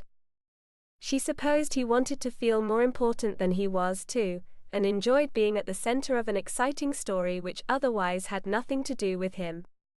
Why not? Because your future husband ordered them to leave the village. They were to be on their way, or else Lord Randall would. He allowed himself to trail off, widening his eyes and shrugging. Not that he needed to continue. Which way did they go? I only want to be certain I won't run into them on the way home, she added. You should not. They came in from Silith, so they should be traveling west. Thank you for your help. She took slow, easy steps outside, taking her time at untying the reins and mounting the grey mare. If she hurried, it might appear as though she was anxious to catch up with the men. Which she was. Would they truly leave without Brock? This was what she couldn't understand. Staying and looking for him would mean sacrificing their safety, but it would mean sacrificing him to leave. Were they truly good, trustworthy men? Her sister's letter had said so. She had married Derek. That meant he had to be a man of honor. Did it not? Men of honor did not desert their friends. Unless they believed there was another reason for him to not be with them. She managed to keep the horse at a steady walk until she was outside the village. Then she drove her heels into its sides and took off at a full run, heading west. Chapter 19. Beatrice had to catch them. She simply had to. Come on, girl, she urged, tapping the mare's sides. It had been an inspired idea, exchanging horses with the deacon. Cecil never could have ridden as she'd ridden the grey mare, whose name she didn't know. If the horse even had a name. Not that it mattered. She was exhausted, sweaty, soiled and terrified. What if they were too late? What if she never managed to find Derek and Hugh? Brock would think they had deserted him. And she'd promised to bring help too. She would go back all alone if she had to. No matter what it meant for her. The sun climbed higher, a constant reminder of how long it was taking. Time was slipping by, precious time. Please don't collapse on me now, she begged, patting the mare's neck, tears clogging her throat as she struggled to hold on to even the slightest bit of control she had left. If she allowed herself to fall to pieces, Brock would surely die. And he would think she had let him down. He tried so hard to remain brave for her sake. Though he had clearly been in pain, and bloodied, and though he had certainly known what awaited him at the hands of his captor, he had done everything possible to conceal his true feelings. She sat up straighter in the saddle, more determined than ever when she remembered the blood on his face, and the strength he had still shown. And the way his cheek had tasted under her lips, when she'd kissed him. The sound he'd made. He hadn't been able to speak, already gagged. She wondered what he might have said if given the chance. Tears filled her eyes, spilling onto her cheeks when she blinked. He was in so much pain. Halt! She froze, drawing the reins in to halt the horse as commanded. Her eyes darted around, vision blurred thanks to the tears still flowing from them. The voice had belonged to a man who didn't take well to being trifled with. Where was he, whoever he was? I was merely passing through, she explained, breathing fast as her heart took off once again. I don't want any trouble, please. I'm in a terrible hurry. A rustling in the underbrush just ahead of her. The mare's ears turned in that direction, though she stayed still. Beatrice watched, her breath catching as a figure emerged. Derek? She nearly fell from the saddle in relief, her body sagging. Though he held a knife in one hand, she didn't fear him. Though it did attract her attention. He looked down, then grimaced. My apologies, lass. We weren't expecting to be followed by you, of all people. Hugh emerged from her left, also armed. How is this possible? He asked, looking at his brother. She's supposed to be with Brock. What makes you think that? She asked. He told us. Derek cleared his throat. He told us he was going to fetch you last night and leave for Silith. We'd expected him to already be on his way by now. With you. No. He's at the manor house. Lord Randall captured him. The entire story came out in a rush. She was close to sobbing by the time she finished, though it was a relief to know she was no longer on her own. She had help. So you know then, Derek murmured, reaching up and awkwardly patting her arm. I do. It doesn't matter. He doesn't deserve what was done to him. He agreed. He doesn't deserve it. And even if he did, lass, we wouldn't let anyone else decide his fate. Especially not a man such as him, Hugh agreed. What can we do? She asked, looking from one of them to the other. Their presence was reassuring, their strength a comfort. They were both armed too, which would be a help. We? Derek asked. Nay, lass. You'll be going home, Hugh decided for her. No. I can't. Lord Randall will know I had something to do with you going for him. Don't you see? Home by myself, anything could happen. He might truly send men to capture me this time. I don't think my sword skills are up to the task if Brock couldn't defend himself against them. Derek surprised her by laughing. You're right at that. Even so, Marjorie would never forgive me if she knew I allowed you to be present for such an event. You'll simply have to stay behind. I won't. And we don't have any more time to discuss this. We need to get back to him, now. Suddenly, another concern occurred to her. But we can't pass through the village. Everyone knows you're supposed to be on your way to Silith, and if they see you. What other choice do we have? Hugh asked. Do you know of another way to reach the manor house? She opened her mouth then paused. I believe I know of another way to draw Lord Randall away from Brock. Chapter 20. It was early morning, light flooding through the window in the barn wall. The pigs jostled for attention a few stalls over. Brock wondered if the men who cared for the beasts had been ordered to stay away. Randall would either have to move him elsewhere or kill him soon. The poor pigs couldn't go for days without food and drink. And from the stench of it, their stalls or pens or whatever it was they lived in needed mucking badly. He wished he could breathe through his mouth.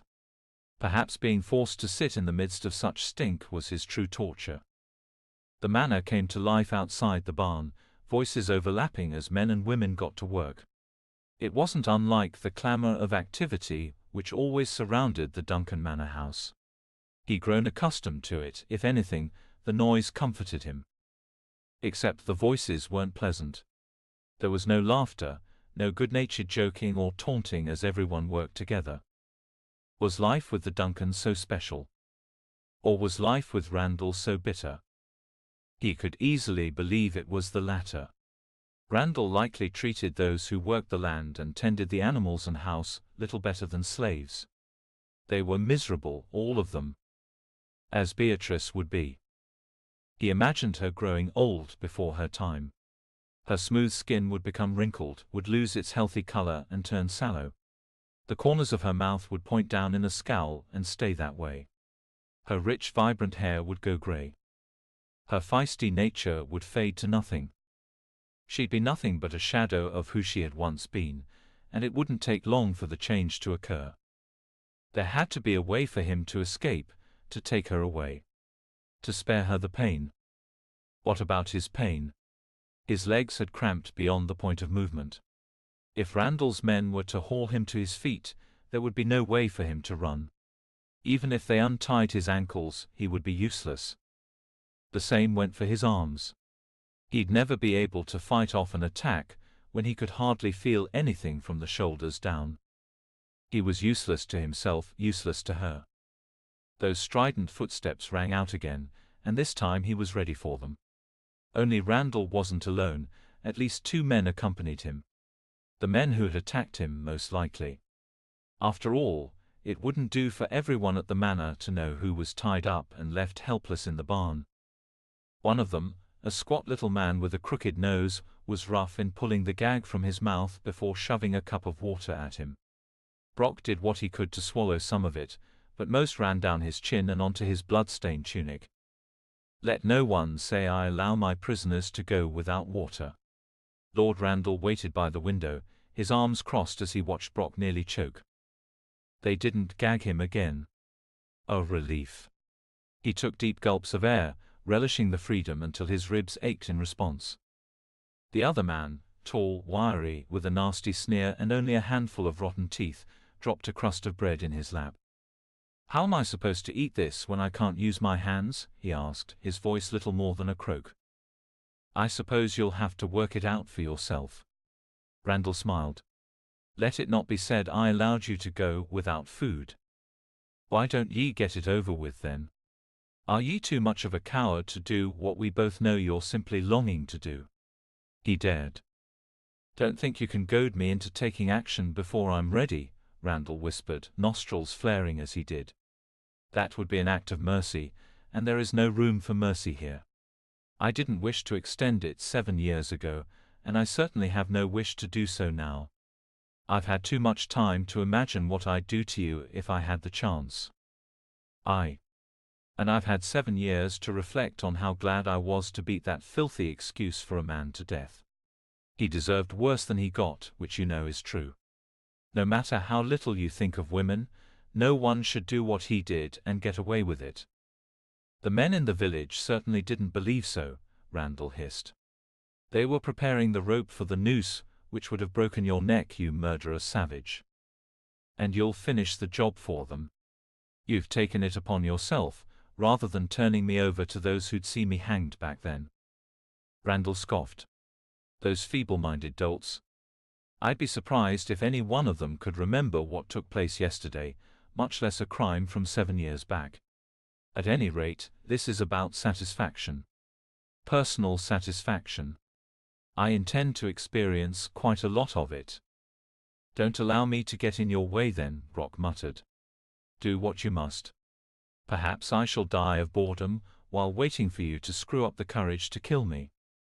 Randall held up both hands when his men looked as though they'd advance on Brock, then crossed the stall and leaned down until they were face to face. "Do you think I've never killed before?" he asked in a low whisper, eyes harder than ever. "Are you truly that naive? Trust me, it isn't a matter of courage. I'm under no illusions about my late nephew, and I know he was not a courageous man. And yet he killed that nameless wretch, did he not?" "Ah. So the lass had died after what Henry had done to her." Randall didn't know it, but he'd just given Brock a gift of sorts. The sense that the killing was warranted. The beast had murdered that poor innocent girl who'd done nothing worse than sell herself. Like as not, she'd led a sad life.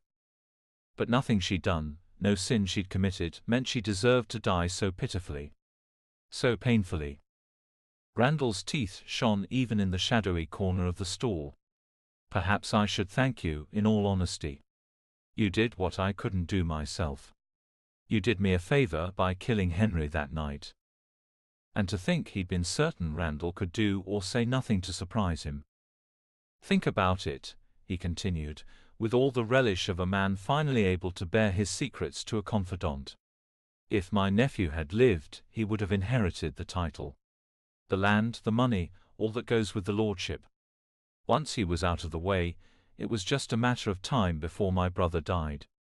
If the rest of the world believes he died a broken-hearted man, so be it." "You killed him," Brock whispered, disgusted. "You helped," Randall replied. "He did truly care about the lad, though I never understood why. The last thing he had to remember his dead wife, that type of thing.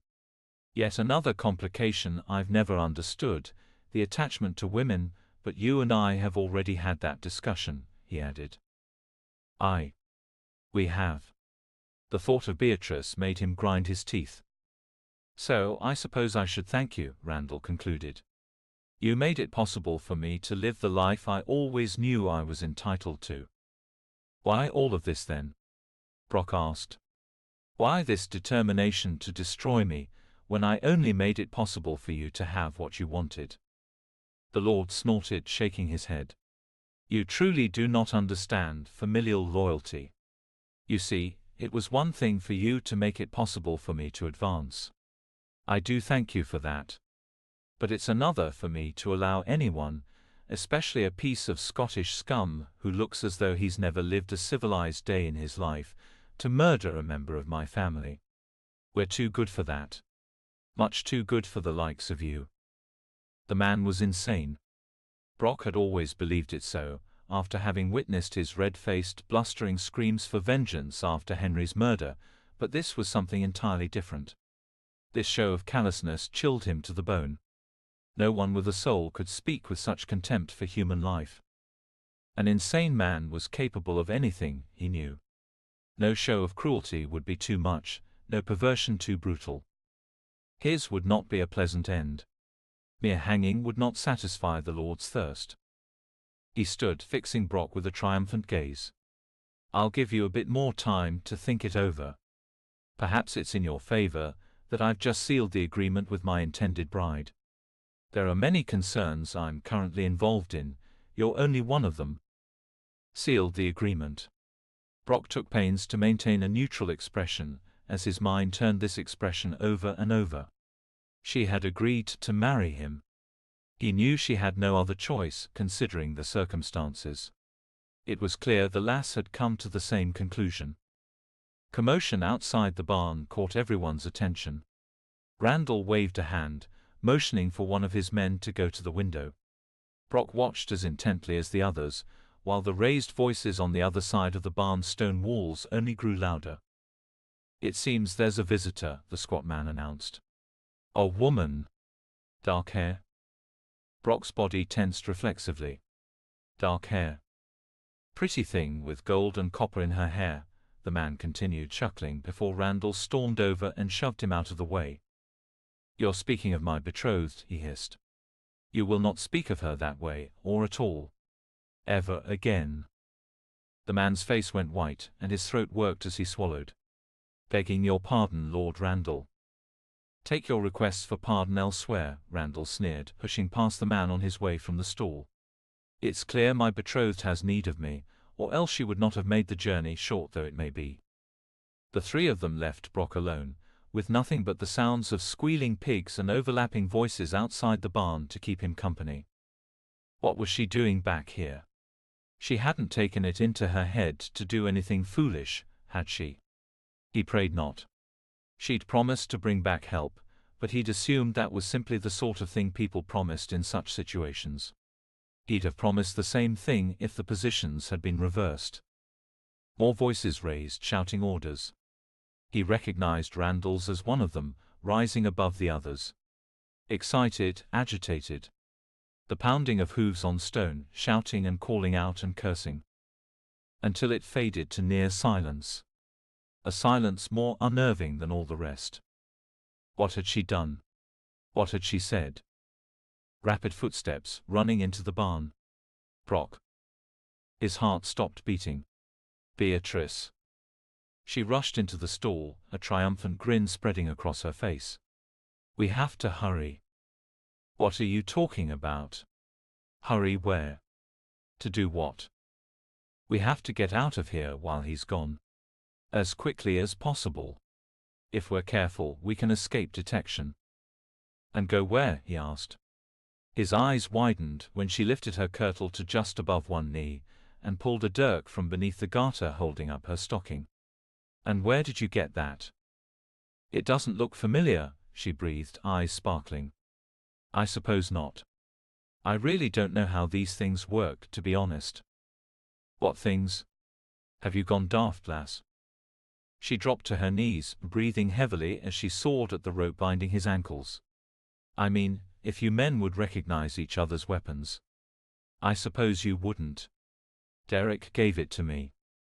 The rush of blood flowing down his legs and into his feet was no match for the rush of understanding her words brought. Where are they? Move. I must get to your hands somehow. She slid behind him, between his back and the wall. Even in his state of exhausted confusion and rising anxiousness, he couldn't help registering the way her breasts pressed against him as she positioned herself. Her hands were sure, strong as she held his wrists in place and sawed at the rope which bound them. I asked where they are. What happened to them? His arms swung loose, finally free, and instantly the muscles in his shoulders and back screamed in protest. He winced, an involuntary groan escaping his chapped lips. Did I hurt you? She gasped. Nay. I've been in the same position for hours. Oh. Her hands worked those muscles, causing fresh waves of agony to shoot through him. I forgot. They told me to rub you down a bit before trying to get you on your feet. But we don't have much time. He would just bet the men had told her to rub him down. Even in the middle of a life-or-death situation, he could imagine Hugh barely containing his mirth while delivering those instructions. Even so, it helped, and he was soon able to lean forward and rub life into his legs and feet while she continued on his shoulders and back. Within minutes, he was able to get to his feet and hold himself somewhat steady. There was still a tremendous throbbing in the back of his head, and the room spun a bit, but it was an improvement over what he'd already been through.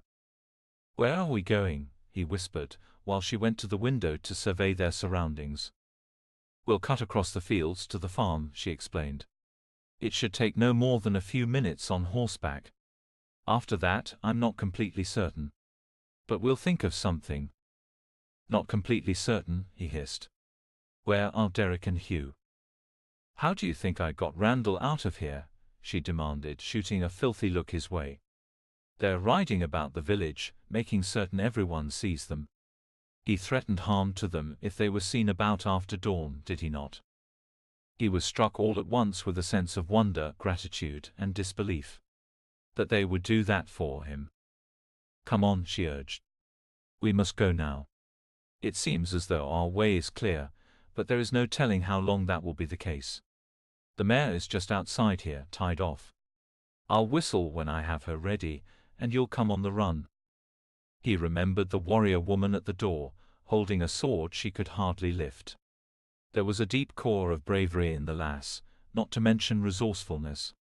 She had found Derek and Hugh, and was willing to risk herself to free him. If only there was time to take her in his arms and thank her. She disappeared, darting out of the stall and past the other side of the window. He crept along until he reached the arched opening to the courtyard, holding his breath, listening for her whistle. When it came sharp and clear, he hurried out and spotted her just ahead. A grey mare waited, and he nearly leapt into the saddle, excitement and necessity enabling him to move fluidly in spite of his sore stiffness. He bent, his back straining, and took Beatrice under the arms to place her in front of himself. She surprised him by taking the reins, but then she knew where they were going. "Come on, girl," she whispered, snapping the leather smartly and pulling the mare about, directing it not down the stone road leading from the courtyard, but instead into the fields running alongside. They took off at a full gallop, and he could have sworn the lass was laughing as they did. Chapter 21. If Beatrice hadn't been so terrified, she might have been able to admit how much fun she was having. Would that she were able to step outside herself and look in on what she was doing. She would have seen the two of them astride a galloping grey mare. She would have seen the mad grin spread across her face as she rode, the sparkle in her eyes and colour in her cheeks. She was alive, fully alive, and thrilled to the tips of her toes in spite of the grave danger she'd only just put herself in. And he was behind her, his arms about her waist. He was real, he was free, and he was holding on to her. He needed her. It was a matter of mere minutes before the mare stepped over the crumbling stone wall, which had been built so many years before, to mark the border between the two pieces of land, but had never been repaired since then. Just another thing which had fallen apart with the passage of time. They travelled the unploughed, unworked fields which had once grown thick with crops before reaching the stables and barn. She was glad to see Cecil waiting inside. It meant Deacon Eddard had been there. And was still there, it appeared. He burst from the rear door, waving them in. "You have no time to lose," he barked, closing the door with a bang once they were inside the house. "What's this all about?" Beatrice demanded. "Get your things together and hurry," he ordered. She had never seen him so stirred, so full of energy. There was actual color in his normally wan complexion. "What do you have in mind?" Brock asked. "First," Deacon replied, "you'll wash the blood from yourself. We cannot risk being stopped on the road, and you covered in blood." "There's a bucket by the well," Beatrice instructed them. "And you, hurry," Deacon Eddard commanded before leading Brock to the well, leaving her on her own to wonder what she had missed. It wouldn't hurt to get her few belongings together. She placed her good kirtle and second everyday one on the center of her bed, along with her comb and a cake of brown soap, then tied the corners of the bedspread together and carried the small bundle to the kitchen. Brock and the deacon were just returning, and both of Brock's eyes were open thanks to the removal of the dried blood from his face. "There's nothing we can do about the soiled tunic," Deacon Eddard fretted. "What are you thinking?" Beatrice asked, hands on her hips. "You're leaving. Right now." "How?" she asked. "We could ride, but what if Randall spies us on the road? He doesn't know yet that Brock is no longer captive at the manor." The deacon opened the front door and peered out down the road. "Come. Hurry."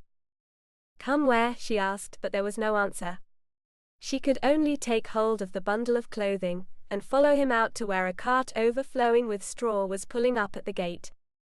Old Francis was at the reins, commanding the old mule which pulled the wooden cart, and beside her sat a basket of cakes. "What is all of this?" Beatrice gasped, stunned at the sight of the old woman at her gate. "This is how you'll escape," the deacon announced, taking her by the elbow and all but dragging her to the cart. "Inside. Quickly." "Inside?" She gaped. "In the straw?" "Beneath it," he corrected. "Both of you." "Have you gone mad?" she demanded, planting her feet. Brock saw the plot for what it was. "It's the only way, lass," he decided, his hands already around her waist and lifting her until she cleared the top of the cart's wooden sides before dropping her rather gracelessly inside. She sputtered, brushing straw from her face before the bundle of clothing dropped close to her head. Moments later, Brock joined her, stretching out as best he could before pulling the straw around both of them. "What do you plan on doing?" she asked, peering up at where the deacon climbed in beside Francis. "Driving you as far as we can," he announced. "We'll meet up with the others outside the village and find fresh horses along the way for you." "I don't understand. How do you know of any of this?" she asked as they began rolling down the road. None of it made sense, and everything was happening so quickly. She couldn't keep up. "I didn't like the idea of you being on your own, going after the Scotsman in the village," Deacon Eddard explained, staring ahead. She could just make out the back of his head from where she hid in the cart. "I decided to ride to the village once I'd finished looking after the animals. I saw them right away, riding their horses, attracting attention. It wasn't difficult to see what they were trying to do." "I can imagine," Brock muttered with a wry grin. How could he grin? She could hardly breathe. "They explained to me what the three of you had planned, or rather, what you had planned, my child." He sounded as though he were chastising her, she noticed. "I didn't know what else to do. We had to get Randall away from the house." "That was your idea, lass?" Brock was no longer grinning. "It was. Somewhat. I thought we would meet up somewhere outside the village and ride as hard as we could to get away. I must admit I didn't think things through past freeing you," she finished in a whisper, her cheeks burning. "It was a fairly poor plan." "Poor?" he asked, grinning again. "Far from it, lass. Far from it. I must confess," the deacon continued, "that I rode Cecil somewhat harder than he was accustomed to in my haste to make it to the church and secure the cart for your escape. But it seemed as though he understood the seriousness of the situation and didn't complain when he had to run. Good old Cecil." She smiled before tears sprang to her eyes. "What is it, lass?" Brock whispered, covering one of her hands with one of his. "I suppose I'll never see him again," she choked out, ducking her head against one arm to conceal the embarrassing rush of emotion. "I loved him. He was my closest friend for so long. I didn't get to say goodbye to him, or thank him. It was all so silly, weeping over a horse. But they had been through so much together. He had listened to her deepest fears, had stood still and strong while she'd cried against his neck all through the lonely days and nights on her own, afraid her sister had died and left her with no one else in the world." Brock's voice was warm, tender as he squeezed her hand. "I'm sorry, lass. I wish you'd had the chance. But I'm certain he knew you loved him. Animals don't know such things. I'm being silly. Nay, you aren't. And animals do know. I'm certain of it. They feel as we feel. You gave him a good life. Deacon Eddard cleared his throat from his seat above them. I'll see to it he's taken care of, he promised. Thank you. She sniffled, dabbing her eyes with the hem of her stained kirtle. I wouldn't blame you if you laughed at me. So much danger and me weeping over something like this. It isn't easy, everything happening at once, Brock reasoned. You've been taken from your home without the chance to say goodbye to everything you knew. I wouldn't laugh. No, he wouldn't. She knew that. Time to stay silent, the deacon murmured. Beatrice knew without being told that this meant they were entering the village. The cart moved slowly, rocking back and forth as it progressed. She pressed herself tight to the wooden planks beneath her, ignoring the splinters which threatened to lodge themselves in her palms and weave themselves into her clothing. Brock did the same, barely visible to her through the straw which covered them both. You're well concealed, Francis whispered, having been silent all throughout the journey until then. But you must stay still, both of you. Funny how her muscles jumped and twitched just when she most needed them to stay frozen in place. She closed her eyes and willed herself to remain still. Everything depended upon them going undetected. Strange, riding into the village without seeing anything around her. And yet she could see in her mind. The first few cottages, their doors open to allow fresh, warm air inside.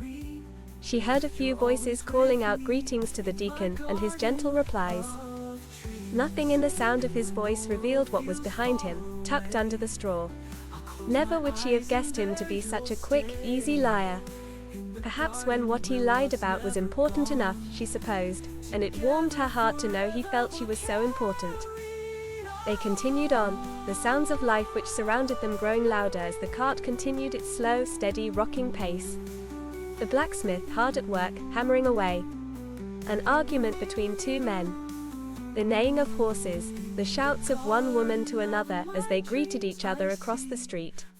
Laughter coming from what she could guess was the tavern, its door open to draw in patrons the way honey drew flies. She opened her eyes just enough to check for the presence of Brock. He was still there naturally, and had been staring at her. Instead of averting his eyes when discovered, he continued to do so.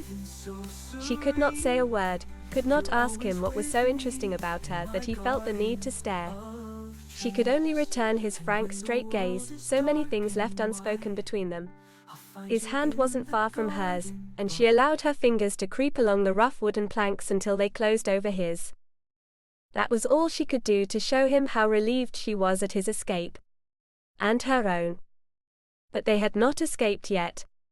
Not truly. The sound of Randall's voice, far off but coming closer, reminded her as much.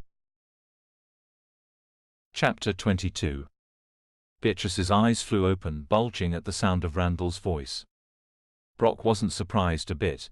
He'd expected all along that they would come across the bastard in their escape. All that was left was to hope that no one thought to question a man of God. "Good morning to you, Lord Randall," Deacon Eddard called out. The man was a born smuggler, Brock noted silently, biting the side of his cheek to silence the laughter threatening to bubble out. Beatrice looked appalled at this. How could anyone stifle a laugh at such a time? Perhaps she was right, but he was far too exhausted and still in pain. And there was one thing he'd learned on the sea: when things looked worst, sometimes all one could do was laugh at the turn of events outside of their control. "And a good morrow to you, Deacon," the man returned. "It's glad I am to have met up with you this morning," the deacon continued. "I had not the chance to thank you for your hospitality last night. It was much appreciated. I'd never slept in such a sumptuous bed before." "Take care, Deacon. You'll be getting ideas above your station," the old woman beside him grumbled. Once again Brock stifled a laugh. This time it appeared as though Beatrice joined him. "It's right you are, Francis. Poverty is my lot in life, which I accept joyfully," Deacon Eddard declared. "Still, there is nothing sinful in enjoying the hospitality of a friend." The old woman grumbled something under her breath. She was truly doing her part to make things look convincing. "What brings you to the village this morning?" the deacon asked. Beatrice's hand clamped down over Brock's. He wished he could offer her some comfort. The best they could do was remain still. "Looking for someone," Randall replied. Naturally, he wouldn't tell the truth. That would mean admitting to a holy man what he'd done. "And you, deacon?" Brock and Beatrice locked eyes again. "Delivering some comfort to the ill. I received word today that the Beckett family has fallen ill, and Francis wished to bring food to them." "There's never a rest for those who wish to do good for others, is there?" Randall asked. Beatrice rolled her eyes. Brock could only agree with the sentiment.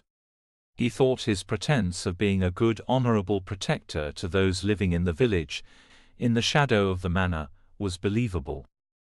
Deacon Eddard agreed. "Indeed not, your lordship." "Indeed not." "Lord Randall." A second rider joined them on horseback. "There's word of a sighting on the other side of the village, closer to the manor house." "Is everything in order here?" Deacon Eddard asked, feigning concern. "A sighting?" "Nothing for you to concern yourself with," Randall assured him. Brock heaved a sigh of relief, believing the men close to riding off in the direction of where Hugh and Derek were leading them, before one of the horses began sniffing around in the straw. Beatrice pressed her lips together, her face going deep red as she struggled to remain still and not shoo the animal's nose away out of sheer reflex. He glared at her, shaking his head just enough to signal her to remain still. Not that he needed to. She knew better than to move. Even so, his heart was in his throat and threatening to burst from him as the horse continued its exploration. He was not a praying man. He never had been. Religion was not one of the virtues his mother had passed on to him, though she had tried her best. He was always more concerned with the rough-and-tumble life of a man of the sea. Though he had not adopted prayer into his everyday life, he remembered enough of what his mother had tried to teach him, and silently recited every word he could bring to mind, eyes squeezed shut. There was little chance God would listen to him, the sinner that he was. A murderer. But he wasn't praying for his own sake. He prayed for her. She had done nothing to deserve what surely awaited her, if they were discovered. "Come. Let us see what this report is all about," Randall decided. Just like that the horses were gone, the pounding of their hooves fading into the distance and soon swallowed by the noise of the village. Brock opened his eyes to find Beatrice weeping, tears flowing down her cheeks. He wished more than ever that he might hold her, comfort her, whisper tender words into her ear until she relaxed. All he could do was squeeze her hand. She squeezed back. It was enough. "Come." Deacon Eddard sounded as though he were muttering through clenched teeth. "Let us continue. Quickly." The cart resumed its swaying as the mule continued on its way. It was by far the longest ride of Brock's life, the seconds stretching into lifetimes as they passed through the village and onto the outskirts. If they were on the main road out of Thrushwood, which he assumed they were, there would be a few homes here and there, dotting both sides of the road until the landscape would open up and turn to gently rolling foothills. That time couldn't come soon enough. There was no avoiding the memories of his first escape from the village, years earlier. That had been a far different event. Moonlight had been his only guide as he'd run barefoot from the cell and into the countryside. They had even taken his shoes before throwing him into the cell. His legs and feet had been cut to shreds by the time he'd reached a small winding stream in which to clean his wounds. Strips of his tunic had served as bandages, and he'd followed the stream to a larger body of water which had led to a cluster of cottages. The kindly people who'd called the cottages home had been too far removed from Thrushwood to know who he was or even express doubt at the sight of his ragged appearance. They'd been too concerned with helping care for him, and by that time several days had passed since he'd eaten anything other than berries and plants in the woods. He'd spent nights huddled in a ball beneath any bit of natural shelter he could find, and had walked during the day, taking care to avoid injuring his already damaged feet any further.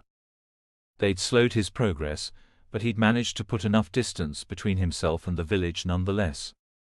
"It seems as though we made it," the deacon murmured after what felt like hours. "We're well outside Thrushwood now." "Where did you arrange to meet Derek and Hugh?" he dared ask from beneath the straw. "There is a wooded area a league or more from here. They should be waiting there." Would they? Had they escaped? Brock wouldn't put it past them. Randall believed himself to be clever, inescapable, but he had nothing on a pair of clever Highlanders who had spent much of their lives fighting to get out of scrapes. The threat he'd posed to them was nothing compared to some of the stories they'd told around the fire back at the Duncan Manor house. Even so, there was no telling. Villagers could be vicious, especially when it came to foreigners such as themselves. They'd already witnessed such treatment. If any of them had managed to corner the McInneses. The cart came to a stop. Beatrice let out a long sigh, as though she'd been holding her breath. "Are we concealed?" "You are. You can sit up if you wish." They did, both of them taking great gulps of air after spending so long breathing stale, dusty air beneath the straw. "It's apologies I'm owing ye, lass," Brock grimaced. "I canna smell very fresh after the treatment I've received." She must have been ready to choke on the stench coming from him. "It's no matter." She beamed. "I'm too happy we managed to get away." He looked around, noting the slim young trees which surrounded them and the sun-dappled ground, the rays of light shining between the leaves which grew thick and green above them. It was like something from a dream, beautiful and serene. And the lass beside him, picking straw from her hair with a rueful grin. She was like a dream as well. He shook himself with the reminder that their journey was far from over. He wouldn't feel safe until they were aboard the ship, on their way from Silith. There was still another day or more of travel before they reached the harbor, and like as not a day to prepare the ship for sailing. Beatrice tensed at the sound of approaching hooves, her hands trembling. Brock wished he'd thought to take the dirk from her after she'd freed him, but she'd only tucked it beneath her garter once again. If the approaching horses carried a threat, he would take it from her, whether or not the gesture was entirely proper. She would have to understand. He didn't need to worry. When the horses emerged in the clearing, he smiled from ear to ear. "What took the two of you so long then?" Derek scowled. "Nothing but the fools we led on a chase throughout the village while you lot made your escape." "It isn't easy, evading capture when an entire village wants your head on a sharpened stick," Hugh agreed with customary good humor. The old woman gasped in shock from her seat behind the mule, and for the first time Brock witnessed the McInnes twins blushing in shame from something they'd said. "It's no matter now." Beatrice laughed, still shaky. "Oh, and you'll be wanting this." She withdrew the dirk and handed it back to Derek. "Ye made good use of it, so I see." He smiled. She took it for the compliment it was and blushed, nodding. "Good work." He clasped Brock's hand. "I hope this teaches ye a lesson, ye daft fool," he finished, glancing at the back of the old woman's head before the word he'd been ready to use slipped out. "What lesson would that be then?" "Not to underestimate me, or what I'm able to understand." Another look at the pair, seated above them. "We'll talk about it another time." "After we've arrived home, I hope," Brock replied. "Indeed, though perhaps we should discuss how to proceed." Derek and the deacon exchanged a meaningful look. "Yes," Deacon Eddard agreed. "It's unfortunate, but Francis and I cannot escort you all the way to Silith." "Though a young woman should have a chaperone," the old woman grumbled, clearly offended at the idea of Beatrice traveling with 3 men. "Naturally," the deacon agreed, obviously placating her. "However, some matters can be overlooked in situations such as this." "What shall we do?" Beatrice asked, looking to Brock for answers. Answers he did not have. "We can take you to the next village and be back to Thrushwood before dusk," Deacon Eddard reasoned. "So long as we are not missed, it should be all right. I doubt anyone would connect our absence and your disappearance." "We could acquire horses there," Brock mused. But what if someone were to get word of a nobleman in search of 3 Scots and a red-headed lass traveling together? We'll go ahead of you, Hugh suggested, patting his horse's neck. They've done quite a bit of riding today, but they could manage a little speed, I think. Aye, and we'll reach Silloth in time to prepare the ship for sailing. If all goes well, we should be ready by the time you get there. Would you really be able to make such good time? Beatrice asked, looking less than convinced of this. Derek nodded. Aye, we don't need to sleep much, and could always trade the horses out at some point, whenever we pass a stable with an owner willing to trade. We could be there late tomorrow night, if we start out now. Judging from the sun's position almost overhead, that would give them nearly a day and a half, Brock observed. We'll do our best to meet you there the following morning then, he announced. You think we could? Beatrice asked, chewing her lip. He shrugged, smiling in the hopes of reassuring her. Do we have a choice? Chapter 23. You should wait here, Deacon Eddard decided, handing off the reins to Francis before descending from the seat. It may go easier for me to procure horses than it would for you. Brock all but growled. So it's all throughout England that Scots are hated then? Beatrice winced for him. The deacon merely blinked. You're wearing a blood-stained tunic, my son. And there is still a wound on the back of your head. Brock's embarrassment was evident, as they watched the deacon cross the road on his way to speak with the owner of a large stable just outside the village. I feel a right fool for that, he muttered. No one could blame you, Beatrice tried to soothe him. You're tired and hurt, and haven't been treated well by my countrymen. He snorted. Nor by you at first. You didn't like the looks of me or my companions. She flinched at the memory, and at the way he insisted on bringing it back to her attention. Och, I'm sorry. He chuckled. I shouldn't mention it. Thank you. After all, I've no desire to feel your slap again, he added, a devilish gleam in his eye. Francis twisted in the seat, looking down at the two of them. You slapped him, she asked. I'm afraid I did, Beatrice admitted, the back of her neck suddenly hot and prickly as the old woman stared with a shrewd look in her eye. Good, Francis decided, turning away again. Some lads need a bit of sense knocked into them. Beatrice bit her lip to hold back a burst of laughter. It had been a strange day indeed. The reminder of the wound on Brock's head stirred the memory of what Derek had loaded into the cart, a bag full of treatments which Sarah had put together for the men prior to their departure. She found it in the straw, opening it to reveal an array of bottles and vials. I have to apply a poultice, she said, examining the back of Brock's head with a sense of dread.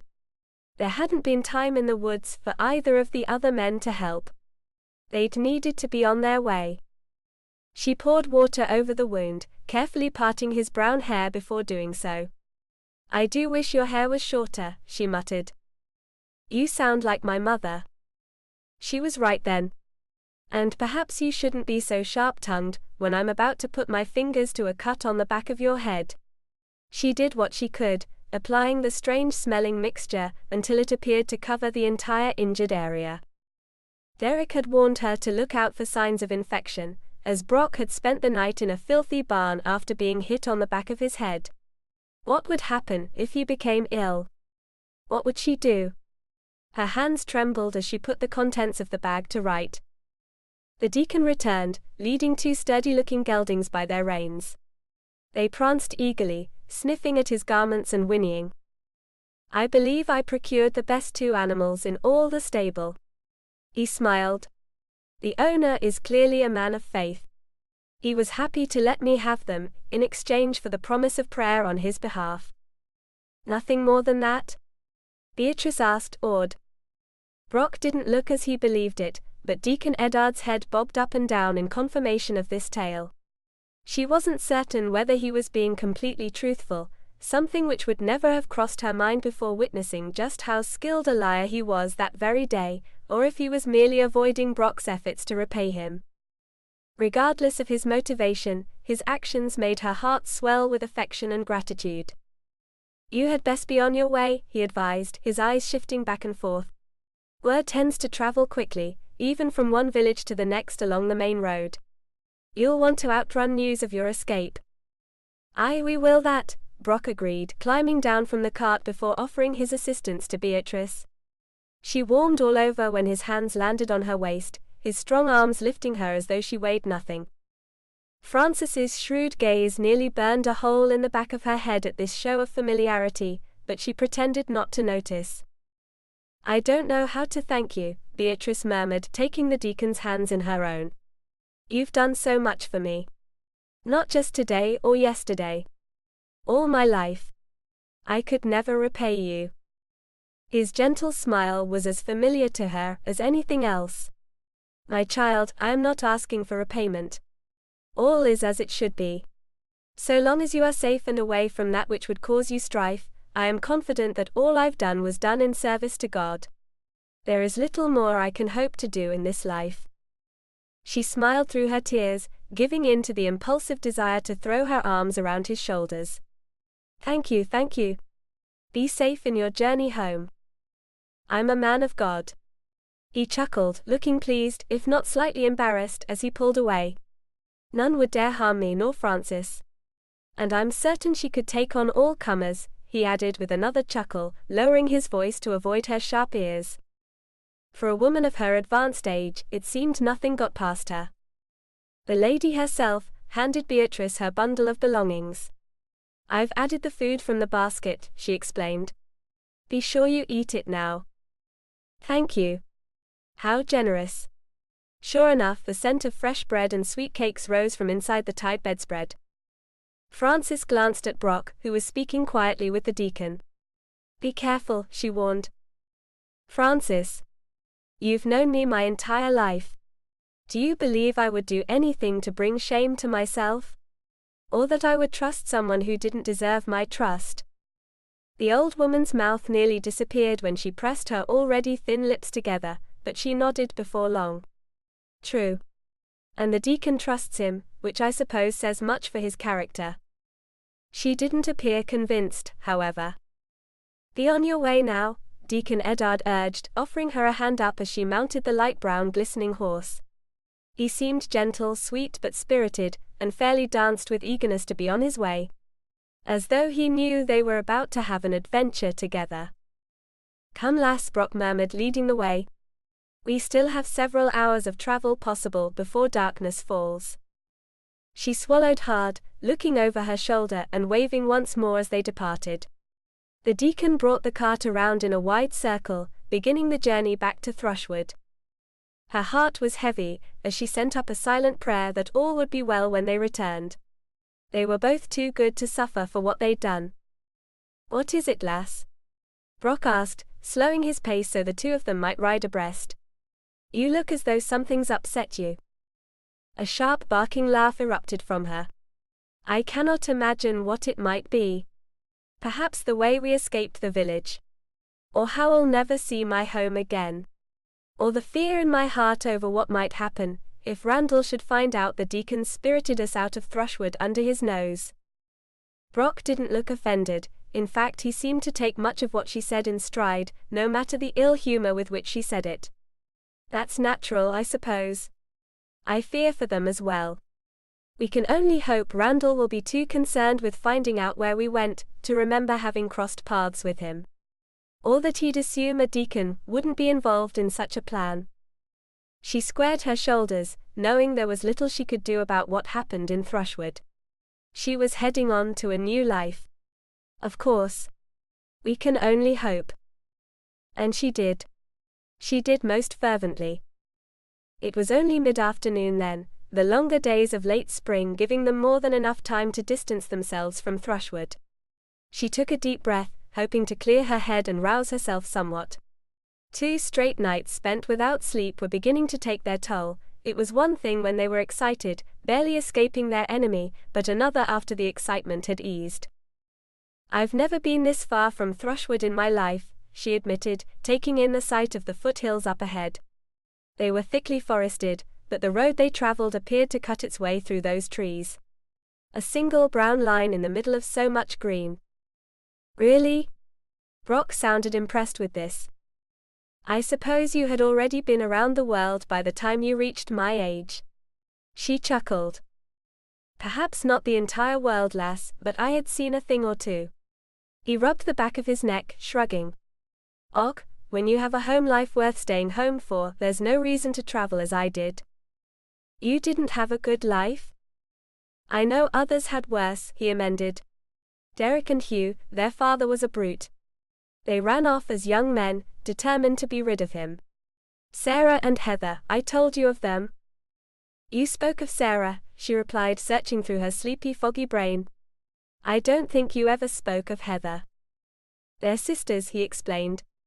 I first made their acquaintance after they'd wed the laird and his brother, but before they came under the protection of the Duncan clan, they were terribly ill-used by a brutish stepfather. She shivered, rubbing one hand against the other arm to soothe the gooseflesh which had sprung up there. One thing she had never suffered, and she was grateful for it. Even so, I wouldn't say that I had a loving home life, she murmured. Not after my father's passing. He clicked his tongue against his teeth. Och lass, I could sew my own mouth shut at times. There's a reason I so often stay silent, I can't seem to avoid saying the wrong things. She merely smiled. No need to feel sorry for saying what you did. I had forgotten how lonely things were for you and your sister, he murmured, still apologetic. I must admit I thought she was daft when we first met. Beatrice laughed, nearly to the point of needing to bring the horse to a halt. Yes, well, I've sometimes held the same opinion. Beatrice blinked, not understanding what Brock had just announced. Outdoors. Aye, lass.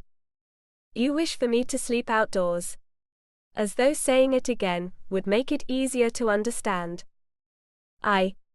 What did you think we would be doing? Spending the night at an inn, of course. The way he spoke, as though she were adult for assuming something which to her seemed like common sense.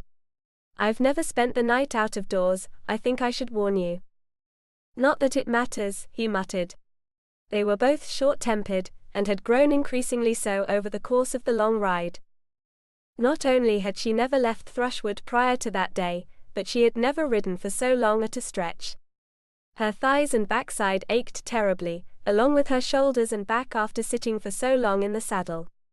What she craved more than anything was a soft bed. It wouldn't even have to be soft. A simple bed would do. Indoors.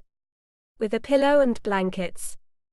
Instead, Brock led the way as they left the road and followed the sound of running water. The sun was on the descent, glowing red and orange and gold, painting the countryside and crowning the treetops. They were majestic in the sunset. It all was. Had it not been for her terrible mood, she might have enjoyed it. Where are we going? She asked. I don't know the name, he grumbled. We're going to the water. We need to drink, as do the horses, and I need to bathe. She was glad he was ahead of her, unable to see the way her face burned. He was going to bathe? Not in front of her, she hoped. You're being silly and childish, she chided herself. Even at the point of exhaustion, which she was at that moment, there was still a voice in her head to direct her. He wouldn't have her watch. He'd maintain whatever privacy he could. As would she, since she was also in need of a bath and a clean kirtle after the long day they'd passed. It was the least bit of comfort she had to look forward to, as her night would be passed in the open air, under the starry sky. The thought pleased her slightly when she imagined the prospect as such, then again, she'd likely fall straight to sleep before she had the chance to look at a single star. There had been several instances on the road, when she'd nearly nodded off in the middle of the ride. The mere smattering of trees which she'd observed from the road became full-fledged woods the farther they rode. The sounds of animals, deer, squirrels, rabbits, were almost as soothing to her as a lullaby. She recognized them, knew them. You all right back there, lass? Brock asked as his black gelding led the way. Yes? I don't want to turn around to find you asleep and falling from the saddle. I said I was all right, she snapped. Why did he insist on speaking to her that way? One moment he was kind and thoughtful, the next he treated her as though she were no better than an infant. Rather than glaring at the back of his head, she looked down at the ground and picked out the flowers she knew. Toadstools grew at the bases of the trees, telling her they were closer than ever to water which moistened the rich soil. The sun's golden rays fought to display themselves between the trees, sending beams shooting down to the floor of the woods. It was a reminder to her that God was all around, and she need not be afraid. Though she would never have shared her thoughts on the matter with Brock, afraid he would think her daft as he put it. He hardly seemed the God-fearing type and would likely laugh to himself if not aloud. There. He came to a halt, pointing ahead. She could hear it, louder than ever, the rushing of a stream. The sound was like music to her ears. Suddenly she was terribly thirsty, and felt unbearably soiled. He led them onward, to a clearing several dozen feet from a bend in the stream. From where she sat, her back against the trunk of a rough-barked tree, she couldn't see past the bend thanks to the thick growth of bramble and flowering bushes which grew along the banks. "Do you wish to refresh yourself?" he asked, taking the horses in hand. She smiled to herself at his attempt to be discreet. "I do." "Do it then, while I tend the horses." "You won't watch?" he asked. "Do you truly believe I would watch, lass?" He shot her a disgruntled look. "No." Still she hesitated, and he took notice. "Beatrice." He rarely said her name, choosing to refer to her as lass instead, and she took notice. "I forget at times that you've not known many men, or many people at all." "That's true." There was much more to it, but she was far too tired to explain. And he didn't need to know. It seemed as though her sister had already told him enough.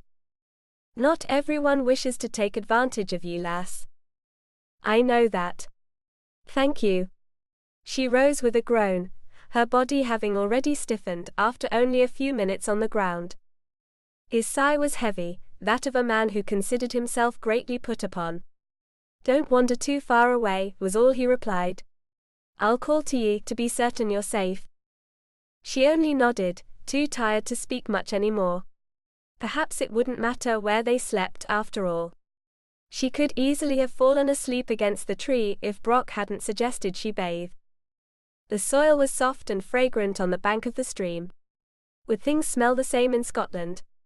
A silly question, of course. And yet her imagination wandered as she removed her shoes, her stockings. She untied the corners of the bedspread, moving the food Francis had packed off to the side before retrieving the soap she had brought along. It would be a wise idea to dunk her kirtle in the stream too, she thought as she removed it. Gooseflesh spread over her arms once she was down to nothing more than her underdress. A quick glance over her shoulder told her Brock was nowhere around. What else did she expect? Her mother's teachings had made a deeper impression than she'd guessed, or so it seemed. Nothing he'd done had given her any reason to doubt his sincerity. And yet there she was, behaving as though he were no better than Randall himself. She drew a deep breath, gathering her courage before stepping to the cool running water. She'd bathe with the thin underdress on, she decided, unwilling to shed every stitch of clothing, even if she trusted her traveling companion. There was still something vaguely sinful, at least in her mind, about being nude in the open. She worked quickly, relishing the sensation of clean water running over her legs, squatting so that it might come up past her waist. There were rocks all around her, one of which she leaned against to keep her balance. The stream rushed over the rocks as it had for years, wearing them smooth. Once she was clean except for her hair, she unwound her braid and tipped her head forward, allowing her hair to dangle into the water. Her hand slipped from the slick rock. She fell forward, face first, too quickly to catch her balance or even cry out. One moment she was crouching in the stream, and the next she was scrambling for purchase, the water sweeping her away as her hands shot out for something to hold on to. Panic took over, the air rushing from her lungs and leaving her desperate for a breath of air. She must not breathe in. She had to get her hands and knees under her, somehow, and get her head above water. Every instinct she possessed forced her to draw a breath. She would die if she didn't take a breath. She had to breathe. Something grabbed her around the wrist, pulling hard, twisting until she was certain the bones would snap. But she was out of the water, sputtering and coughing with her hair plastered to her face. "Lass?" What happened? I didn't think you could swim. Brock. He'd saved her from drowning. She used her other hand, the one he was not holding, to peel the hair from her face and open her eyes. They were not very far from where she'd opened the bedspread. It had felt as though she'd been underwater for much longer, that the current had taken her much farther. It must have been the effect of panic, of the desperate need to take a breath. She hadn't been in the water for very long at all. Thank you, she sputtered, still breathing hard. I slipped. So I can see, he grumbled. I heard a splash and called out for ye. Good thing I was close enough to reach you quickly. Yes, she whispered. Good thing. It only occurred to her in that moment that she wore nothing but a soaked underdress which clung to her otherwise naked body. She wrenched her wrist from his hand and crossed her arms over her chest. Please, I need a moment to dress. He cleared his throat. She was looking away, ashamed, or else she might have been able to tell from his expression what was going on in his mind. What must he think of her? I'll wait for you by the fire I built, he offered. It might grow chill during the night, and both of us drying out. She only nodded. There was little else she could bring herself to do. Chapter 24. She'd had a close call, to be sure. Brock reminded himself how shaken she must feel when she returned to the camp he'd set up for them. You can rest there, he advised, pointing to the saddle he'd propped up against a birch. It's not as good as a pillow, but it's better under the head than the hard earth. Thank you, she murmured, not meeting his eyes. And there is plenty of food which Francis packed for us. Bread and cakes. His stomach rumbled in appreciation. Ye had better take what ye want now while I'm washing, or else you'll risk my eating all of it when I get back. He tried to sound cheerful, but it didn't seem to matter to her just then. Her modesty had been grievously injured, much more so than her body. He spied a few scrapes on her hands, which she'd likely earned while trying to gain a hold of the rocks beneath the rushing water. Otherwise, she appeared to be in fine shape. There was a deeper pain than the physical, he knew. His heart went out to her, even as his irritation stirred. Why did she have to be so hard-headed? This was the same lass who'd rushed into the barn with a dirk tucked into her garter, ready to free him and ride off on a horse which wasn't hers. And yet the fact that he'd made out the shape of her body caused her such terrible pain. He couldn't make sense of it. I'll go now, he said, spying the last of the sun's rays as the glowing ball sank beneath the horizon in a blaze of color, wishing to finish before it grew dark. Rest here. She merely nodded, sitting on the saddle blanket which he'd spread before the tree. What a strange lass. Like two different people in one body. She could be brave, almost recklessly so. She could stand up for herself against strangers. She could take great risks to save a stranger. And yet she had all but closed up on him. She wouldn't meet his gaze. Well, she had the right idea about at least one thing, whether or not she had intended to do so. He washed his tunic and trousers in the stream, crouching on the bank before submerging himself in the cool water. It was rather slick in spots. No wonder she'd fallen in. He finished quickly, careful to keep his head dry so as to not disturb the poultice. That, plus the tincture, had provided great relief, and shook out his wet clothing before putting it back on. It would dry quickly enough while he sat before the fire. How would she behave when he returned? Would she continue avoiding him? As though they had meant nothing to each other thus far. He could almost feel the touch of her hand on his, as they'd hidden in the cart covered with straw. That very morning, he'd looked into her eyes and all but fallen under her spell. If given the chance, he would have declared his love for her then and there. How had everything changed so suddenly? He didn't get the chance to ask, for she was fast asleep when he found her. She'd drawn half of the blanket over herself and was curled into a ball, as though even in sleep she felt the need to protect herself. Sleep then, he whispered, daring to reach out and stroke the hair which seemed to glow in the light from the fire. At least he could touch her in that simple way while she was asleep. By the time they awoke, it was already well past dawn and into the morning. Brock opened his eyes first, jumping in surprise when he realized he'd slept for hours and left them both vulnerable as a result. He hadn't intended to do so, had only wished to rest lightly for a short while. It seemed his body had other ideas. Everything looked as it should, they'd gotten lucky. The fire had died out long since, and the horses chewed on grass around the base of the trees to which he'd tied off their reins. Even the remnants of the old woman's cakes waited to be eaten. He'd saved what he could, knowing they'd both be hungry once they woke, and fairly certain the lass wouldn't take well to the idea of freshly skinned rabbit to break her fast. It appeared as though she hadn't moved an inch during the night, still curled into a ball on her right side facing him. The blanket was still drawn up around her chin, as he'd been sure to leave it before closing his eyes, and the sounds of her soft snoring were as steady as they'd been hours earlier. Beatrice. He covered the glowing remnants of the fire with dirt, stamping it down with his foot. Beatrice. It's time to move on. She stirred, letting out a groan of dismay. He bit back a smile. What? It's morning already. I didn't hear, she paused to let out a yawn, the rooster. She thought she was still on the farm. We're halfway to Silloth, lass. No longer in Thrushwood. She sat upright, eyes wide, hair a tangled mess about her face. She'd fallen asleep before it was dry, and it had stuck itself to her cheek, reminding him of the way she'd looked when he pulled her from the stream, in fact. It's late, she breathed. Not so very late, but we'd best be on our way and ride at a stately pace if we hope to reach Silloth tonight. Yes, of course. She sprang to her feet. What can I do? He chuckled softly. You can rest and eat what's left of the cakes. I was sure to leave some. Oh. Some of the frantic energy drained from her face as she looked down at the pile of sweets. Thank you. Did you really think I would leave you to go hungry in the morning? He picked up the blankets, shaking them free of dirt and leaves. We can always stop for something to eat around midday if you wish. Only if you think it's a wise idea, she murmured, chewing daintily.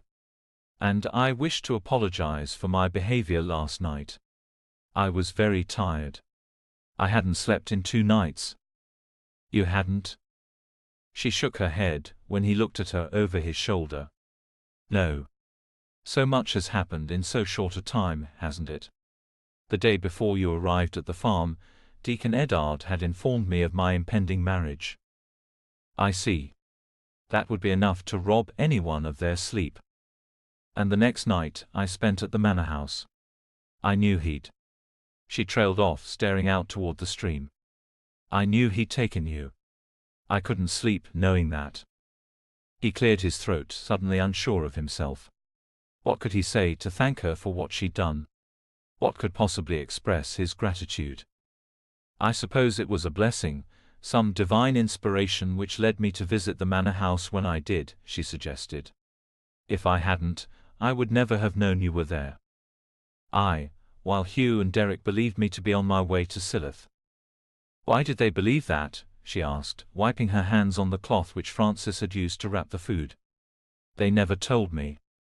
He clenched his teeth, knowing she deserved an answer but wishing just the same to avoid giving it. I told them I was going to take you to Silloth. I wrote a letter, explaining why I was going to do it.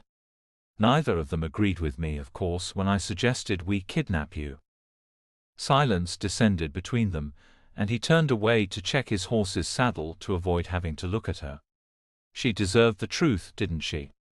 Though perhaps he should have kept it to himself until they reached the ship. At first he thought she was weeping. He turned with a sinking heart, dreading what he was about to face. Instead, to his surprise, she was doubled over in laughter. You were going to kidnap me. To take me away. A fresh burst of laughter, and she doubled even further. I don't know what's so funny about that, lass. You. Oh goodness. I'm sorry. She laughed, waving her hands, losing her breath. It's just that so much has happened and... It isn't funny, not really. Why am I laughing? He shook his head as she continued to giggle helplessly, tears streaming down her cheeks. I honestly do not know. It took several minutes for her to get herself under control, and even then, a small burst of laughter would erupt now and again. "I'm sorry," she said again, struggling to compose herself.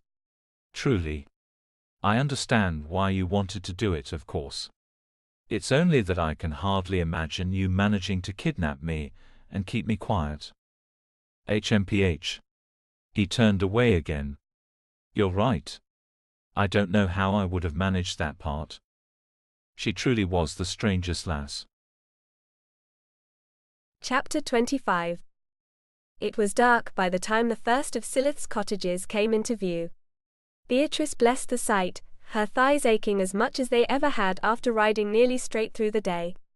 They'd only stopped for the sake of answering nature's call, and had once stopped at a baker's for fresh meat pies. Those had given her the strength to go on, along with the thought that she was closer to her sister all the time. She had asked question after question about Marjorie throughout the day, whatever came to mind. It was something to do, something other than riding in silence and admiring the scenery. Not that it wasn't beautiful, or worthy of admiration. She'd never seen such beauty, such lushness. Was this what the rest of the world was like? Back in Thrushwood, she had often spent hours seated at the window once the day's work was done. She had stared off at the horizon, admiring the passing of the seasons. The majesty of an untouched snowfall, the very trees appearing as though they'd turned to snow and ice.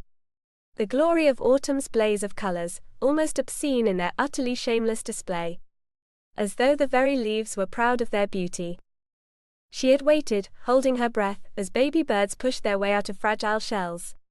She'd laughed to herself while watching squirrels frolicking, jumping from tree to tree as they chased one another.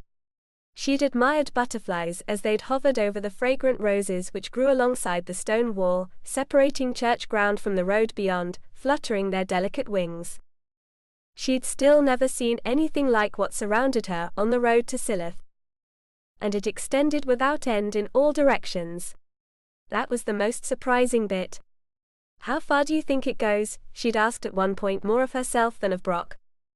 "On and on for leagues beyond us," he'd replied in a voice which revealed more than he might have known.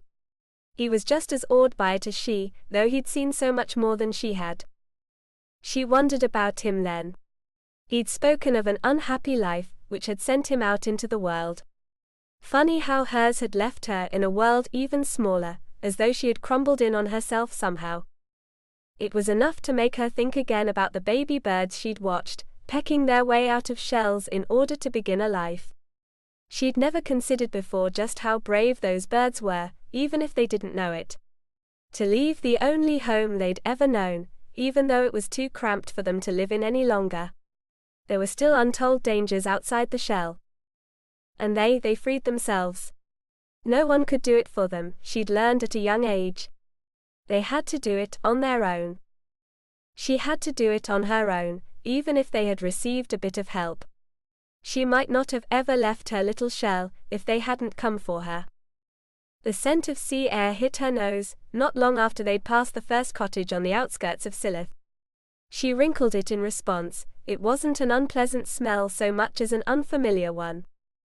"Silith Bay," Brock announced, chuckling at her reaction. "You'll grow used to the scent of sea air in time, lass. Once we've reached Kirkcaldy, you'll wonder how you ever lived without it in your lungs." He sounded proud and happy. The way he loved the sea was evident. She supposed it was the sort of thing that had to be born in a person, the way a love of animals was born in some and not in others. It wasn't the kind of love that could be taught or learned. "How long have you been sailing?" she asked. "All my life, it seems. My father was a fisherman, and he used to take me out on his boat before I was hardly old enough to walk. He used to laugh, and tell me of the way I'd squall and scream to get him to take me out with him. I couldn't speak, mind ye, but I could be certain that he understood me." She laughed.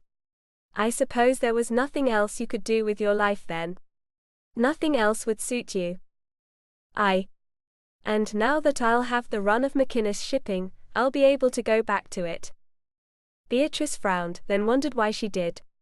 What difference did it make to her, what he did for a living? A man had to have an occupation, and running a shipping company was just as valuable a vocation as any. But it wasn't the sort of vocation a man held when he had a wife and a family. It wasn't the sort of thing a man did when he intended to marry someday. What did it matter? Why did she ache so? He had no understanding of what went on in her thoughts, so he expected her to be excited when he pointed to a ship far off in the distance. "There she is," he whispered, his excitement growing all the time. Like a little boy. She wished he didn't stir her affection so. "Will we set out tonight?" she asked, hoping against hope that they would continue the journey and he'd be too busy as the ship's captain to spend much time with her. It would be easier that way. "Nay," he replied, and her hopes sank further than they already had. "We'll wait until morning, since this is an unfamiliar harbor and I'll want to have full sight of everything around us." "I see. We'll spend the night in an inn, if it makes you feel better." He grinned. His mood had vastly improved indeed. "Or I can row us out to the ship. I'm certain Hugh and Derek are waiting out there for our arrival." Her cheeks flushed at the thought of sharing a ship with 3 men who had no sailing to do, no activity to keep them occupied. Then again, Brock hadn't so much as laid a finger on her in the night. Once again, the stories and warnings of her mother had worked their way into her mind. In the end, she decided that a bed would be preferable to anything awaiting on the ship. "I would prefer the inn tonight, if it is all the same. If it isn't too great an expense." "It won't be. We didn't pay for use of the horses, after all." She didn't say another word as they rode deep into the village, which reminded her of Thrushwood in many ways but was vastly different in others. There were far more inns and taverns, and women in striped hoods stepped into at least 2 of the stone buildings they passed. "Who are they?" Beatrice asked, taking note of the hoods. "Do you really want to know, lass?" When she raised her eyebrows in silent question, he sighed. "Let's say they wear those hoods to let others know how they earn their living. And those buildings they stepped into are the houses in which they work." She discerned the truth from the tone of his voice and the careful way he spoke. So they were the sorts of women he had once killed a man for in an attempt to protect. She'd never seen one of them in person before, and was surprised to find that they didn't look any different from her. What had she expected? "Up ahead is the inn where we spent the night before heading to Thrushwood," he explained. "Marjorie spent the night there as well, and told us about it. It's a very clean, pleasant place. You'll like it. Will you stay there too?" He shook his head. "I'll row out to the ship. I've been fairly bursting to see it, and to speak with the others." "I see. I will come back for you at dawn," he promised. "I will be ready." Even she heard how sad she sounded. So did he. "What is it, lass? What's the matter?" "We got away, we'll be setting sail in the morning. You'll be with your sister again in a week or 10 days. Isn't that happy news?" He was trying to cheer her, and she knew it should make her smile. She felt as though she wanted to cry instead. "It is." She smiled, making sure to sound light and glad. "I would do well to get a good night's sleep, I think. I've never ridden this long at a stretch before. I'm simply overtired." "We'll see to finding you a room then." He tapped the horse's ribs with his heels and it picked up speed. She had no choice but to follow suit. Did he know the attention he attracted simply by riding down the street on which the inn was located? As she was behind him, she had the chance to watch heads turn as he passed. He was a foreigner, through and through, his dress and his manner too rough to pass as English. It made little sense to her, since as a harbour village, Silloth would naturally be full of foreigners at all times. There was simply something about the Scottish which her countrymen disliked. Even detested. And she'd risked her freedom, perhaps even her life, in order to free him. What would the men stumbling out of one of the village's many taverns, blustery and red-cheeked from drink, think, if they knew a simple farm girl was willing to go so far? The innkeeper was a very jolly man, who seemed happy simply to be alive. "You've returned," he rejoiced when she entered with Brock beside her. "I as promised," Brock replied, shaking the man's thick hand. Will you have a room available for the lass? I'll be spending the night on the ship, out beyond the harbor. The innkeeper's beady yet kind eyes fell on her. Of course, we would be happy to have a nice young lady with us this evening. My wife will show you the way to your room, my dear. Thank you. She looked up at Brock, uncertain of how to part ways. I will take the horses to the stable, and will meet you here first thing in the morning, he promised. Good night then. She felt strangely hollow inside, as the equally portly, equally jovial wife of the innkeeper led her up a flight of wood plank stairs and down a narrow hall to a small, yet clean and comfortable room. The window faced the street, and when she was alone, Beatrice looked out to the activity below. After a few minutes, she spied Brock walking the horses past the inn. From above, he might have been anyone at all. She swung the window closed, latching it firmly to shut out the activity just outside. The room was as clean and pleasant as promised, and she liked to believe her sister had spent the night there on her way to Kirkcaldy. What had she thought when she'd first learned she hadn't sailed to the east coast of England? It was sheer luck and providence which had brought her to Derek's attention, otherwise, Beatrice reflected, she might have come to an unhappy end. The memory of the women in striped hoods came back to her. It was a sobering thought. Best to get some sleep, she whispered. A habit she'd picked up without noticing. It was only then, at that very moment, that she realized she'd fallen into talking to herself during Marjorie's absence. She'd have to break herself of it, since she wouldn't be alone anymore. But she wouldn't be with Brock, either. She sat on the bed with a thud. So that was it.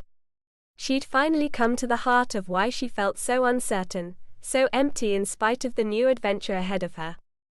He would go on to an adventure of his own, once they reached the Duncans and her sister. All along, she'd assumed he would be part of her new life. What a silly assumption. She'd never thought to ask if he lived in the shadow of the manor house, if he was part of the clan as her sister had become.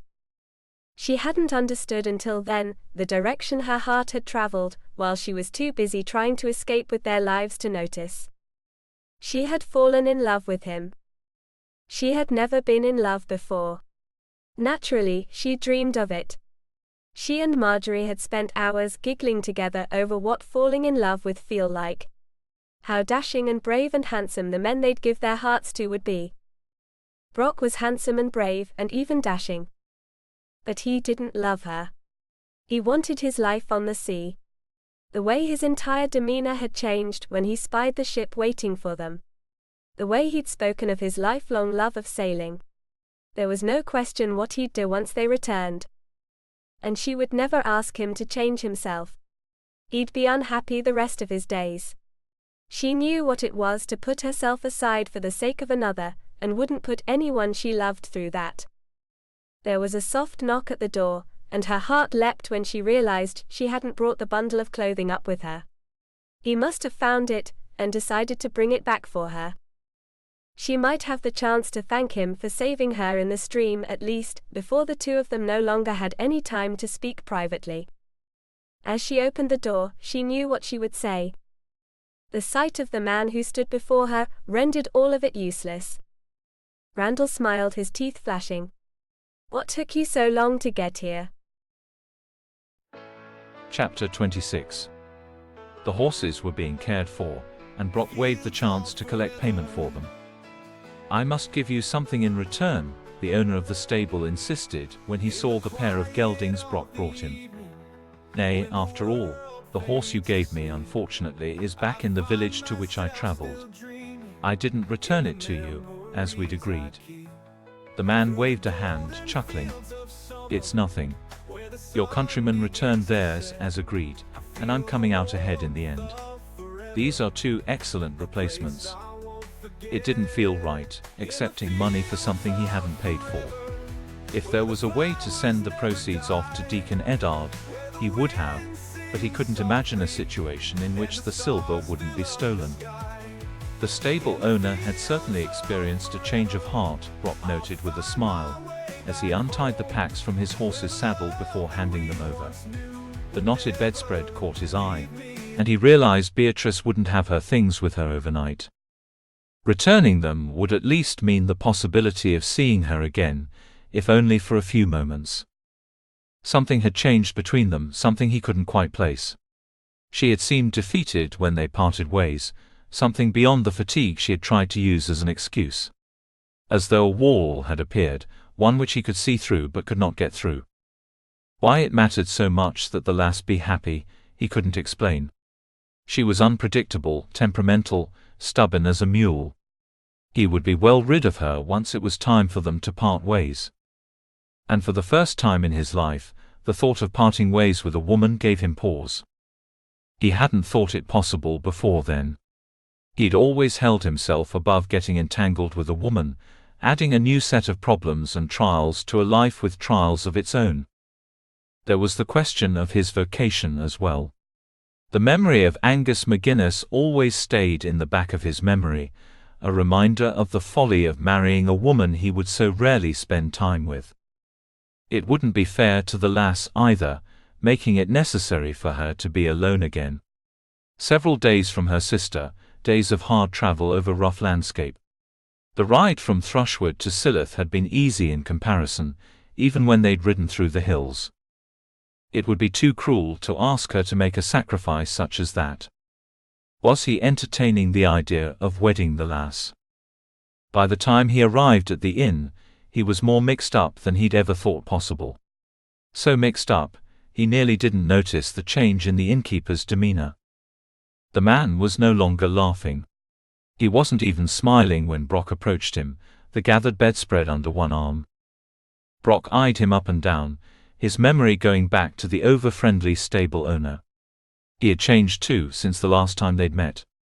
And the man who owned the inn had been his laughing, jovial self when they had arranged Beatrice's lodging.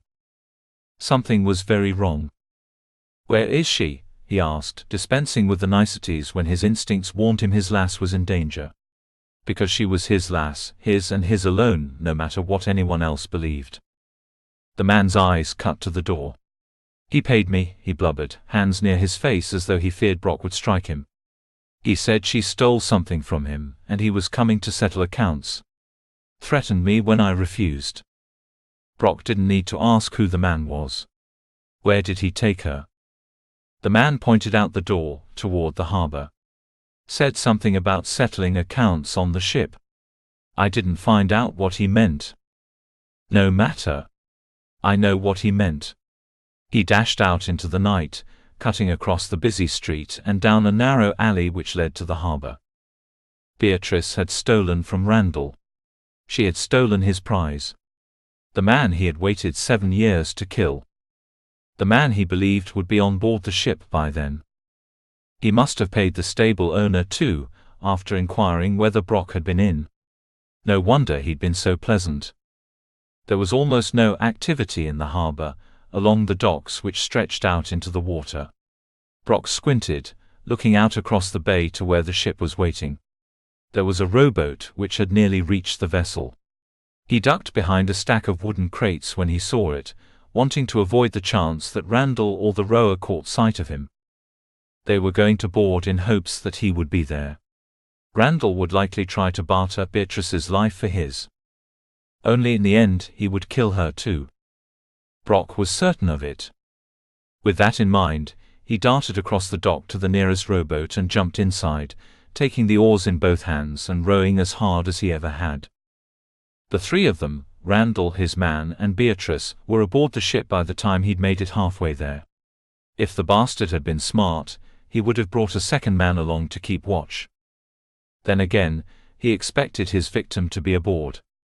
He believed he was smarter than all of them, that he had the element of surprise on his side. How surprised he would be when he found he'd arrived early. Rage flowed through Brock's veins as he worked, the oars cutting through the dark water faster and faster the more enraged he became. If Randall dared harm her. He allowed the boat to glide the rest of the way to the ship, and its rope ladder which hung over the side, hoping to avoid notice if he moved quietly. With the dirk between his teeth, he climbed hand over hand until he'd nearly reached the deck, waiting with breath held to listen for the sound of footsteps or voices. I said, "Where is he?" Randall sounded nearly frantic, unable to believe he'd been bested. They were on the deck then, closer to the bow, while he was at the stern. He dared raise his head just enough to look through the openings between the rail's wooden posts. Randall stood with his back to Brock, with Derek in front of him and Hugh to his right. Also to his right were the man he'd brought along for the task and Beatrice, held tight to the man's chest. The way she stood, frozen, told him there was like as not a blade at her throat. The look on Hugh's face confirmed his fears. Both he and his brother had been taken by surprise, it was clear. Brock wondered if either of them were armed, believing as they likely had that they were out of harm's way. They could easily have left all weapons below deck. "He isn't here," Derek explained, hands held in front of him with palms facing out. "He hasn't arrived on the ship." "Lies," Randall barked. "He left this one at the inn and was overheard stating he'd come from the ship in the morning. He was coming here. He must have arrived by now. Why are you concealing him from me?" "Search the ship if you like," Derek replied, his tone even. "You won't find him. He never arrived." "Perhaps he stopped in the village for something to eat or drink," Hugh suggested. As he spoke, his eyes traveled the breadth of the deck and fell on Brock. To his credit, he registered no surprise or recognition. He did, however, keep talking. Diversion, Brock realized. "There's no reason for you to hold a knife to the lass's throat," he continued. "She's done nothing to deserve this. She only wished to travel to her sister's new home, so the two of them could be together. Nothing more. She did nothing to harm you." "More lies," Randall spat. He tossed his cape back over one shoulder to reveal the short sword at his hip, and his hand caressed the hilt. The sight of it made Brock's blood run cold. "She helped him escape," Randall continued. "There were witnesses. The moment I heard of this, I knew there was nothing to do but follow you. Everyone knew you were on your way to Silith. And he'd managed to reach the harbor village before he and Beatrice because they'd slept so late," Brock realized. A man obsessed might even ride through the night, foregoing sleep in order to get what he wanted. Vengeance in this case.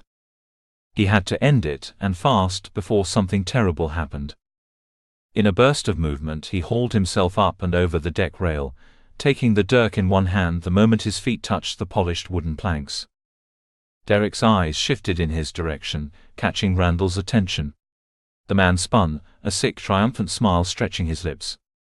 From the corner of his eye, Brock noticed Hugh throw himself at the man who held Beatrice captive. She screamed and ducked out of the way while the two of them tussled.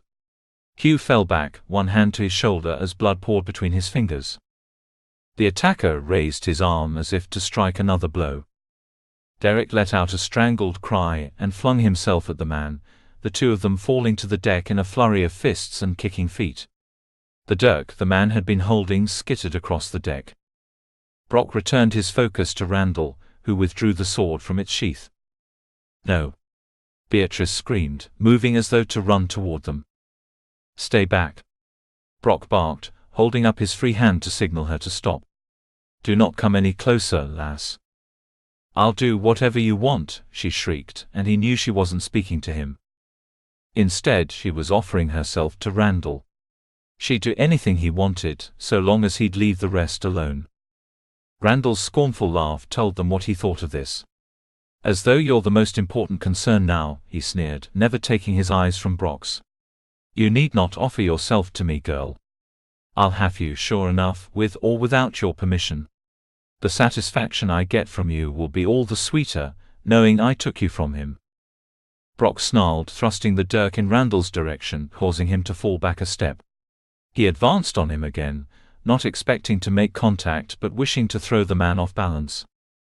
To his right, the fighting continued, with Derek reaching for the dirk which had fallen from the stranger's hand. Hugh scrambled for it, a little uneven due to loss of blood, but he reached the weapon and tossed it to his brother. Brock heard a strangled cry of pain as the blade slid home. It was enough to catch Randall's eye, enough to distract him so Brock could lunge forward. But his reflexes were sharper than Brock had imagined, for within the blink of an eye he had recovered and swung the sword in a wide arc. Brock felt the sting first, a sharp burning pain. After that, the rush of warmth as blood pooled over his skin and soaked into his tunic. He staggered backward a few steps, his back hitting the railing. Beatrice's screams and protests rang in his ears as he raised a foot and kicked out, catching an advancing Randall mid-torso and sending him reeling back, arms pinwheeling wildly. It gave him enough time to get his feet under him, though he swayed slightly. He didn't dare look down to see how severe the wound was, but judging from Beatrice's broken cries it was hideous and perhaps even mortal. "Come at me," he roared, dirk at the ready, feet planted at shoulder width. "I'll split you in half," Randall threatened, holding the bloodied sword high as he rushed ahead. Brock knew he had one thing on his side, a sense of calm. In contrast, Randall was nearly frantic, bloodlust overtaking his good sense. Everything before him seemed to sharpen and slow down, every moment stretching into eternity. The way the moon glinted off the sword, off Randall's golden hair. The crazed look in his eyes as he rushed ahead, his gait wide and unsteady, skill and grace tossed aside in favor of brute violence. He brought the sword down, arcing sideways as though he wished to remove Brock's head from his shoulders. His mouth opened in a scream of crazed rage as he swung wide and unbalanced. Brock ducked, avoiding the blade by mere inches. He felt the rush of air above his head, and thrust the dirk forward and up into Randall's undefended side. It slid between the ribs, like a warm knife sliding into butter. The man gasped, his back arching, his head falling back. Brock forced the dirk upward, farther into the lung, and blood bubbled from Randall's mouth along with a faint cry. He collapsed at Brock's feet, the sword clattering beside him, his eyes already glazing over.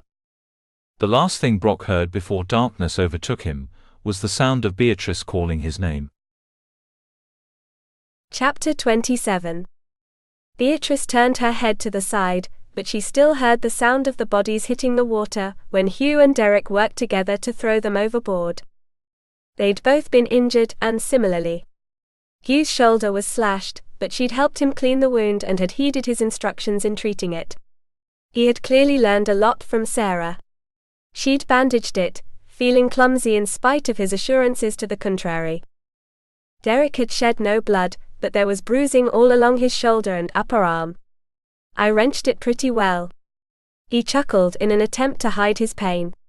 He could move it, meaning there was no break, but the muscles were all torn. He fashioned a sling which Beatrice helped him slide around the arm, holding it steady. It had taken a dose of one of Sarah's pain-relieving tinctures to even allow that slight amount of motion. They were lucky to have 2 young men aboard who could manage the heavy labor necessary to man the ship, young men who'd come in with them and were dedicated to the men who paid their wages. "We can trust them to remain silent," Derek assured her. "They're no strangers to the rougher side of life." It was cold comfort to Beatrice, who couldn't seem to shake off the shock and horror of what she'd witnessed.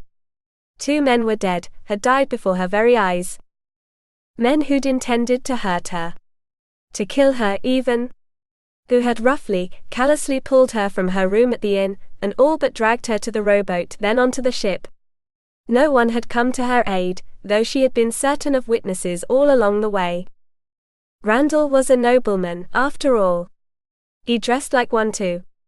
None of them would have dared defy him, or even question the way he'd treated her. Things might have ended far differently. She went below deck after watching the clumsy makeshift burial at sea, having satisfied the need to watch Randall slip beneath the waves. Though she'd witnessed his death, had watched him breathe his last, there had still been the desire to make certain he'd never come back to hurt her. What did that mean? What did it say about her? Would she go to hell for being glad he was dead and gone? Did it matter? She wasn't certain of anything anymore. No, that wasn't true. As she descended the ladder which led to the lower decks, she reflected on the one thing she knew for certain. The man she loved waited for her, his eyes slightly glassy, though she knew it was a result of the tincture she'd given him earlier, in the hopes of relieving his pain. "It isn't that bad really," he'd insisted. "A scratch." Yes, a scratch. One which extended from just below his left shoulder to the center of his chest, then curved down to his navel. A scratch which had caused him to lose enough blood that he'd lost consciousness moments after Randall died. She'd believed Brock to be dead too. And in that instant, she'd wanted to die with him. She loved him. It was as simple as that, if such a thing could be simple. "It's done," she announced in a quiet voice sitting beside his cot. He looked at the ceiling, sighing. "Good riddance." "I feel so much guilt for believing the same thing," she confessed. "But I can't help myself." "Nor should you," he murmured. The hand closest to her slid across the straw-filled tick mattress and onto her lap, where her hands rested. She turned one hand over to clasp his. "You did nothing wrong," she whispered. "Killing him, I mean. It was necessary." He replied. "I didn't feel that way about the first one, of course. I wasn't protecting myself that night." "You were trying to protect another," she reminded him. "Which is noble. Would you feel that way if I were a stranger? A brutish Scot?" Her cheeks colored, as she remembered her original impression of him. "If I knew the truth of what happened, yes. I would." "What if I told you I enjoyed it at the time?" he asked. "I didn't need to beat the man, as I did. I could have stopped. Should have stopped. He was no longer a threat to the lass. But I simply couldn't help myself. I've never been able to help myself, when it comes to men who harm women. What sort of man is that? And yet, what sort of man beats another man to death?" She drew a long, shaky breath. "You did what you felt had to be done. When I look at the man Randall was and think of how his nephew might have been, knowing what he was really, seeing what he did to that girl, I can understand it. And so could Deacon Eddard. He told me so." Brock chuckled. "I wondered why he was so keen to help me. And how you found out about it." "He thought I should know. I'm glad he told me." "The knowing of it." He looked out the small round porthole above the cot, where stars seemed to choke the sky. "Knowing it didn't make you hate me." "Hate you? How could I ever hate you? I know how you were raised. With religion and such. Does it seem as though I hate you?" She tightened her hold on his hand. "Do you think I would have raced out to the Randall house on horseback to free you from that barn if I hated you? Or that I would have traveled alone with you if I hated you, or was frightened of you?" His eyes met hers, and she thought she'd never seen him look so glad, even when they escaped detection in that straw-filled cart. "I don't know that I could have borne your hating me, lass." Suddenly it was as if all the air left the room. She could no longer breathe. Did he notice how her palm grew slick with perspiration? He had to, for he released it. Only to reach for her, to stroke her cheek with the backs of his fingers. Her eyes drifted down to his torso, which was bare except for the bandages which she'd wrapped around it. In spite of the injury he'd suffered, in spite of its ugliness, she had thrilled at the feeling of him beneath her hands. She rested one palm on his chest, careful of the wound beneath the bandage. "I believe I know your heart," she whispered, wishing she could think of something better to say. Something which would suit the strength of emotion which seemed to boil in her core. "I know how good it is, how true. I've known it since the first, since you came to the house and were so kind to me. Though you held a sword," he whispered, tucking a strand of hair behind her ear. "I remember thinking how magnificent you were." "You did?" she asked, giggling softly as her heart beat faster than ever. "Aye, lass. The most beautiful, wonderful thing I'd ever seen. I believe." He held her chin in his hand, letting his fingers run over the curve of her jaw. "I believe I loved you then. That very day." "You love me," she breathed, a lump in her throat. I love you most terribly. I know I'm not the sort of man you want to hear speaking those words, but I love you." The words poured out without her thinking them, as though it was her heart speaking for her. Using the hand cupping her chin, he drew her face closer. She leaned down, as he was unable to come to her, and allowed him to pull her in for a soft, gentle kiss. She had never been kissed before, had nothing to compare it to. But what could be compared to the burst of sensation which raced through her, until she tingled the tips of her toes and fingers? What could be better than the warmth coming from him, the firm smoothness of his lips against hers? The way his hand curled at the back of her neck, holding her closer. And her hand moving up to his shoulder, clutching at the bulging muscles there? Was this passion, the heat which swept over her, which made her tremble so? Was that what seemed to pull a soft sigh from the back of her throat? Was it what made her want more? He pulled back, taking a shaky breath as he did. "It might be for the best I'm injured, lass." He chuckled, his voice deeper than normal. "I might not be able to control myself." She opened her eyes, finding his so close to hers. "I would never agree with you otherwise, but perhaps you're right." Because she wasn't certain she'd be able to control her passion either. Chapter 28. Beatrice worried more than once during the journey overland that they would never reach the Highlands. Once they did, she was certain they'd never reach the Duncan Manor House. The fact that she'd ever considered the flat, smooth ride to Silloth difficult was laughable. Especially when she slid from her mare at the end of the day, and groaned in discomfort from the considerable saddle sores she'd developed. Brock always expressed sympathy. So did the others, though she noticed more than once the way they appeared to be holding back laughter whenever Brock offered to help her from the saddle. She finally couldn't help but ask what they found so amusing. "Ask Brock," Derek replied, snorting. She turned to him, in time to note the way he glared at his friend. "He's remembering the discomfort I suffered during my first stretch of long riding, lass. He finds it funny that I struggled so." "As if you wouldn't laugh at my expense." Derek chuckled. She saw nothing funny about it. This was the way the men lived, riding out every day to survey the land and make certain there were no threats from rival clans or wild animals encroaching on Duncan territory. How did they manage it? And injured at that, though it looked as though all of the men were recovering well. Hugh brushed off the wound to his shoulder, as though it were nothing more serious than the bite from a bug. The same for Derek, who managed to ride masterfully even with one arm in a sling. They were downright cheerful, as though they took pride in getting hurt. Perhaps they did. Those wounds were a reminder of how brave they'd been. The same was true of Brock. The items which Sarah had provided seemed to be helping with healing, and to ease the pain, a relief for Beatrice, who worried for him night and day, but to a stranger, it would never be evident that the man bore a slashing wound across his chest and torso. Only from time to time did he wince when he moved a certain way, perhaps forgetting his limited abilities. When he did, Beatrice's head would immediately snap around in his direction, and he would offer a smile of reassurance. Even if that smile was sometimes tight, sometimes pained, she would remind herself that he was a man who did not wish to be hovered over. He did not enjoy having others hover over him, any more than she enjoyed when people did it to her. "What do you think of the Highlands, Beatrice?" Derek sounded jubilant, his excitement having grown the closer they came to arriving home. It wasn't because he felt particularly attached to the Duncans, though he did naturally, but because of her sister and the baby. He loved her so. Anyone could see it, could hear it.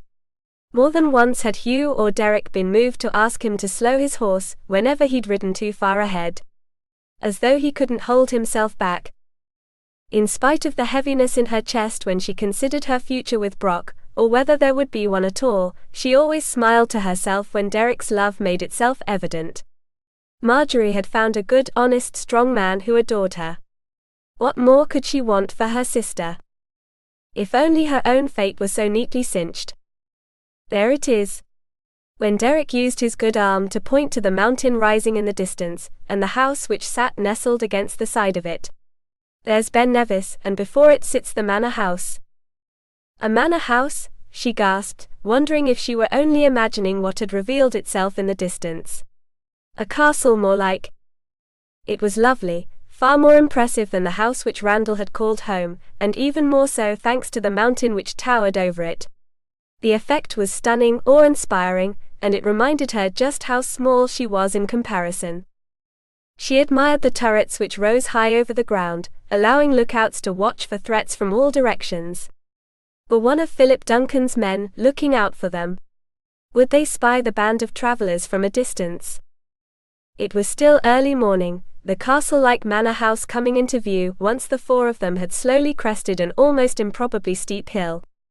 They would make it to that mountain, and the manor house which sat in its shadows before the end of the day certainly. Her hands tingled when she realized she would be with her sister before the sun set. When she looked to Derek, she saw the same excitement written on his rugged face. "Are you glad, lass?" Brock's voice was soft, the question meant only for her ears. "Glad to be finished with the riding?" "Yes?" She grinned. "I will not regret staying in the same place for more than a day at a time, either." He did not share her mirth. "It hasn't all been bad, has it?" No, it hadn't. The hours they'd spent talking quietly in the firelight, sometimes speaking of nothing important at all. Talking for the sake of talking, for the sake of being together. Their hands clasped beneath a blanket outside the reach of prying eyes. Not that Hugh or Derek weren't gentlemen, turning their backs to the fire when they settled in for the night. Giving them some measure of privacy. They exchanged a long look, the McInnes twins riding ahead of them once again, pretending they didn't know what was happening behind their backs. "I've enjoyed many parts of the journey," she murmured, admiring the way the sun seemed to form a glowing haze around his head as it rose behind him. She would remember that moment always, along with so many others. She would carry it in her heart, and reflect on it whenever she longed for him. The longing would ease with time. She need only wait for enough of her life to pass, until she would forget the way his kiss made her heart race. Until the pressure of his hand on hers faded in her memory, to nothing more than a vague remembrance of fierce, blazing happiness. At least she'd had that happiness. So many never had the chance to feel it at all. By the time the sun reached the midpoint of its journey across the sky, they were greeted by a band of riders. Judging by the nearly identical smiles on the faces of the men around her, she felt confident that they were friends rather than foes. One of the riders was a young woman with light blonde hair. Beatrice was surprised to find a woman riding with the men, but not after Hugh took off at a trot to greet her. Soon, she was on the ground and running for him, jumping into his arms the moment he dismounted. "Dalla." Brock chuckled. "His wife?" Her eyes stung as she watched the touching reunion, gladness and a sense of envy fighting for control. Envy was a sin, she knew, but there was no stopping its tug on her. "I'm glad to meet you." Dalla beamed once she was finally disentangled from her husband's arms, reaching Beatrice's side. "We've already made preparations for you, and your sister is fairly bursting with excitement. When the lookouts spotted you, she tried to get out of bed to greet you, but Sarah ordered her back." "How is she?" Derek asked. "Just fine.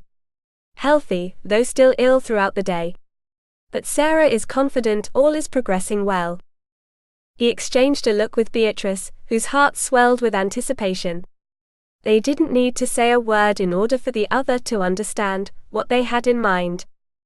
"Yeah," he cried out, spurring his horse to a gallop which Beatrice's mare matched. The two of them rode abreast until they reached the manor house, far ahead of the others. She felt as though she was flying all the way. "Come," he gasped, all but running to the door after leaving the saddle.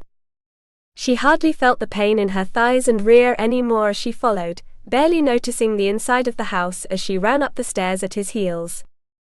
He looked guilty when they came to a stop at one of the many doors which lined both sides of a long corridor. "Would you mind giving us just a minute?" he asked, his hand on the leather latch. "Of course not," she whispered, patting his shoulder. The least she could do after what he'd done for her was to allow him a little privacy. He hurried into the room, and the sounds of Marjorie's muffled, happy cries greeted her ears moments later. She felt as though she might burst from her skin, so anxious was she to have her reunion. "Is she with you?" That familiar voice, and the hope in it. The knowing that her sister had missed her just as much as she'd been missed, that she was just as eager for them to be together again. Tears sprang to Beatrice's eyes. She couldn't stay away any longer, no matter whether or not Derek wished to spend more time alone with his wife. They had all the time in the world to be together, and he'd had her all this long time, while Beatrice could only yearn for Marjorie and question whether she'd survived. She tiptoed into the room, peering around the doorway to the large carved wooden bed with its many pillows against which her sister rested. "Marjorie," she whispered, almost unable to believe what she saw. It was her. It was really her, at last. Loved, cared for, looked after. "Beatrice." Marjorie held out her arms, sobs racking her by the time the two of them fell against each other. It was the fulfillment of her heart's greatest desire, one she'd held on to ever since the day Marjorie first left home. Watching her walk down the road so resolute, her head held high and her shoulders thrown back as she'd marched toward the future. Ever since that morning, she had wished for them to be together again. She had Derek to thank for this moment. And Hugh. And Brock. "I thought I'd never see you again," Beatrice wept, kissing her sister's damp cheeks before wrapping her in a hug. "I was so afraid for you. I missed you so terribly. You were the only reason I didn't give up when things looked darkest," Marjorie whispered, burying her face in Beatrice's neck. "I wanted so much for you, for both of us. It looks as though you found it." She was laughing when she pulled away, holding her sister's face in her hands. "It's so good to see you, my dearest.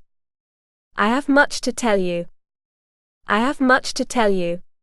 Beatrice laughed through her tears. "I'm sorry I couldn't come with them." "Oh, my darling."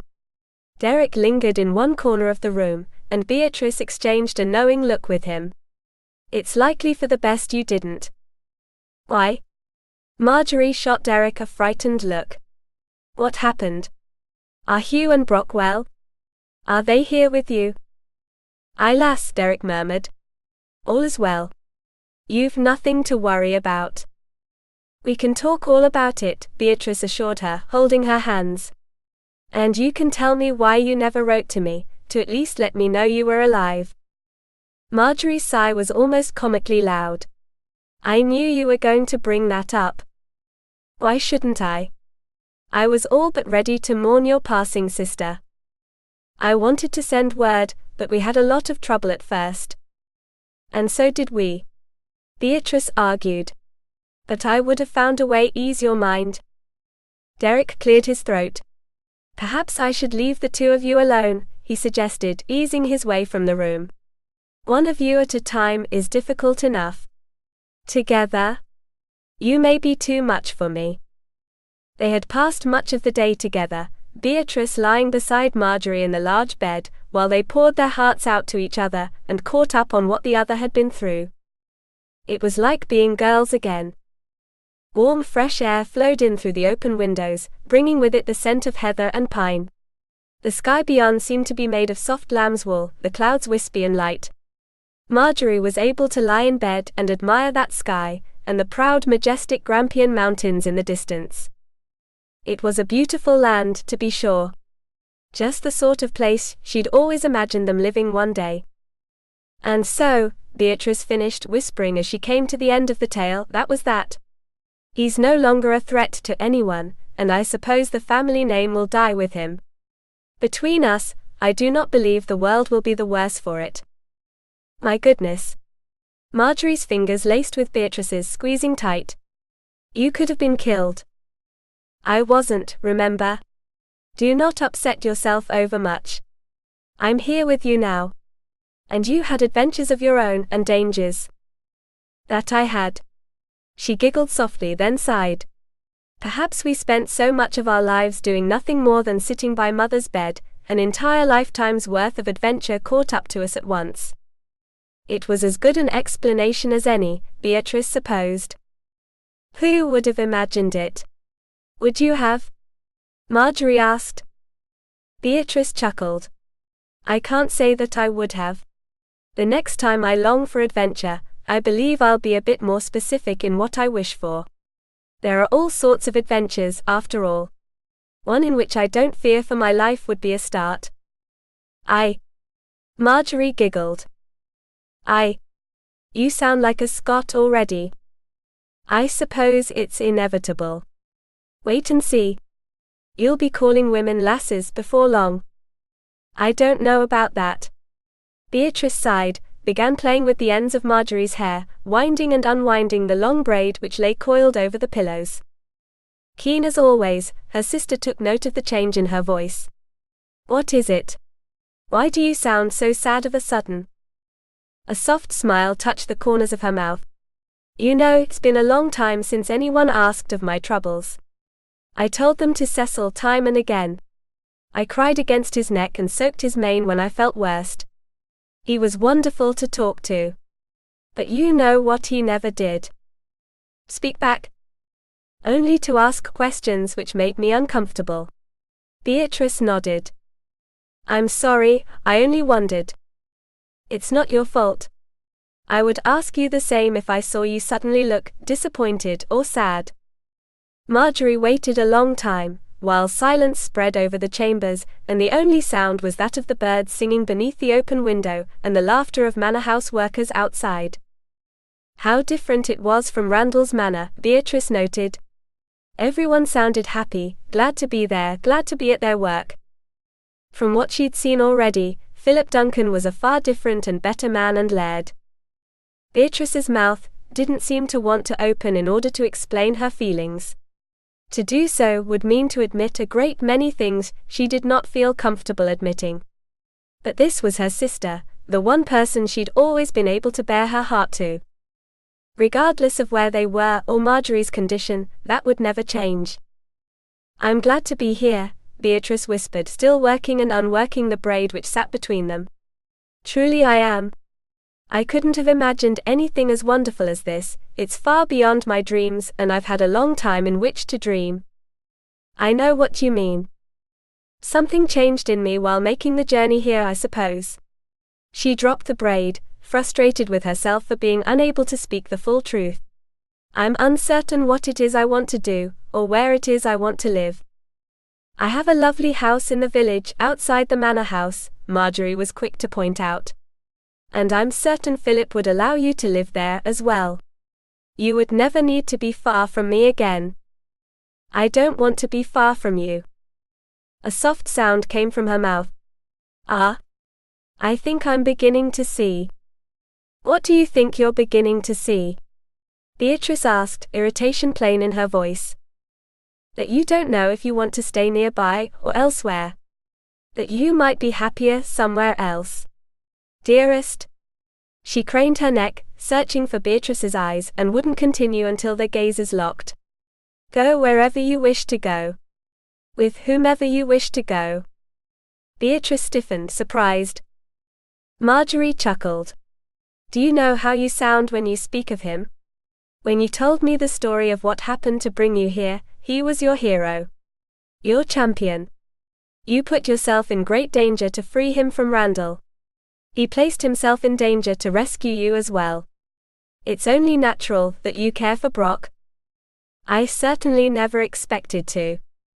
Does he care for you? Beatrice blushed. I see.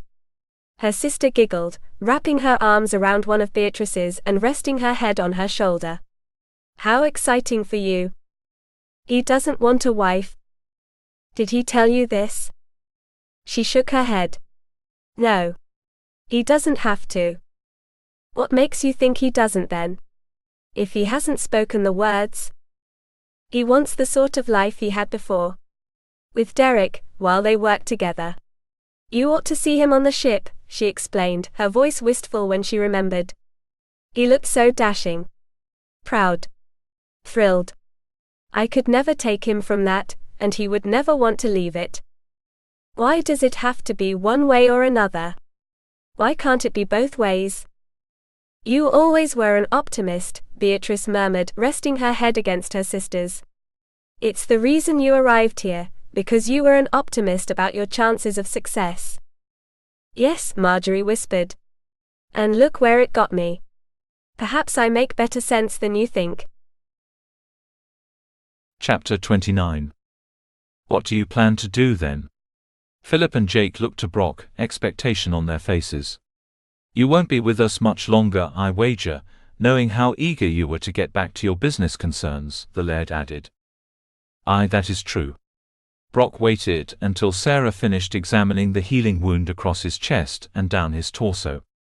It still stung from time to time, but over a week had passed since Randall had opened him up. You'll be all right, it looks as though you were well cared for. Was it his imagination, or was she smiling in a knowing fashion? What did she know? I was, he confirmed, sliding the tunic back down until he was covered. And I got lucky. The man was too enthused over the idea of killing me to put any real force behind his strike. He might have been intent on dragging things out, come to think of it. You served him well, Jake muttered, his eyes dark. He deserved what he got, Philip added. I do believe you should spend at least a few days with us, Sarah advised. Rest. Regain your strength after such a long journey. You'll have another few days of hard riding ahead of you before reaching Kirkcaldy, after all. She was smiling again in that knowing way. Who had told her whatever it was she'd heard? He knew she'd already treated Hugh's shoulder, which appeared to have healed as well as his own wound had, as well as Derek. I have quite a bit I need to tend to, he counted. Yes. I know you do. She all but winked as she left the room, humming to herself. Women. What was that about? Jake asked, looking to his brother. Philip merely shrugged, looking as lost as the others. If there's one thing I've learned about my wife, it's not to ask such questions. It was a beautiful day, the morning after their arrival. Brock had spent much of the previous day resting, as per Sarah's strict orders. Resting and waiting for her. Looking for her. It made sense that Beatrice would spend all the time she could with Marjorie, who he hadn't yet seen since returning. It wasn't his place to interrupt, especially when the two of them had so much to talk about.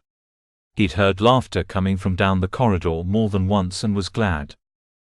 Though in his heart, he wanted to be the one to make her laugh that way. There was still a sadness about her, the same sadness he'd seen back in Silith before he'd left her at the inn. As though a wall existed between them. Even though he'd declared his love for her, though they'd spent countless hours talking quietly the way he'd seen his friends do with their wives, even though he'd kissed her and held her in his arms, the wall was still present. The sadness still in her eyes, in her voice. He knew not the words to use nor how to ask what it was that made her sad. It had been difficult enough to express his love, and then he'd been certain he was falling short, that he sounded daft and clumsy. How could he bring himself to ask her why she seemed to pull away from him, when he couldn't find a way to tell her that she was his entire world? He finally understood what he'd never understood before.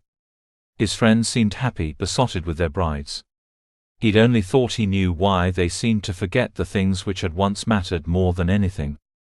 Especially Derek. Not that he'd do what Derek did. He wouldn't give up being active in the shipping business. He had loved it before he loved her. It was all he knew, the only thing he'd ever done. How could he hope to provide for a wife, without a way to make his living? But if she didn't wish to be part of his life, of that life? Was that what upset her so? He splashed his face with water from the basin in his chambers, and put on a clean tunic and trousers. It was a relief, having clean clothing at his disposal, and to look forward to the morning meal prepared by the cook. Even so, he was eager to be on his way. To start building something for himself. It would be nothing without her.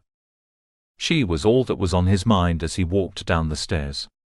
Perhaps they would cross paths that morning. She had to eat sometime. She wasn't downstairs, though Dalla and Heather were. They greeted him happily, cheerfully. Heather looked him up and down. You're looking well. We had a fright when Beatrice described how you'd been wounded. Beatrice had spoken with all of them, it seemed. Everyone but him. He looked about himself. Have you seen her this morning? He asked, hoping to sound as though it mattered little. Did Heather know her smile was so like her sister's? She finished her meal early, and was going out for a walk when I came down. Suddenly, he didn't care so much for eating. His stomach tied itself in knots. He told himself the lasses weren't laughing behind him as he walked away, but it wasn't true.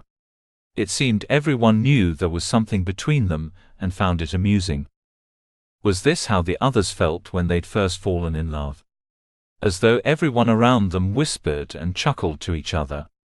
The slightest questions suddenly had deeper meaning. There were more important things to consider, he reminded himself, as he stepped out into the fresh morning air. Such as what he would say to the lass if he managed to catch up to her. Chapter 30. It was a fine morning. The sort of morning which made her feel glad to be alive. So many fresh, fragrant scents overwhelmed her as she walked along the edge of the lake, her shoes and stockings in one hand so she might enjoy the fresh, rich soil and the dew-dampened grass beneath her feet. She didn't know such richness, such fragrance existed until reaching the Grampians. She had once wondered about the trees which grew in the woods between the farm and the church, how old they were and how much they'd seen. They were mere twigs, compared to the majesty of the pines which grew on either side of the valley in which she strolled. She settled herself at the edge of the lake, carefully arranging her skirts before sinking into the thick, lush grass, which seemed to extend endlessly in all directions. Frogs sang all around her, their voices overlapping in a joyful noise which brought a smile to her lips. Before her sat the lake, clear and smooth as glass.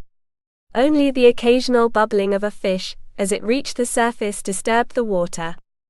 Otherwise, there wasn't so much as a hint of breeze to cause a ripple. She picked up a small stone and tossed it in, watching in fascination as ripples extended from the place where the stone went under. Another, then another, the ripples sometimes hitting each other and causing a new set of tiny waves to form. She might have sat there for hours watching, but for the sound of approaching footsteps. Her back was to the house, leaving her unable to see who'd come from inside, but there was only one man who would take the trouble to seek her out.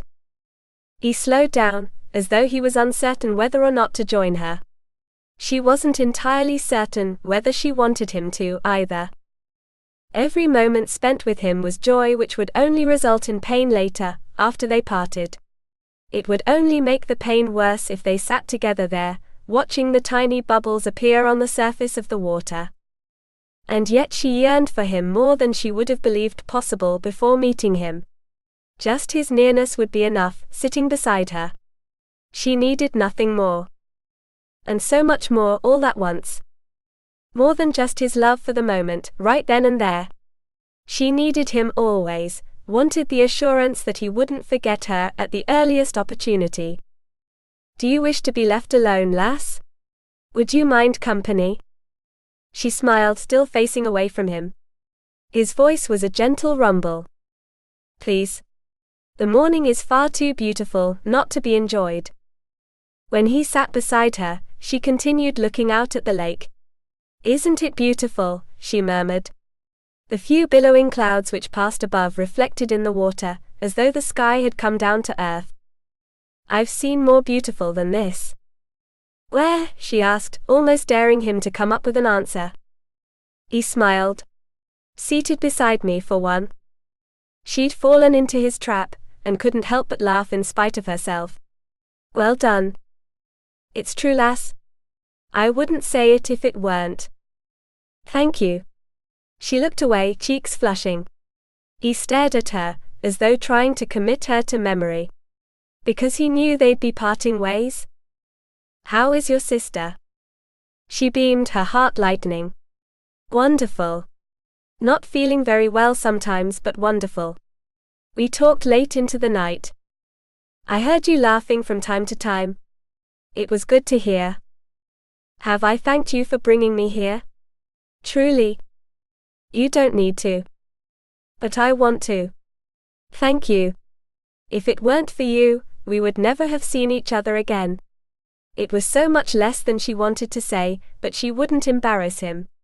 She wouldn't leave unhappy, uncomfortable memories between them. "You're welcome. I would do it again." She smirked. "Again? Truly? Why not? It meant meeting you, lass. And making you happy." He shrugged as though it were the most natural thing in the world. Didn't he know he was breaking her heart? She turned away, a lump in her throat. "What is it?" he demanded, an edge in his voice now. "Tell me. Why do you turn away? Do you wish we had never meant anything to each other?" "Don't you?" she asked, standing and gathering her things. "I'm sure there are plenty of things which need your attention before you leave. Things more important than me." You should get to them. Is that what you're thinking? He followed her as she hurried off, still barefooted. That I'm eager to get away from ye? Well, aren't you? Please, if that's the case, I beg you to go. Leave me alone. Her voice broke, emotion overtaking her, and she turned her ankle on a stone in her haste to get away. It sent her sprawling. Beatrice. Beatrice, lass. He caught up to her, helping her sit up. She grimaced when he touched the ankle she'd twisted. Why do ye insist on making things difficult for yourself? He asked, sighing. I would appreciate it if you would keep your opinions silent, she replied with all the dignity she could muster. It did little, as tears spilled onto her cheeks. He sat again, facing her. Why do you think I planned to leave you behind? What gave you that idea? She blinked hard, striving to clear the blurry image his face had become. She had to see if he was sincere. He sounded as though he might be, but she hardly wanted to believe it. You never said you wouldn't, she pointed out. I did say I love you, did I not? She nodded. So? Is that not enough? Her mouth fell open. When she managed to close it, she shook her head. No. That's not enough. What is enough then? What do you need to hear? A laugh burst from her throat. I don't know. A good beginning might be for you to tell me you don't intend to leave me behind and forget me. I do not intend to leave you behind and forget ye. What is your intention then? He rubbed the back of his neck, a rueful smile breaking over his face. Hardly the way I wanted to do this, lass, but perhaps it's for the best. I don't know how to speak of these things, and now I see it's gotten to the point where you misunderstood my intentions. Which are what? His words came out in a rush. To marry ye, lass. If you'll have me. To ask ye to come with me to Kirkcaldy, and help make a home and a business together. Her mouth fell open once again. It was as if the entire world had stopped spinning, and everything went still and clear. She could see every hair on his head, every bit of stubble on his cheeks. The needles of the pine trees far off behind him. She felt every blade of grass beneath her hands. Everything. He wanted to marry her. He wanted her to come with him. The only thing which kept me from asking was the not knowing how you'd feel about such an arrangement, living apart when I had to sail with a shipment, being alone when my work was busiest. I should have found out, rather than telling myself a lass would never want to live that sort of life. You don't know the sort of life I want to live, she whispered. Which is exactly what I'm trying to say, he reminded her. I'm terribly awkward, unknowing of how to speak to a lass about the things which are most important. I'm sorry, lass. I should have known that was what upset you so. You want to marry me. She had to say it out loud, had to prove to herself that it was true. He rose to his knees, moving closer. Aye, lass. I wish for ye to be my wife. I canna imagine life without ye. I can't imagine it without you either, she admitted. He took her face in his hands and kissed her, and she kissed him back as hard as she could. How was it possible to be so happy? She wasn't certain how much more she could take. You know, he whispered once the kiss was finished, their faces still close. It's a good thing, for there will be something waiting for you in Kirkcaldy before long. I'm not certain how I would get it here, though I would certainly have tried if needed. What? She smiled, thinking how bold it was for him to make such arrangements without having asked her to marry him. A certain friend of yours who I knew you would miss. He stroked her hair, her cheek. Deacon Eddard promised to arrange things on his end, and I gave him as much as I believed it would cost to carry the animal on the next ship to Kirkcaldy. The animal? She pulled back, eyes darting over his face in an effort to find the meaning she hoped for. Cecil. Is it Cecil? He laughed heartily. Aye, lass. I thought you'd want a horse of your own, and I was certain none other would do. He can live a life of leisure, if you wish. Whatever you prefer. I didn't want you two to be apart. She let out a gusty sob, throwing her arms about his neck and burying her face in his shoulder as she wept in gratitude and joy and disbelief. He chuckled close to her ear, his breath tickling her skin. "I take it you're coming with me then, when I leave?" She could always come back in time for the baby's birth, and Marjorie could visit once she was strong enough to travel. They had discussed it the night before, and decided it was time for both of them to begin lives of their own, even if it meant being apart. Beatrice nodded, craning her neck to look up at the man she loved. I'm coming with you, my love. And I'll be your wife, and be proud to be your wife." He laughed, wrapping his strong arms around her waist. "A fair attempt. I'll have you talking like a Scot before long, lass. Wait and see." She would gladly wait and see, even if it took the rest of her life. I hope you've enjoyed this latest production. Don't forget to subscribe and to ring the bell to be notified of new releases.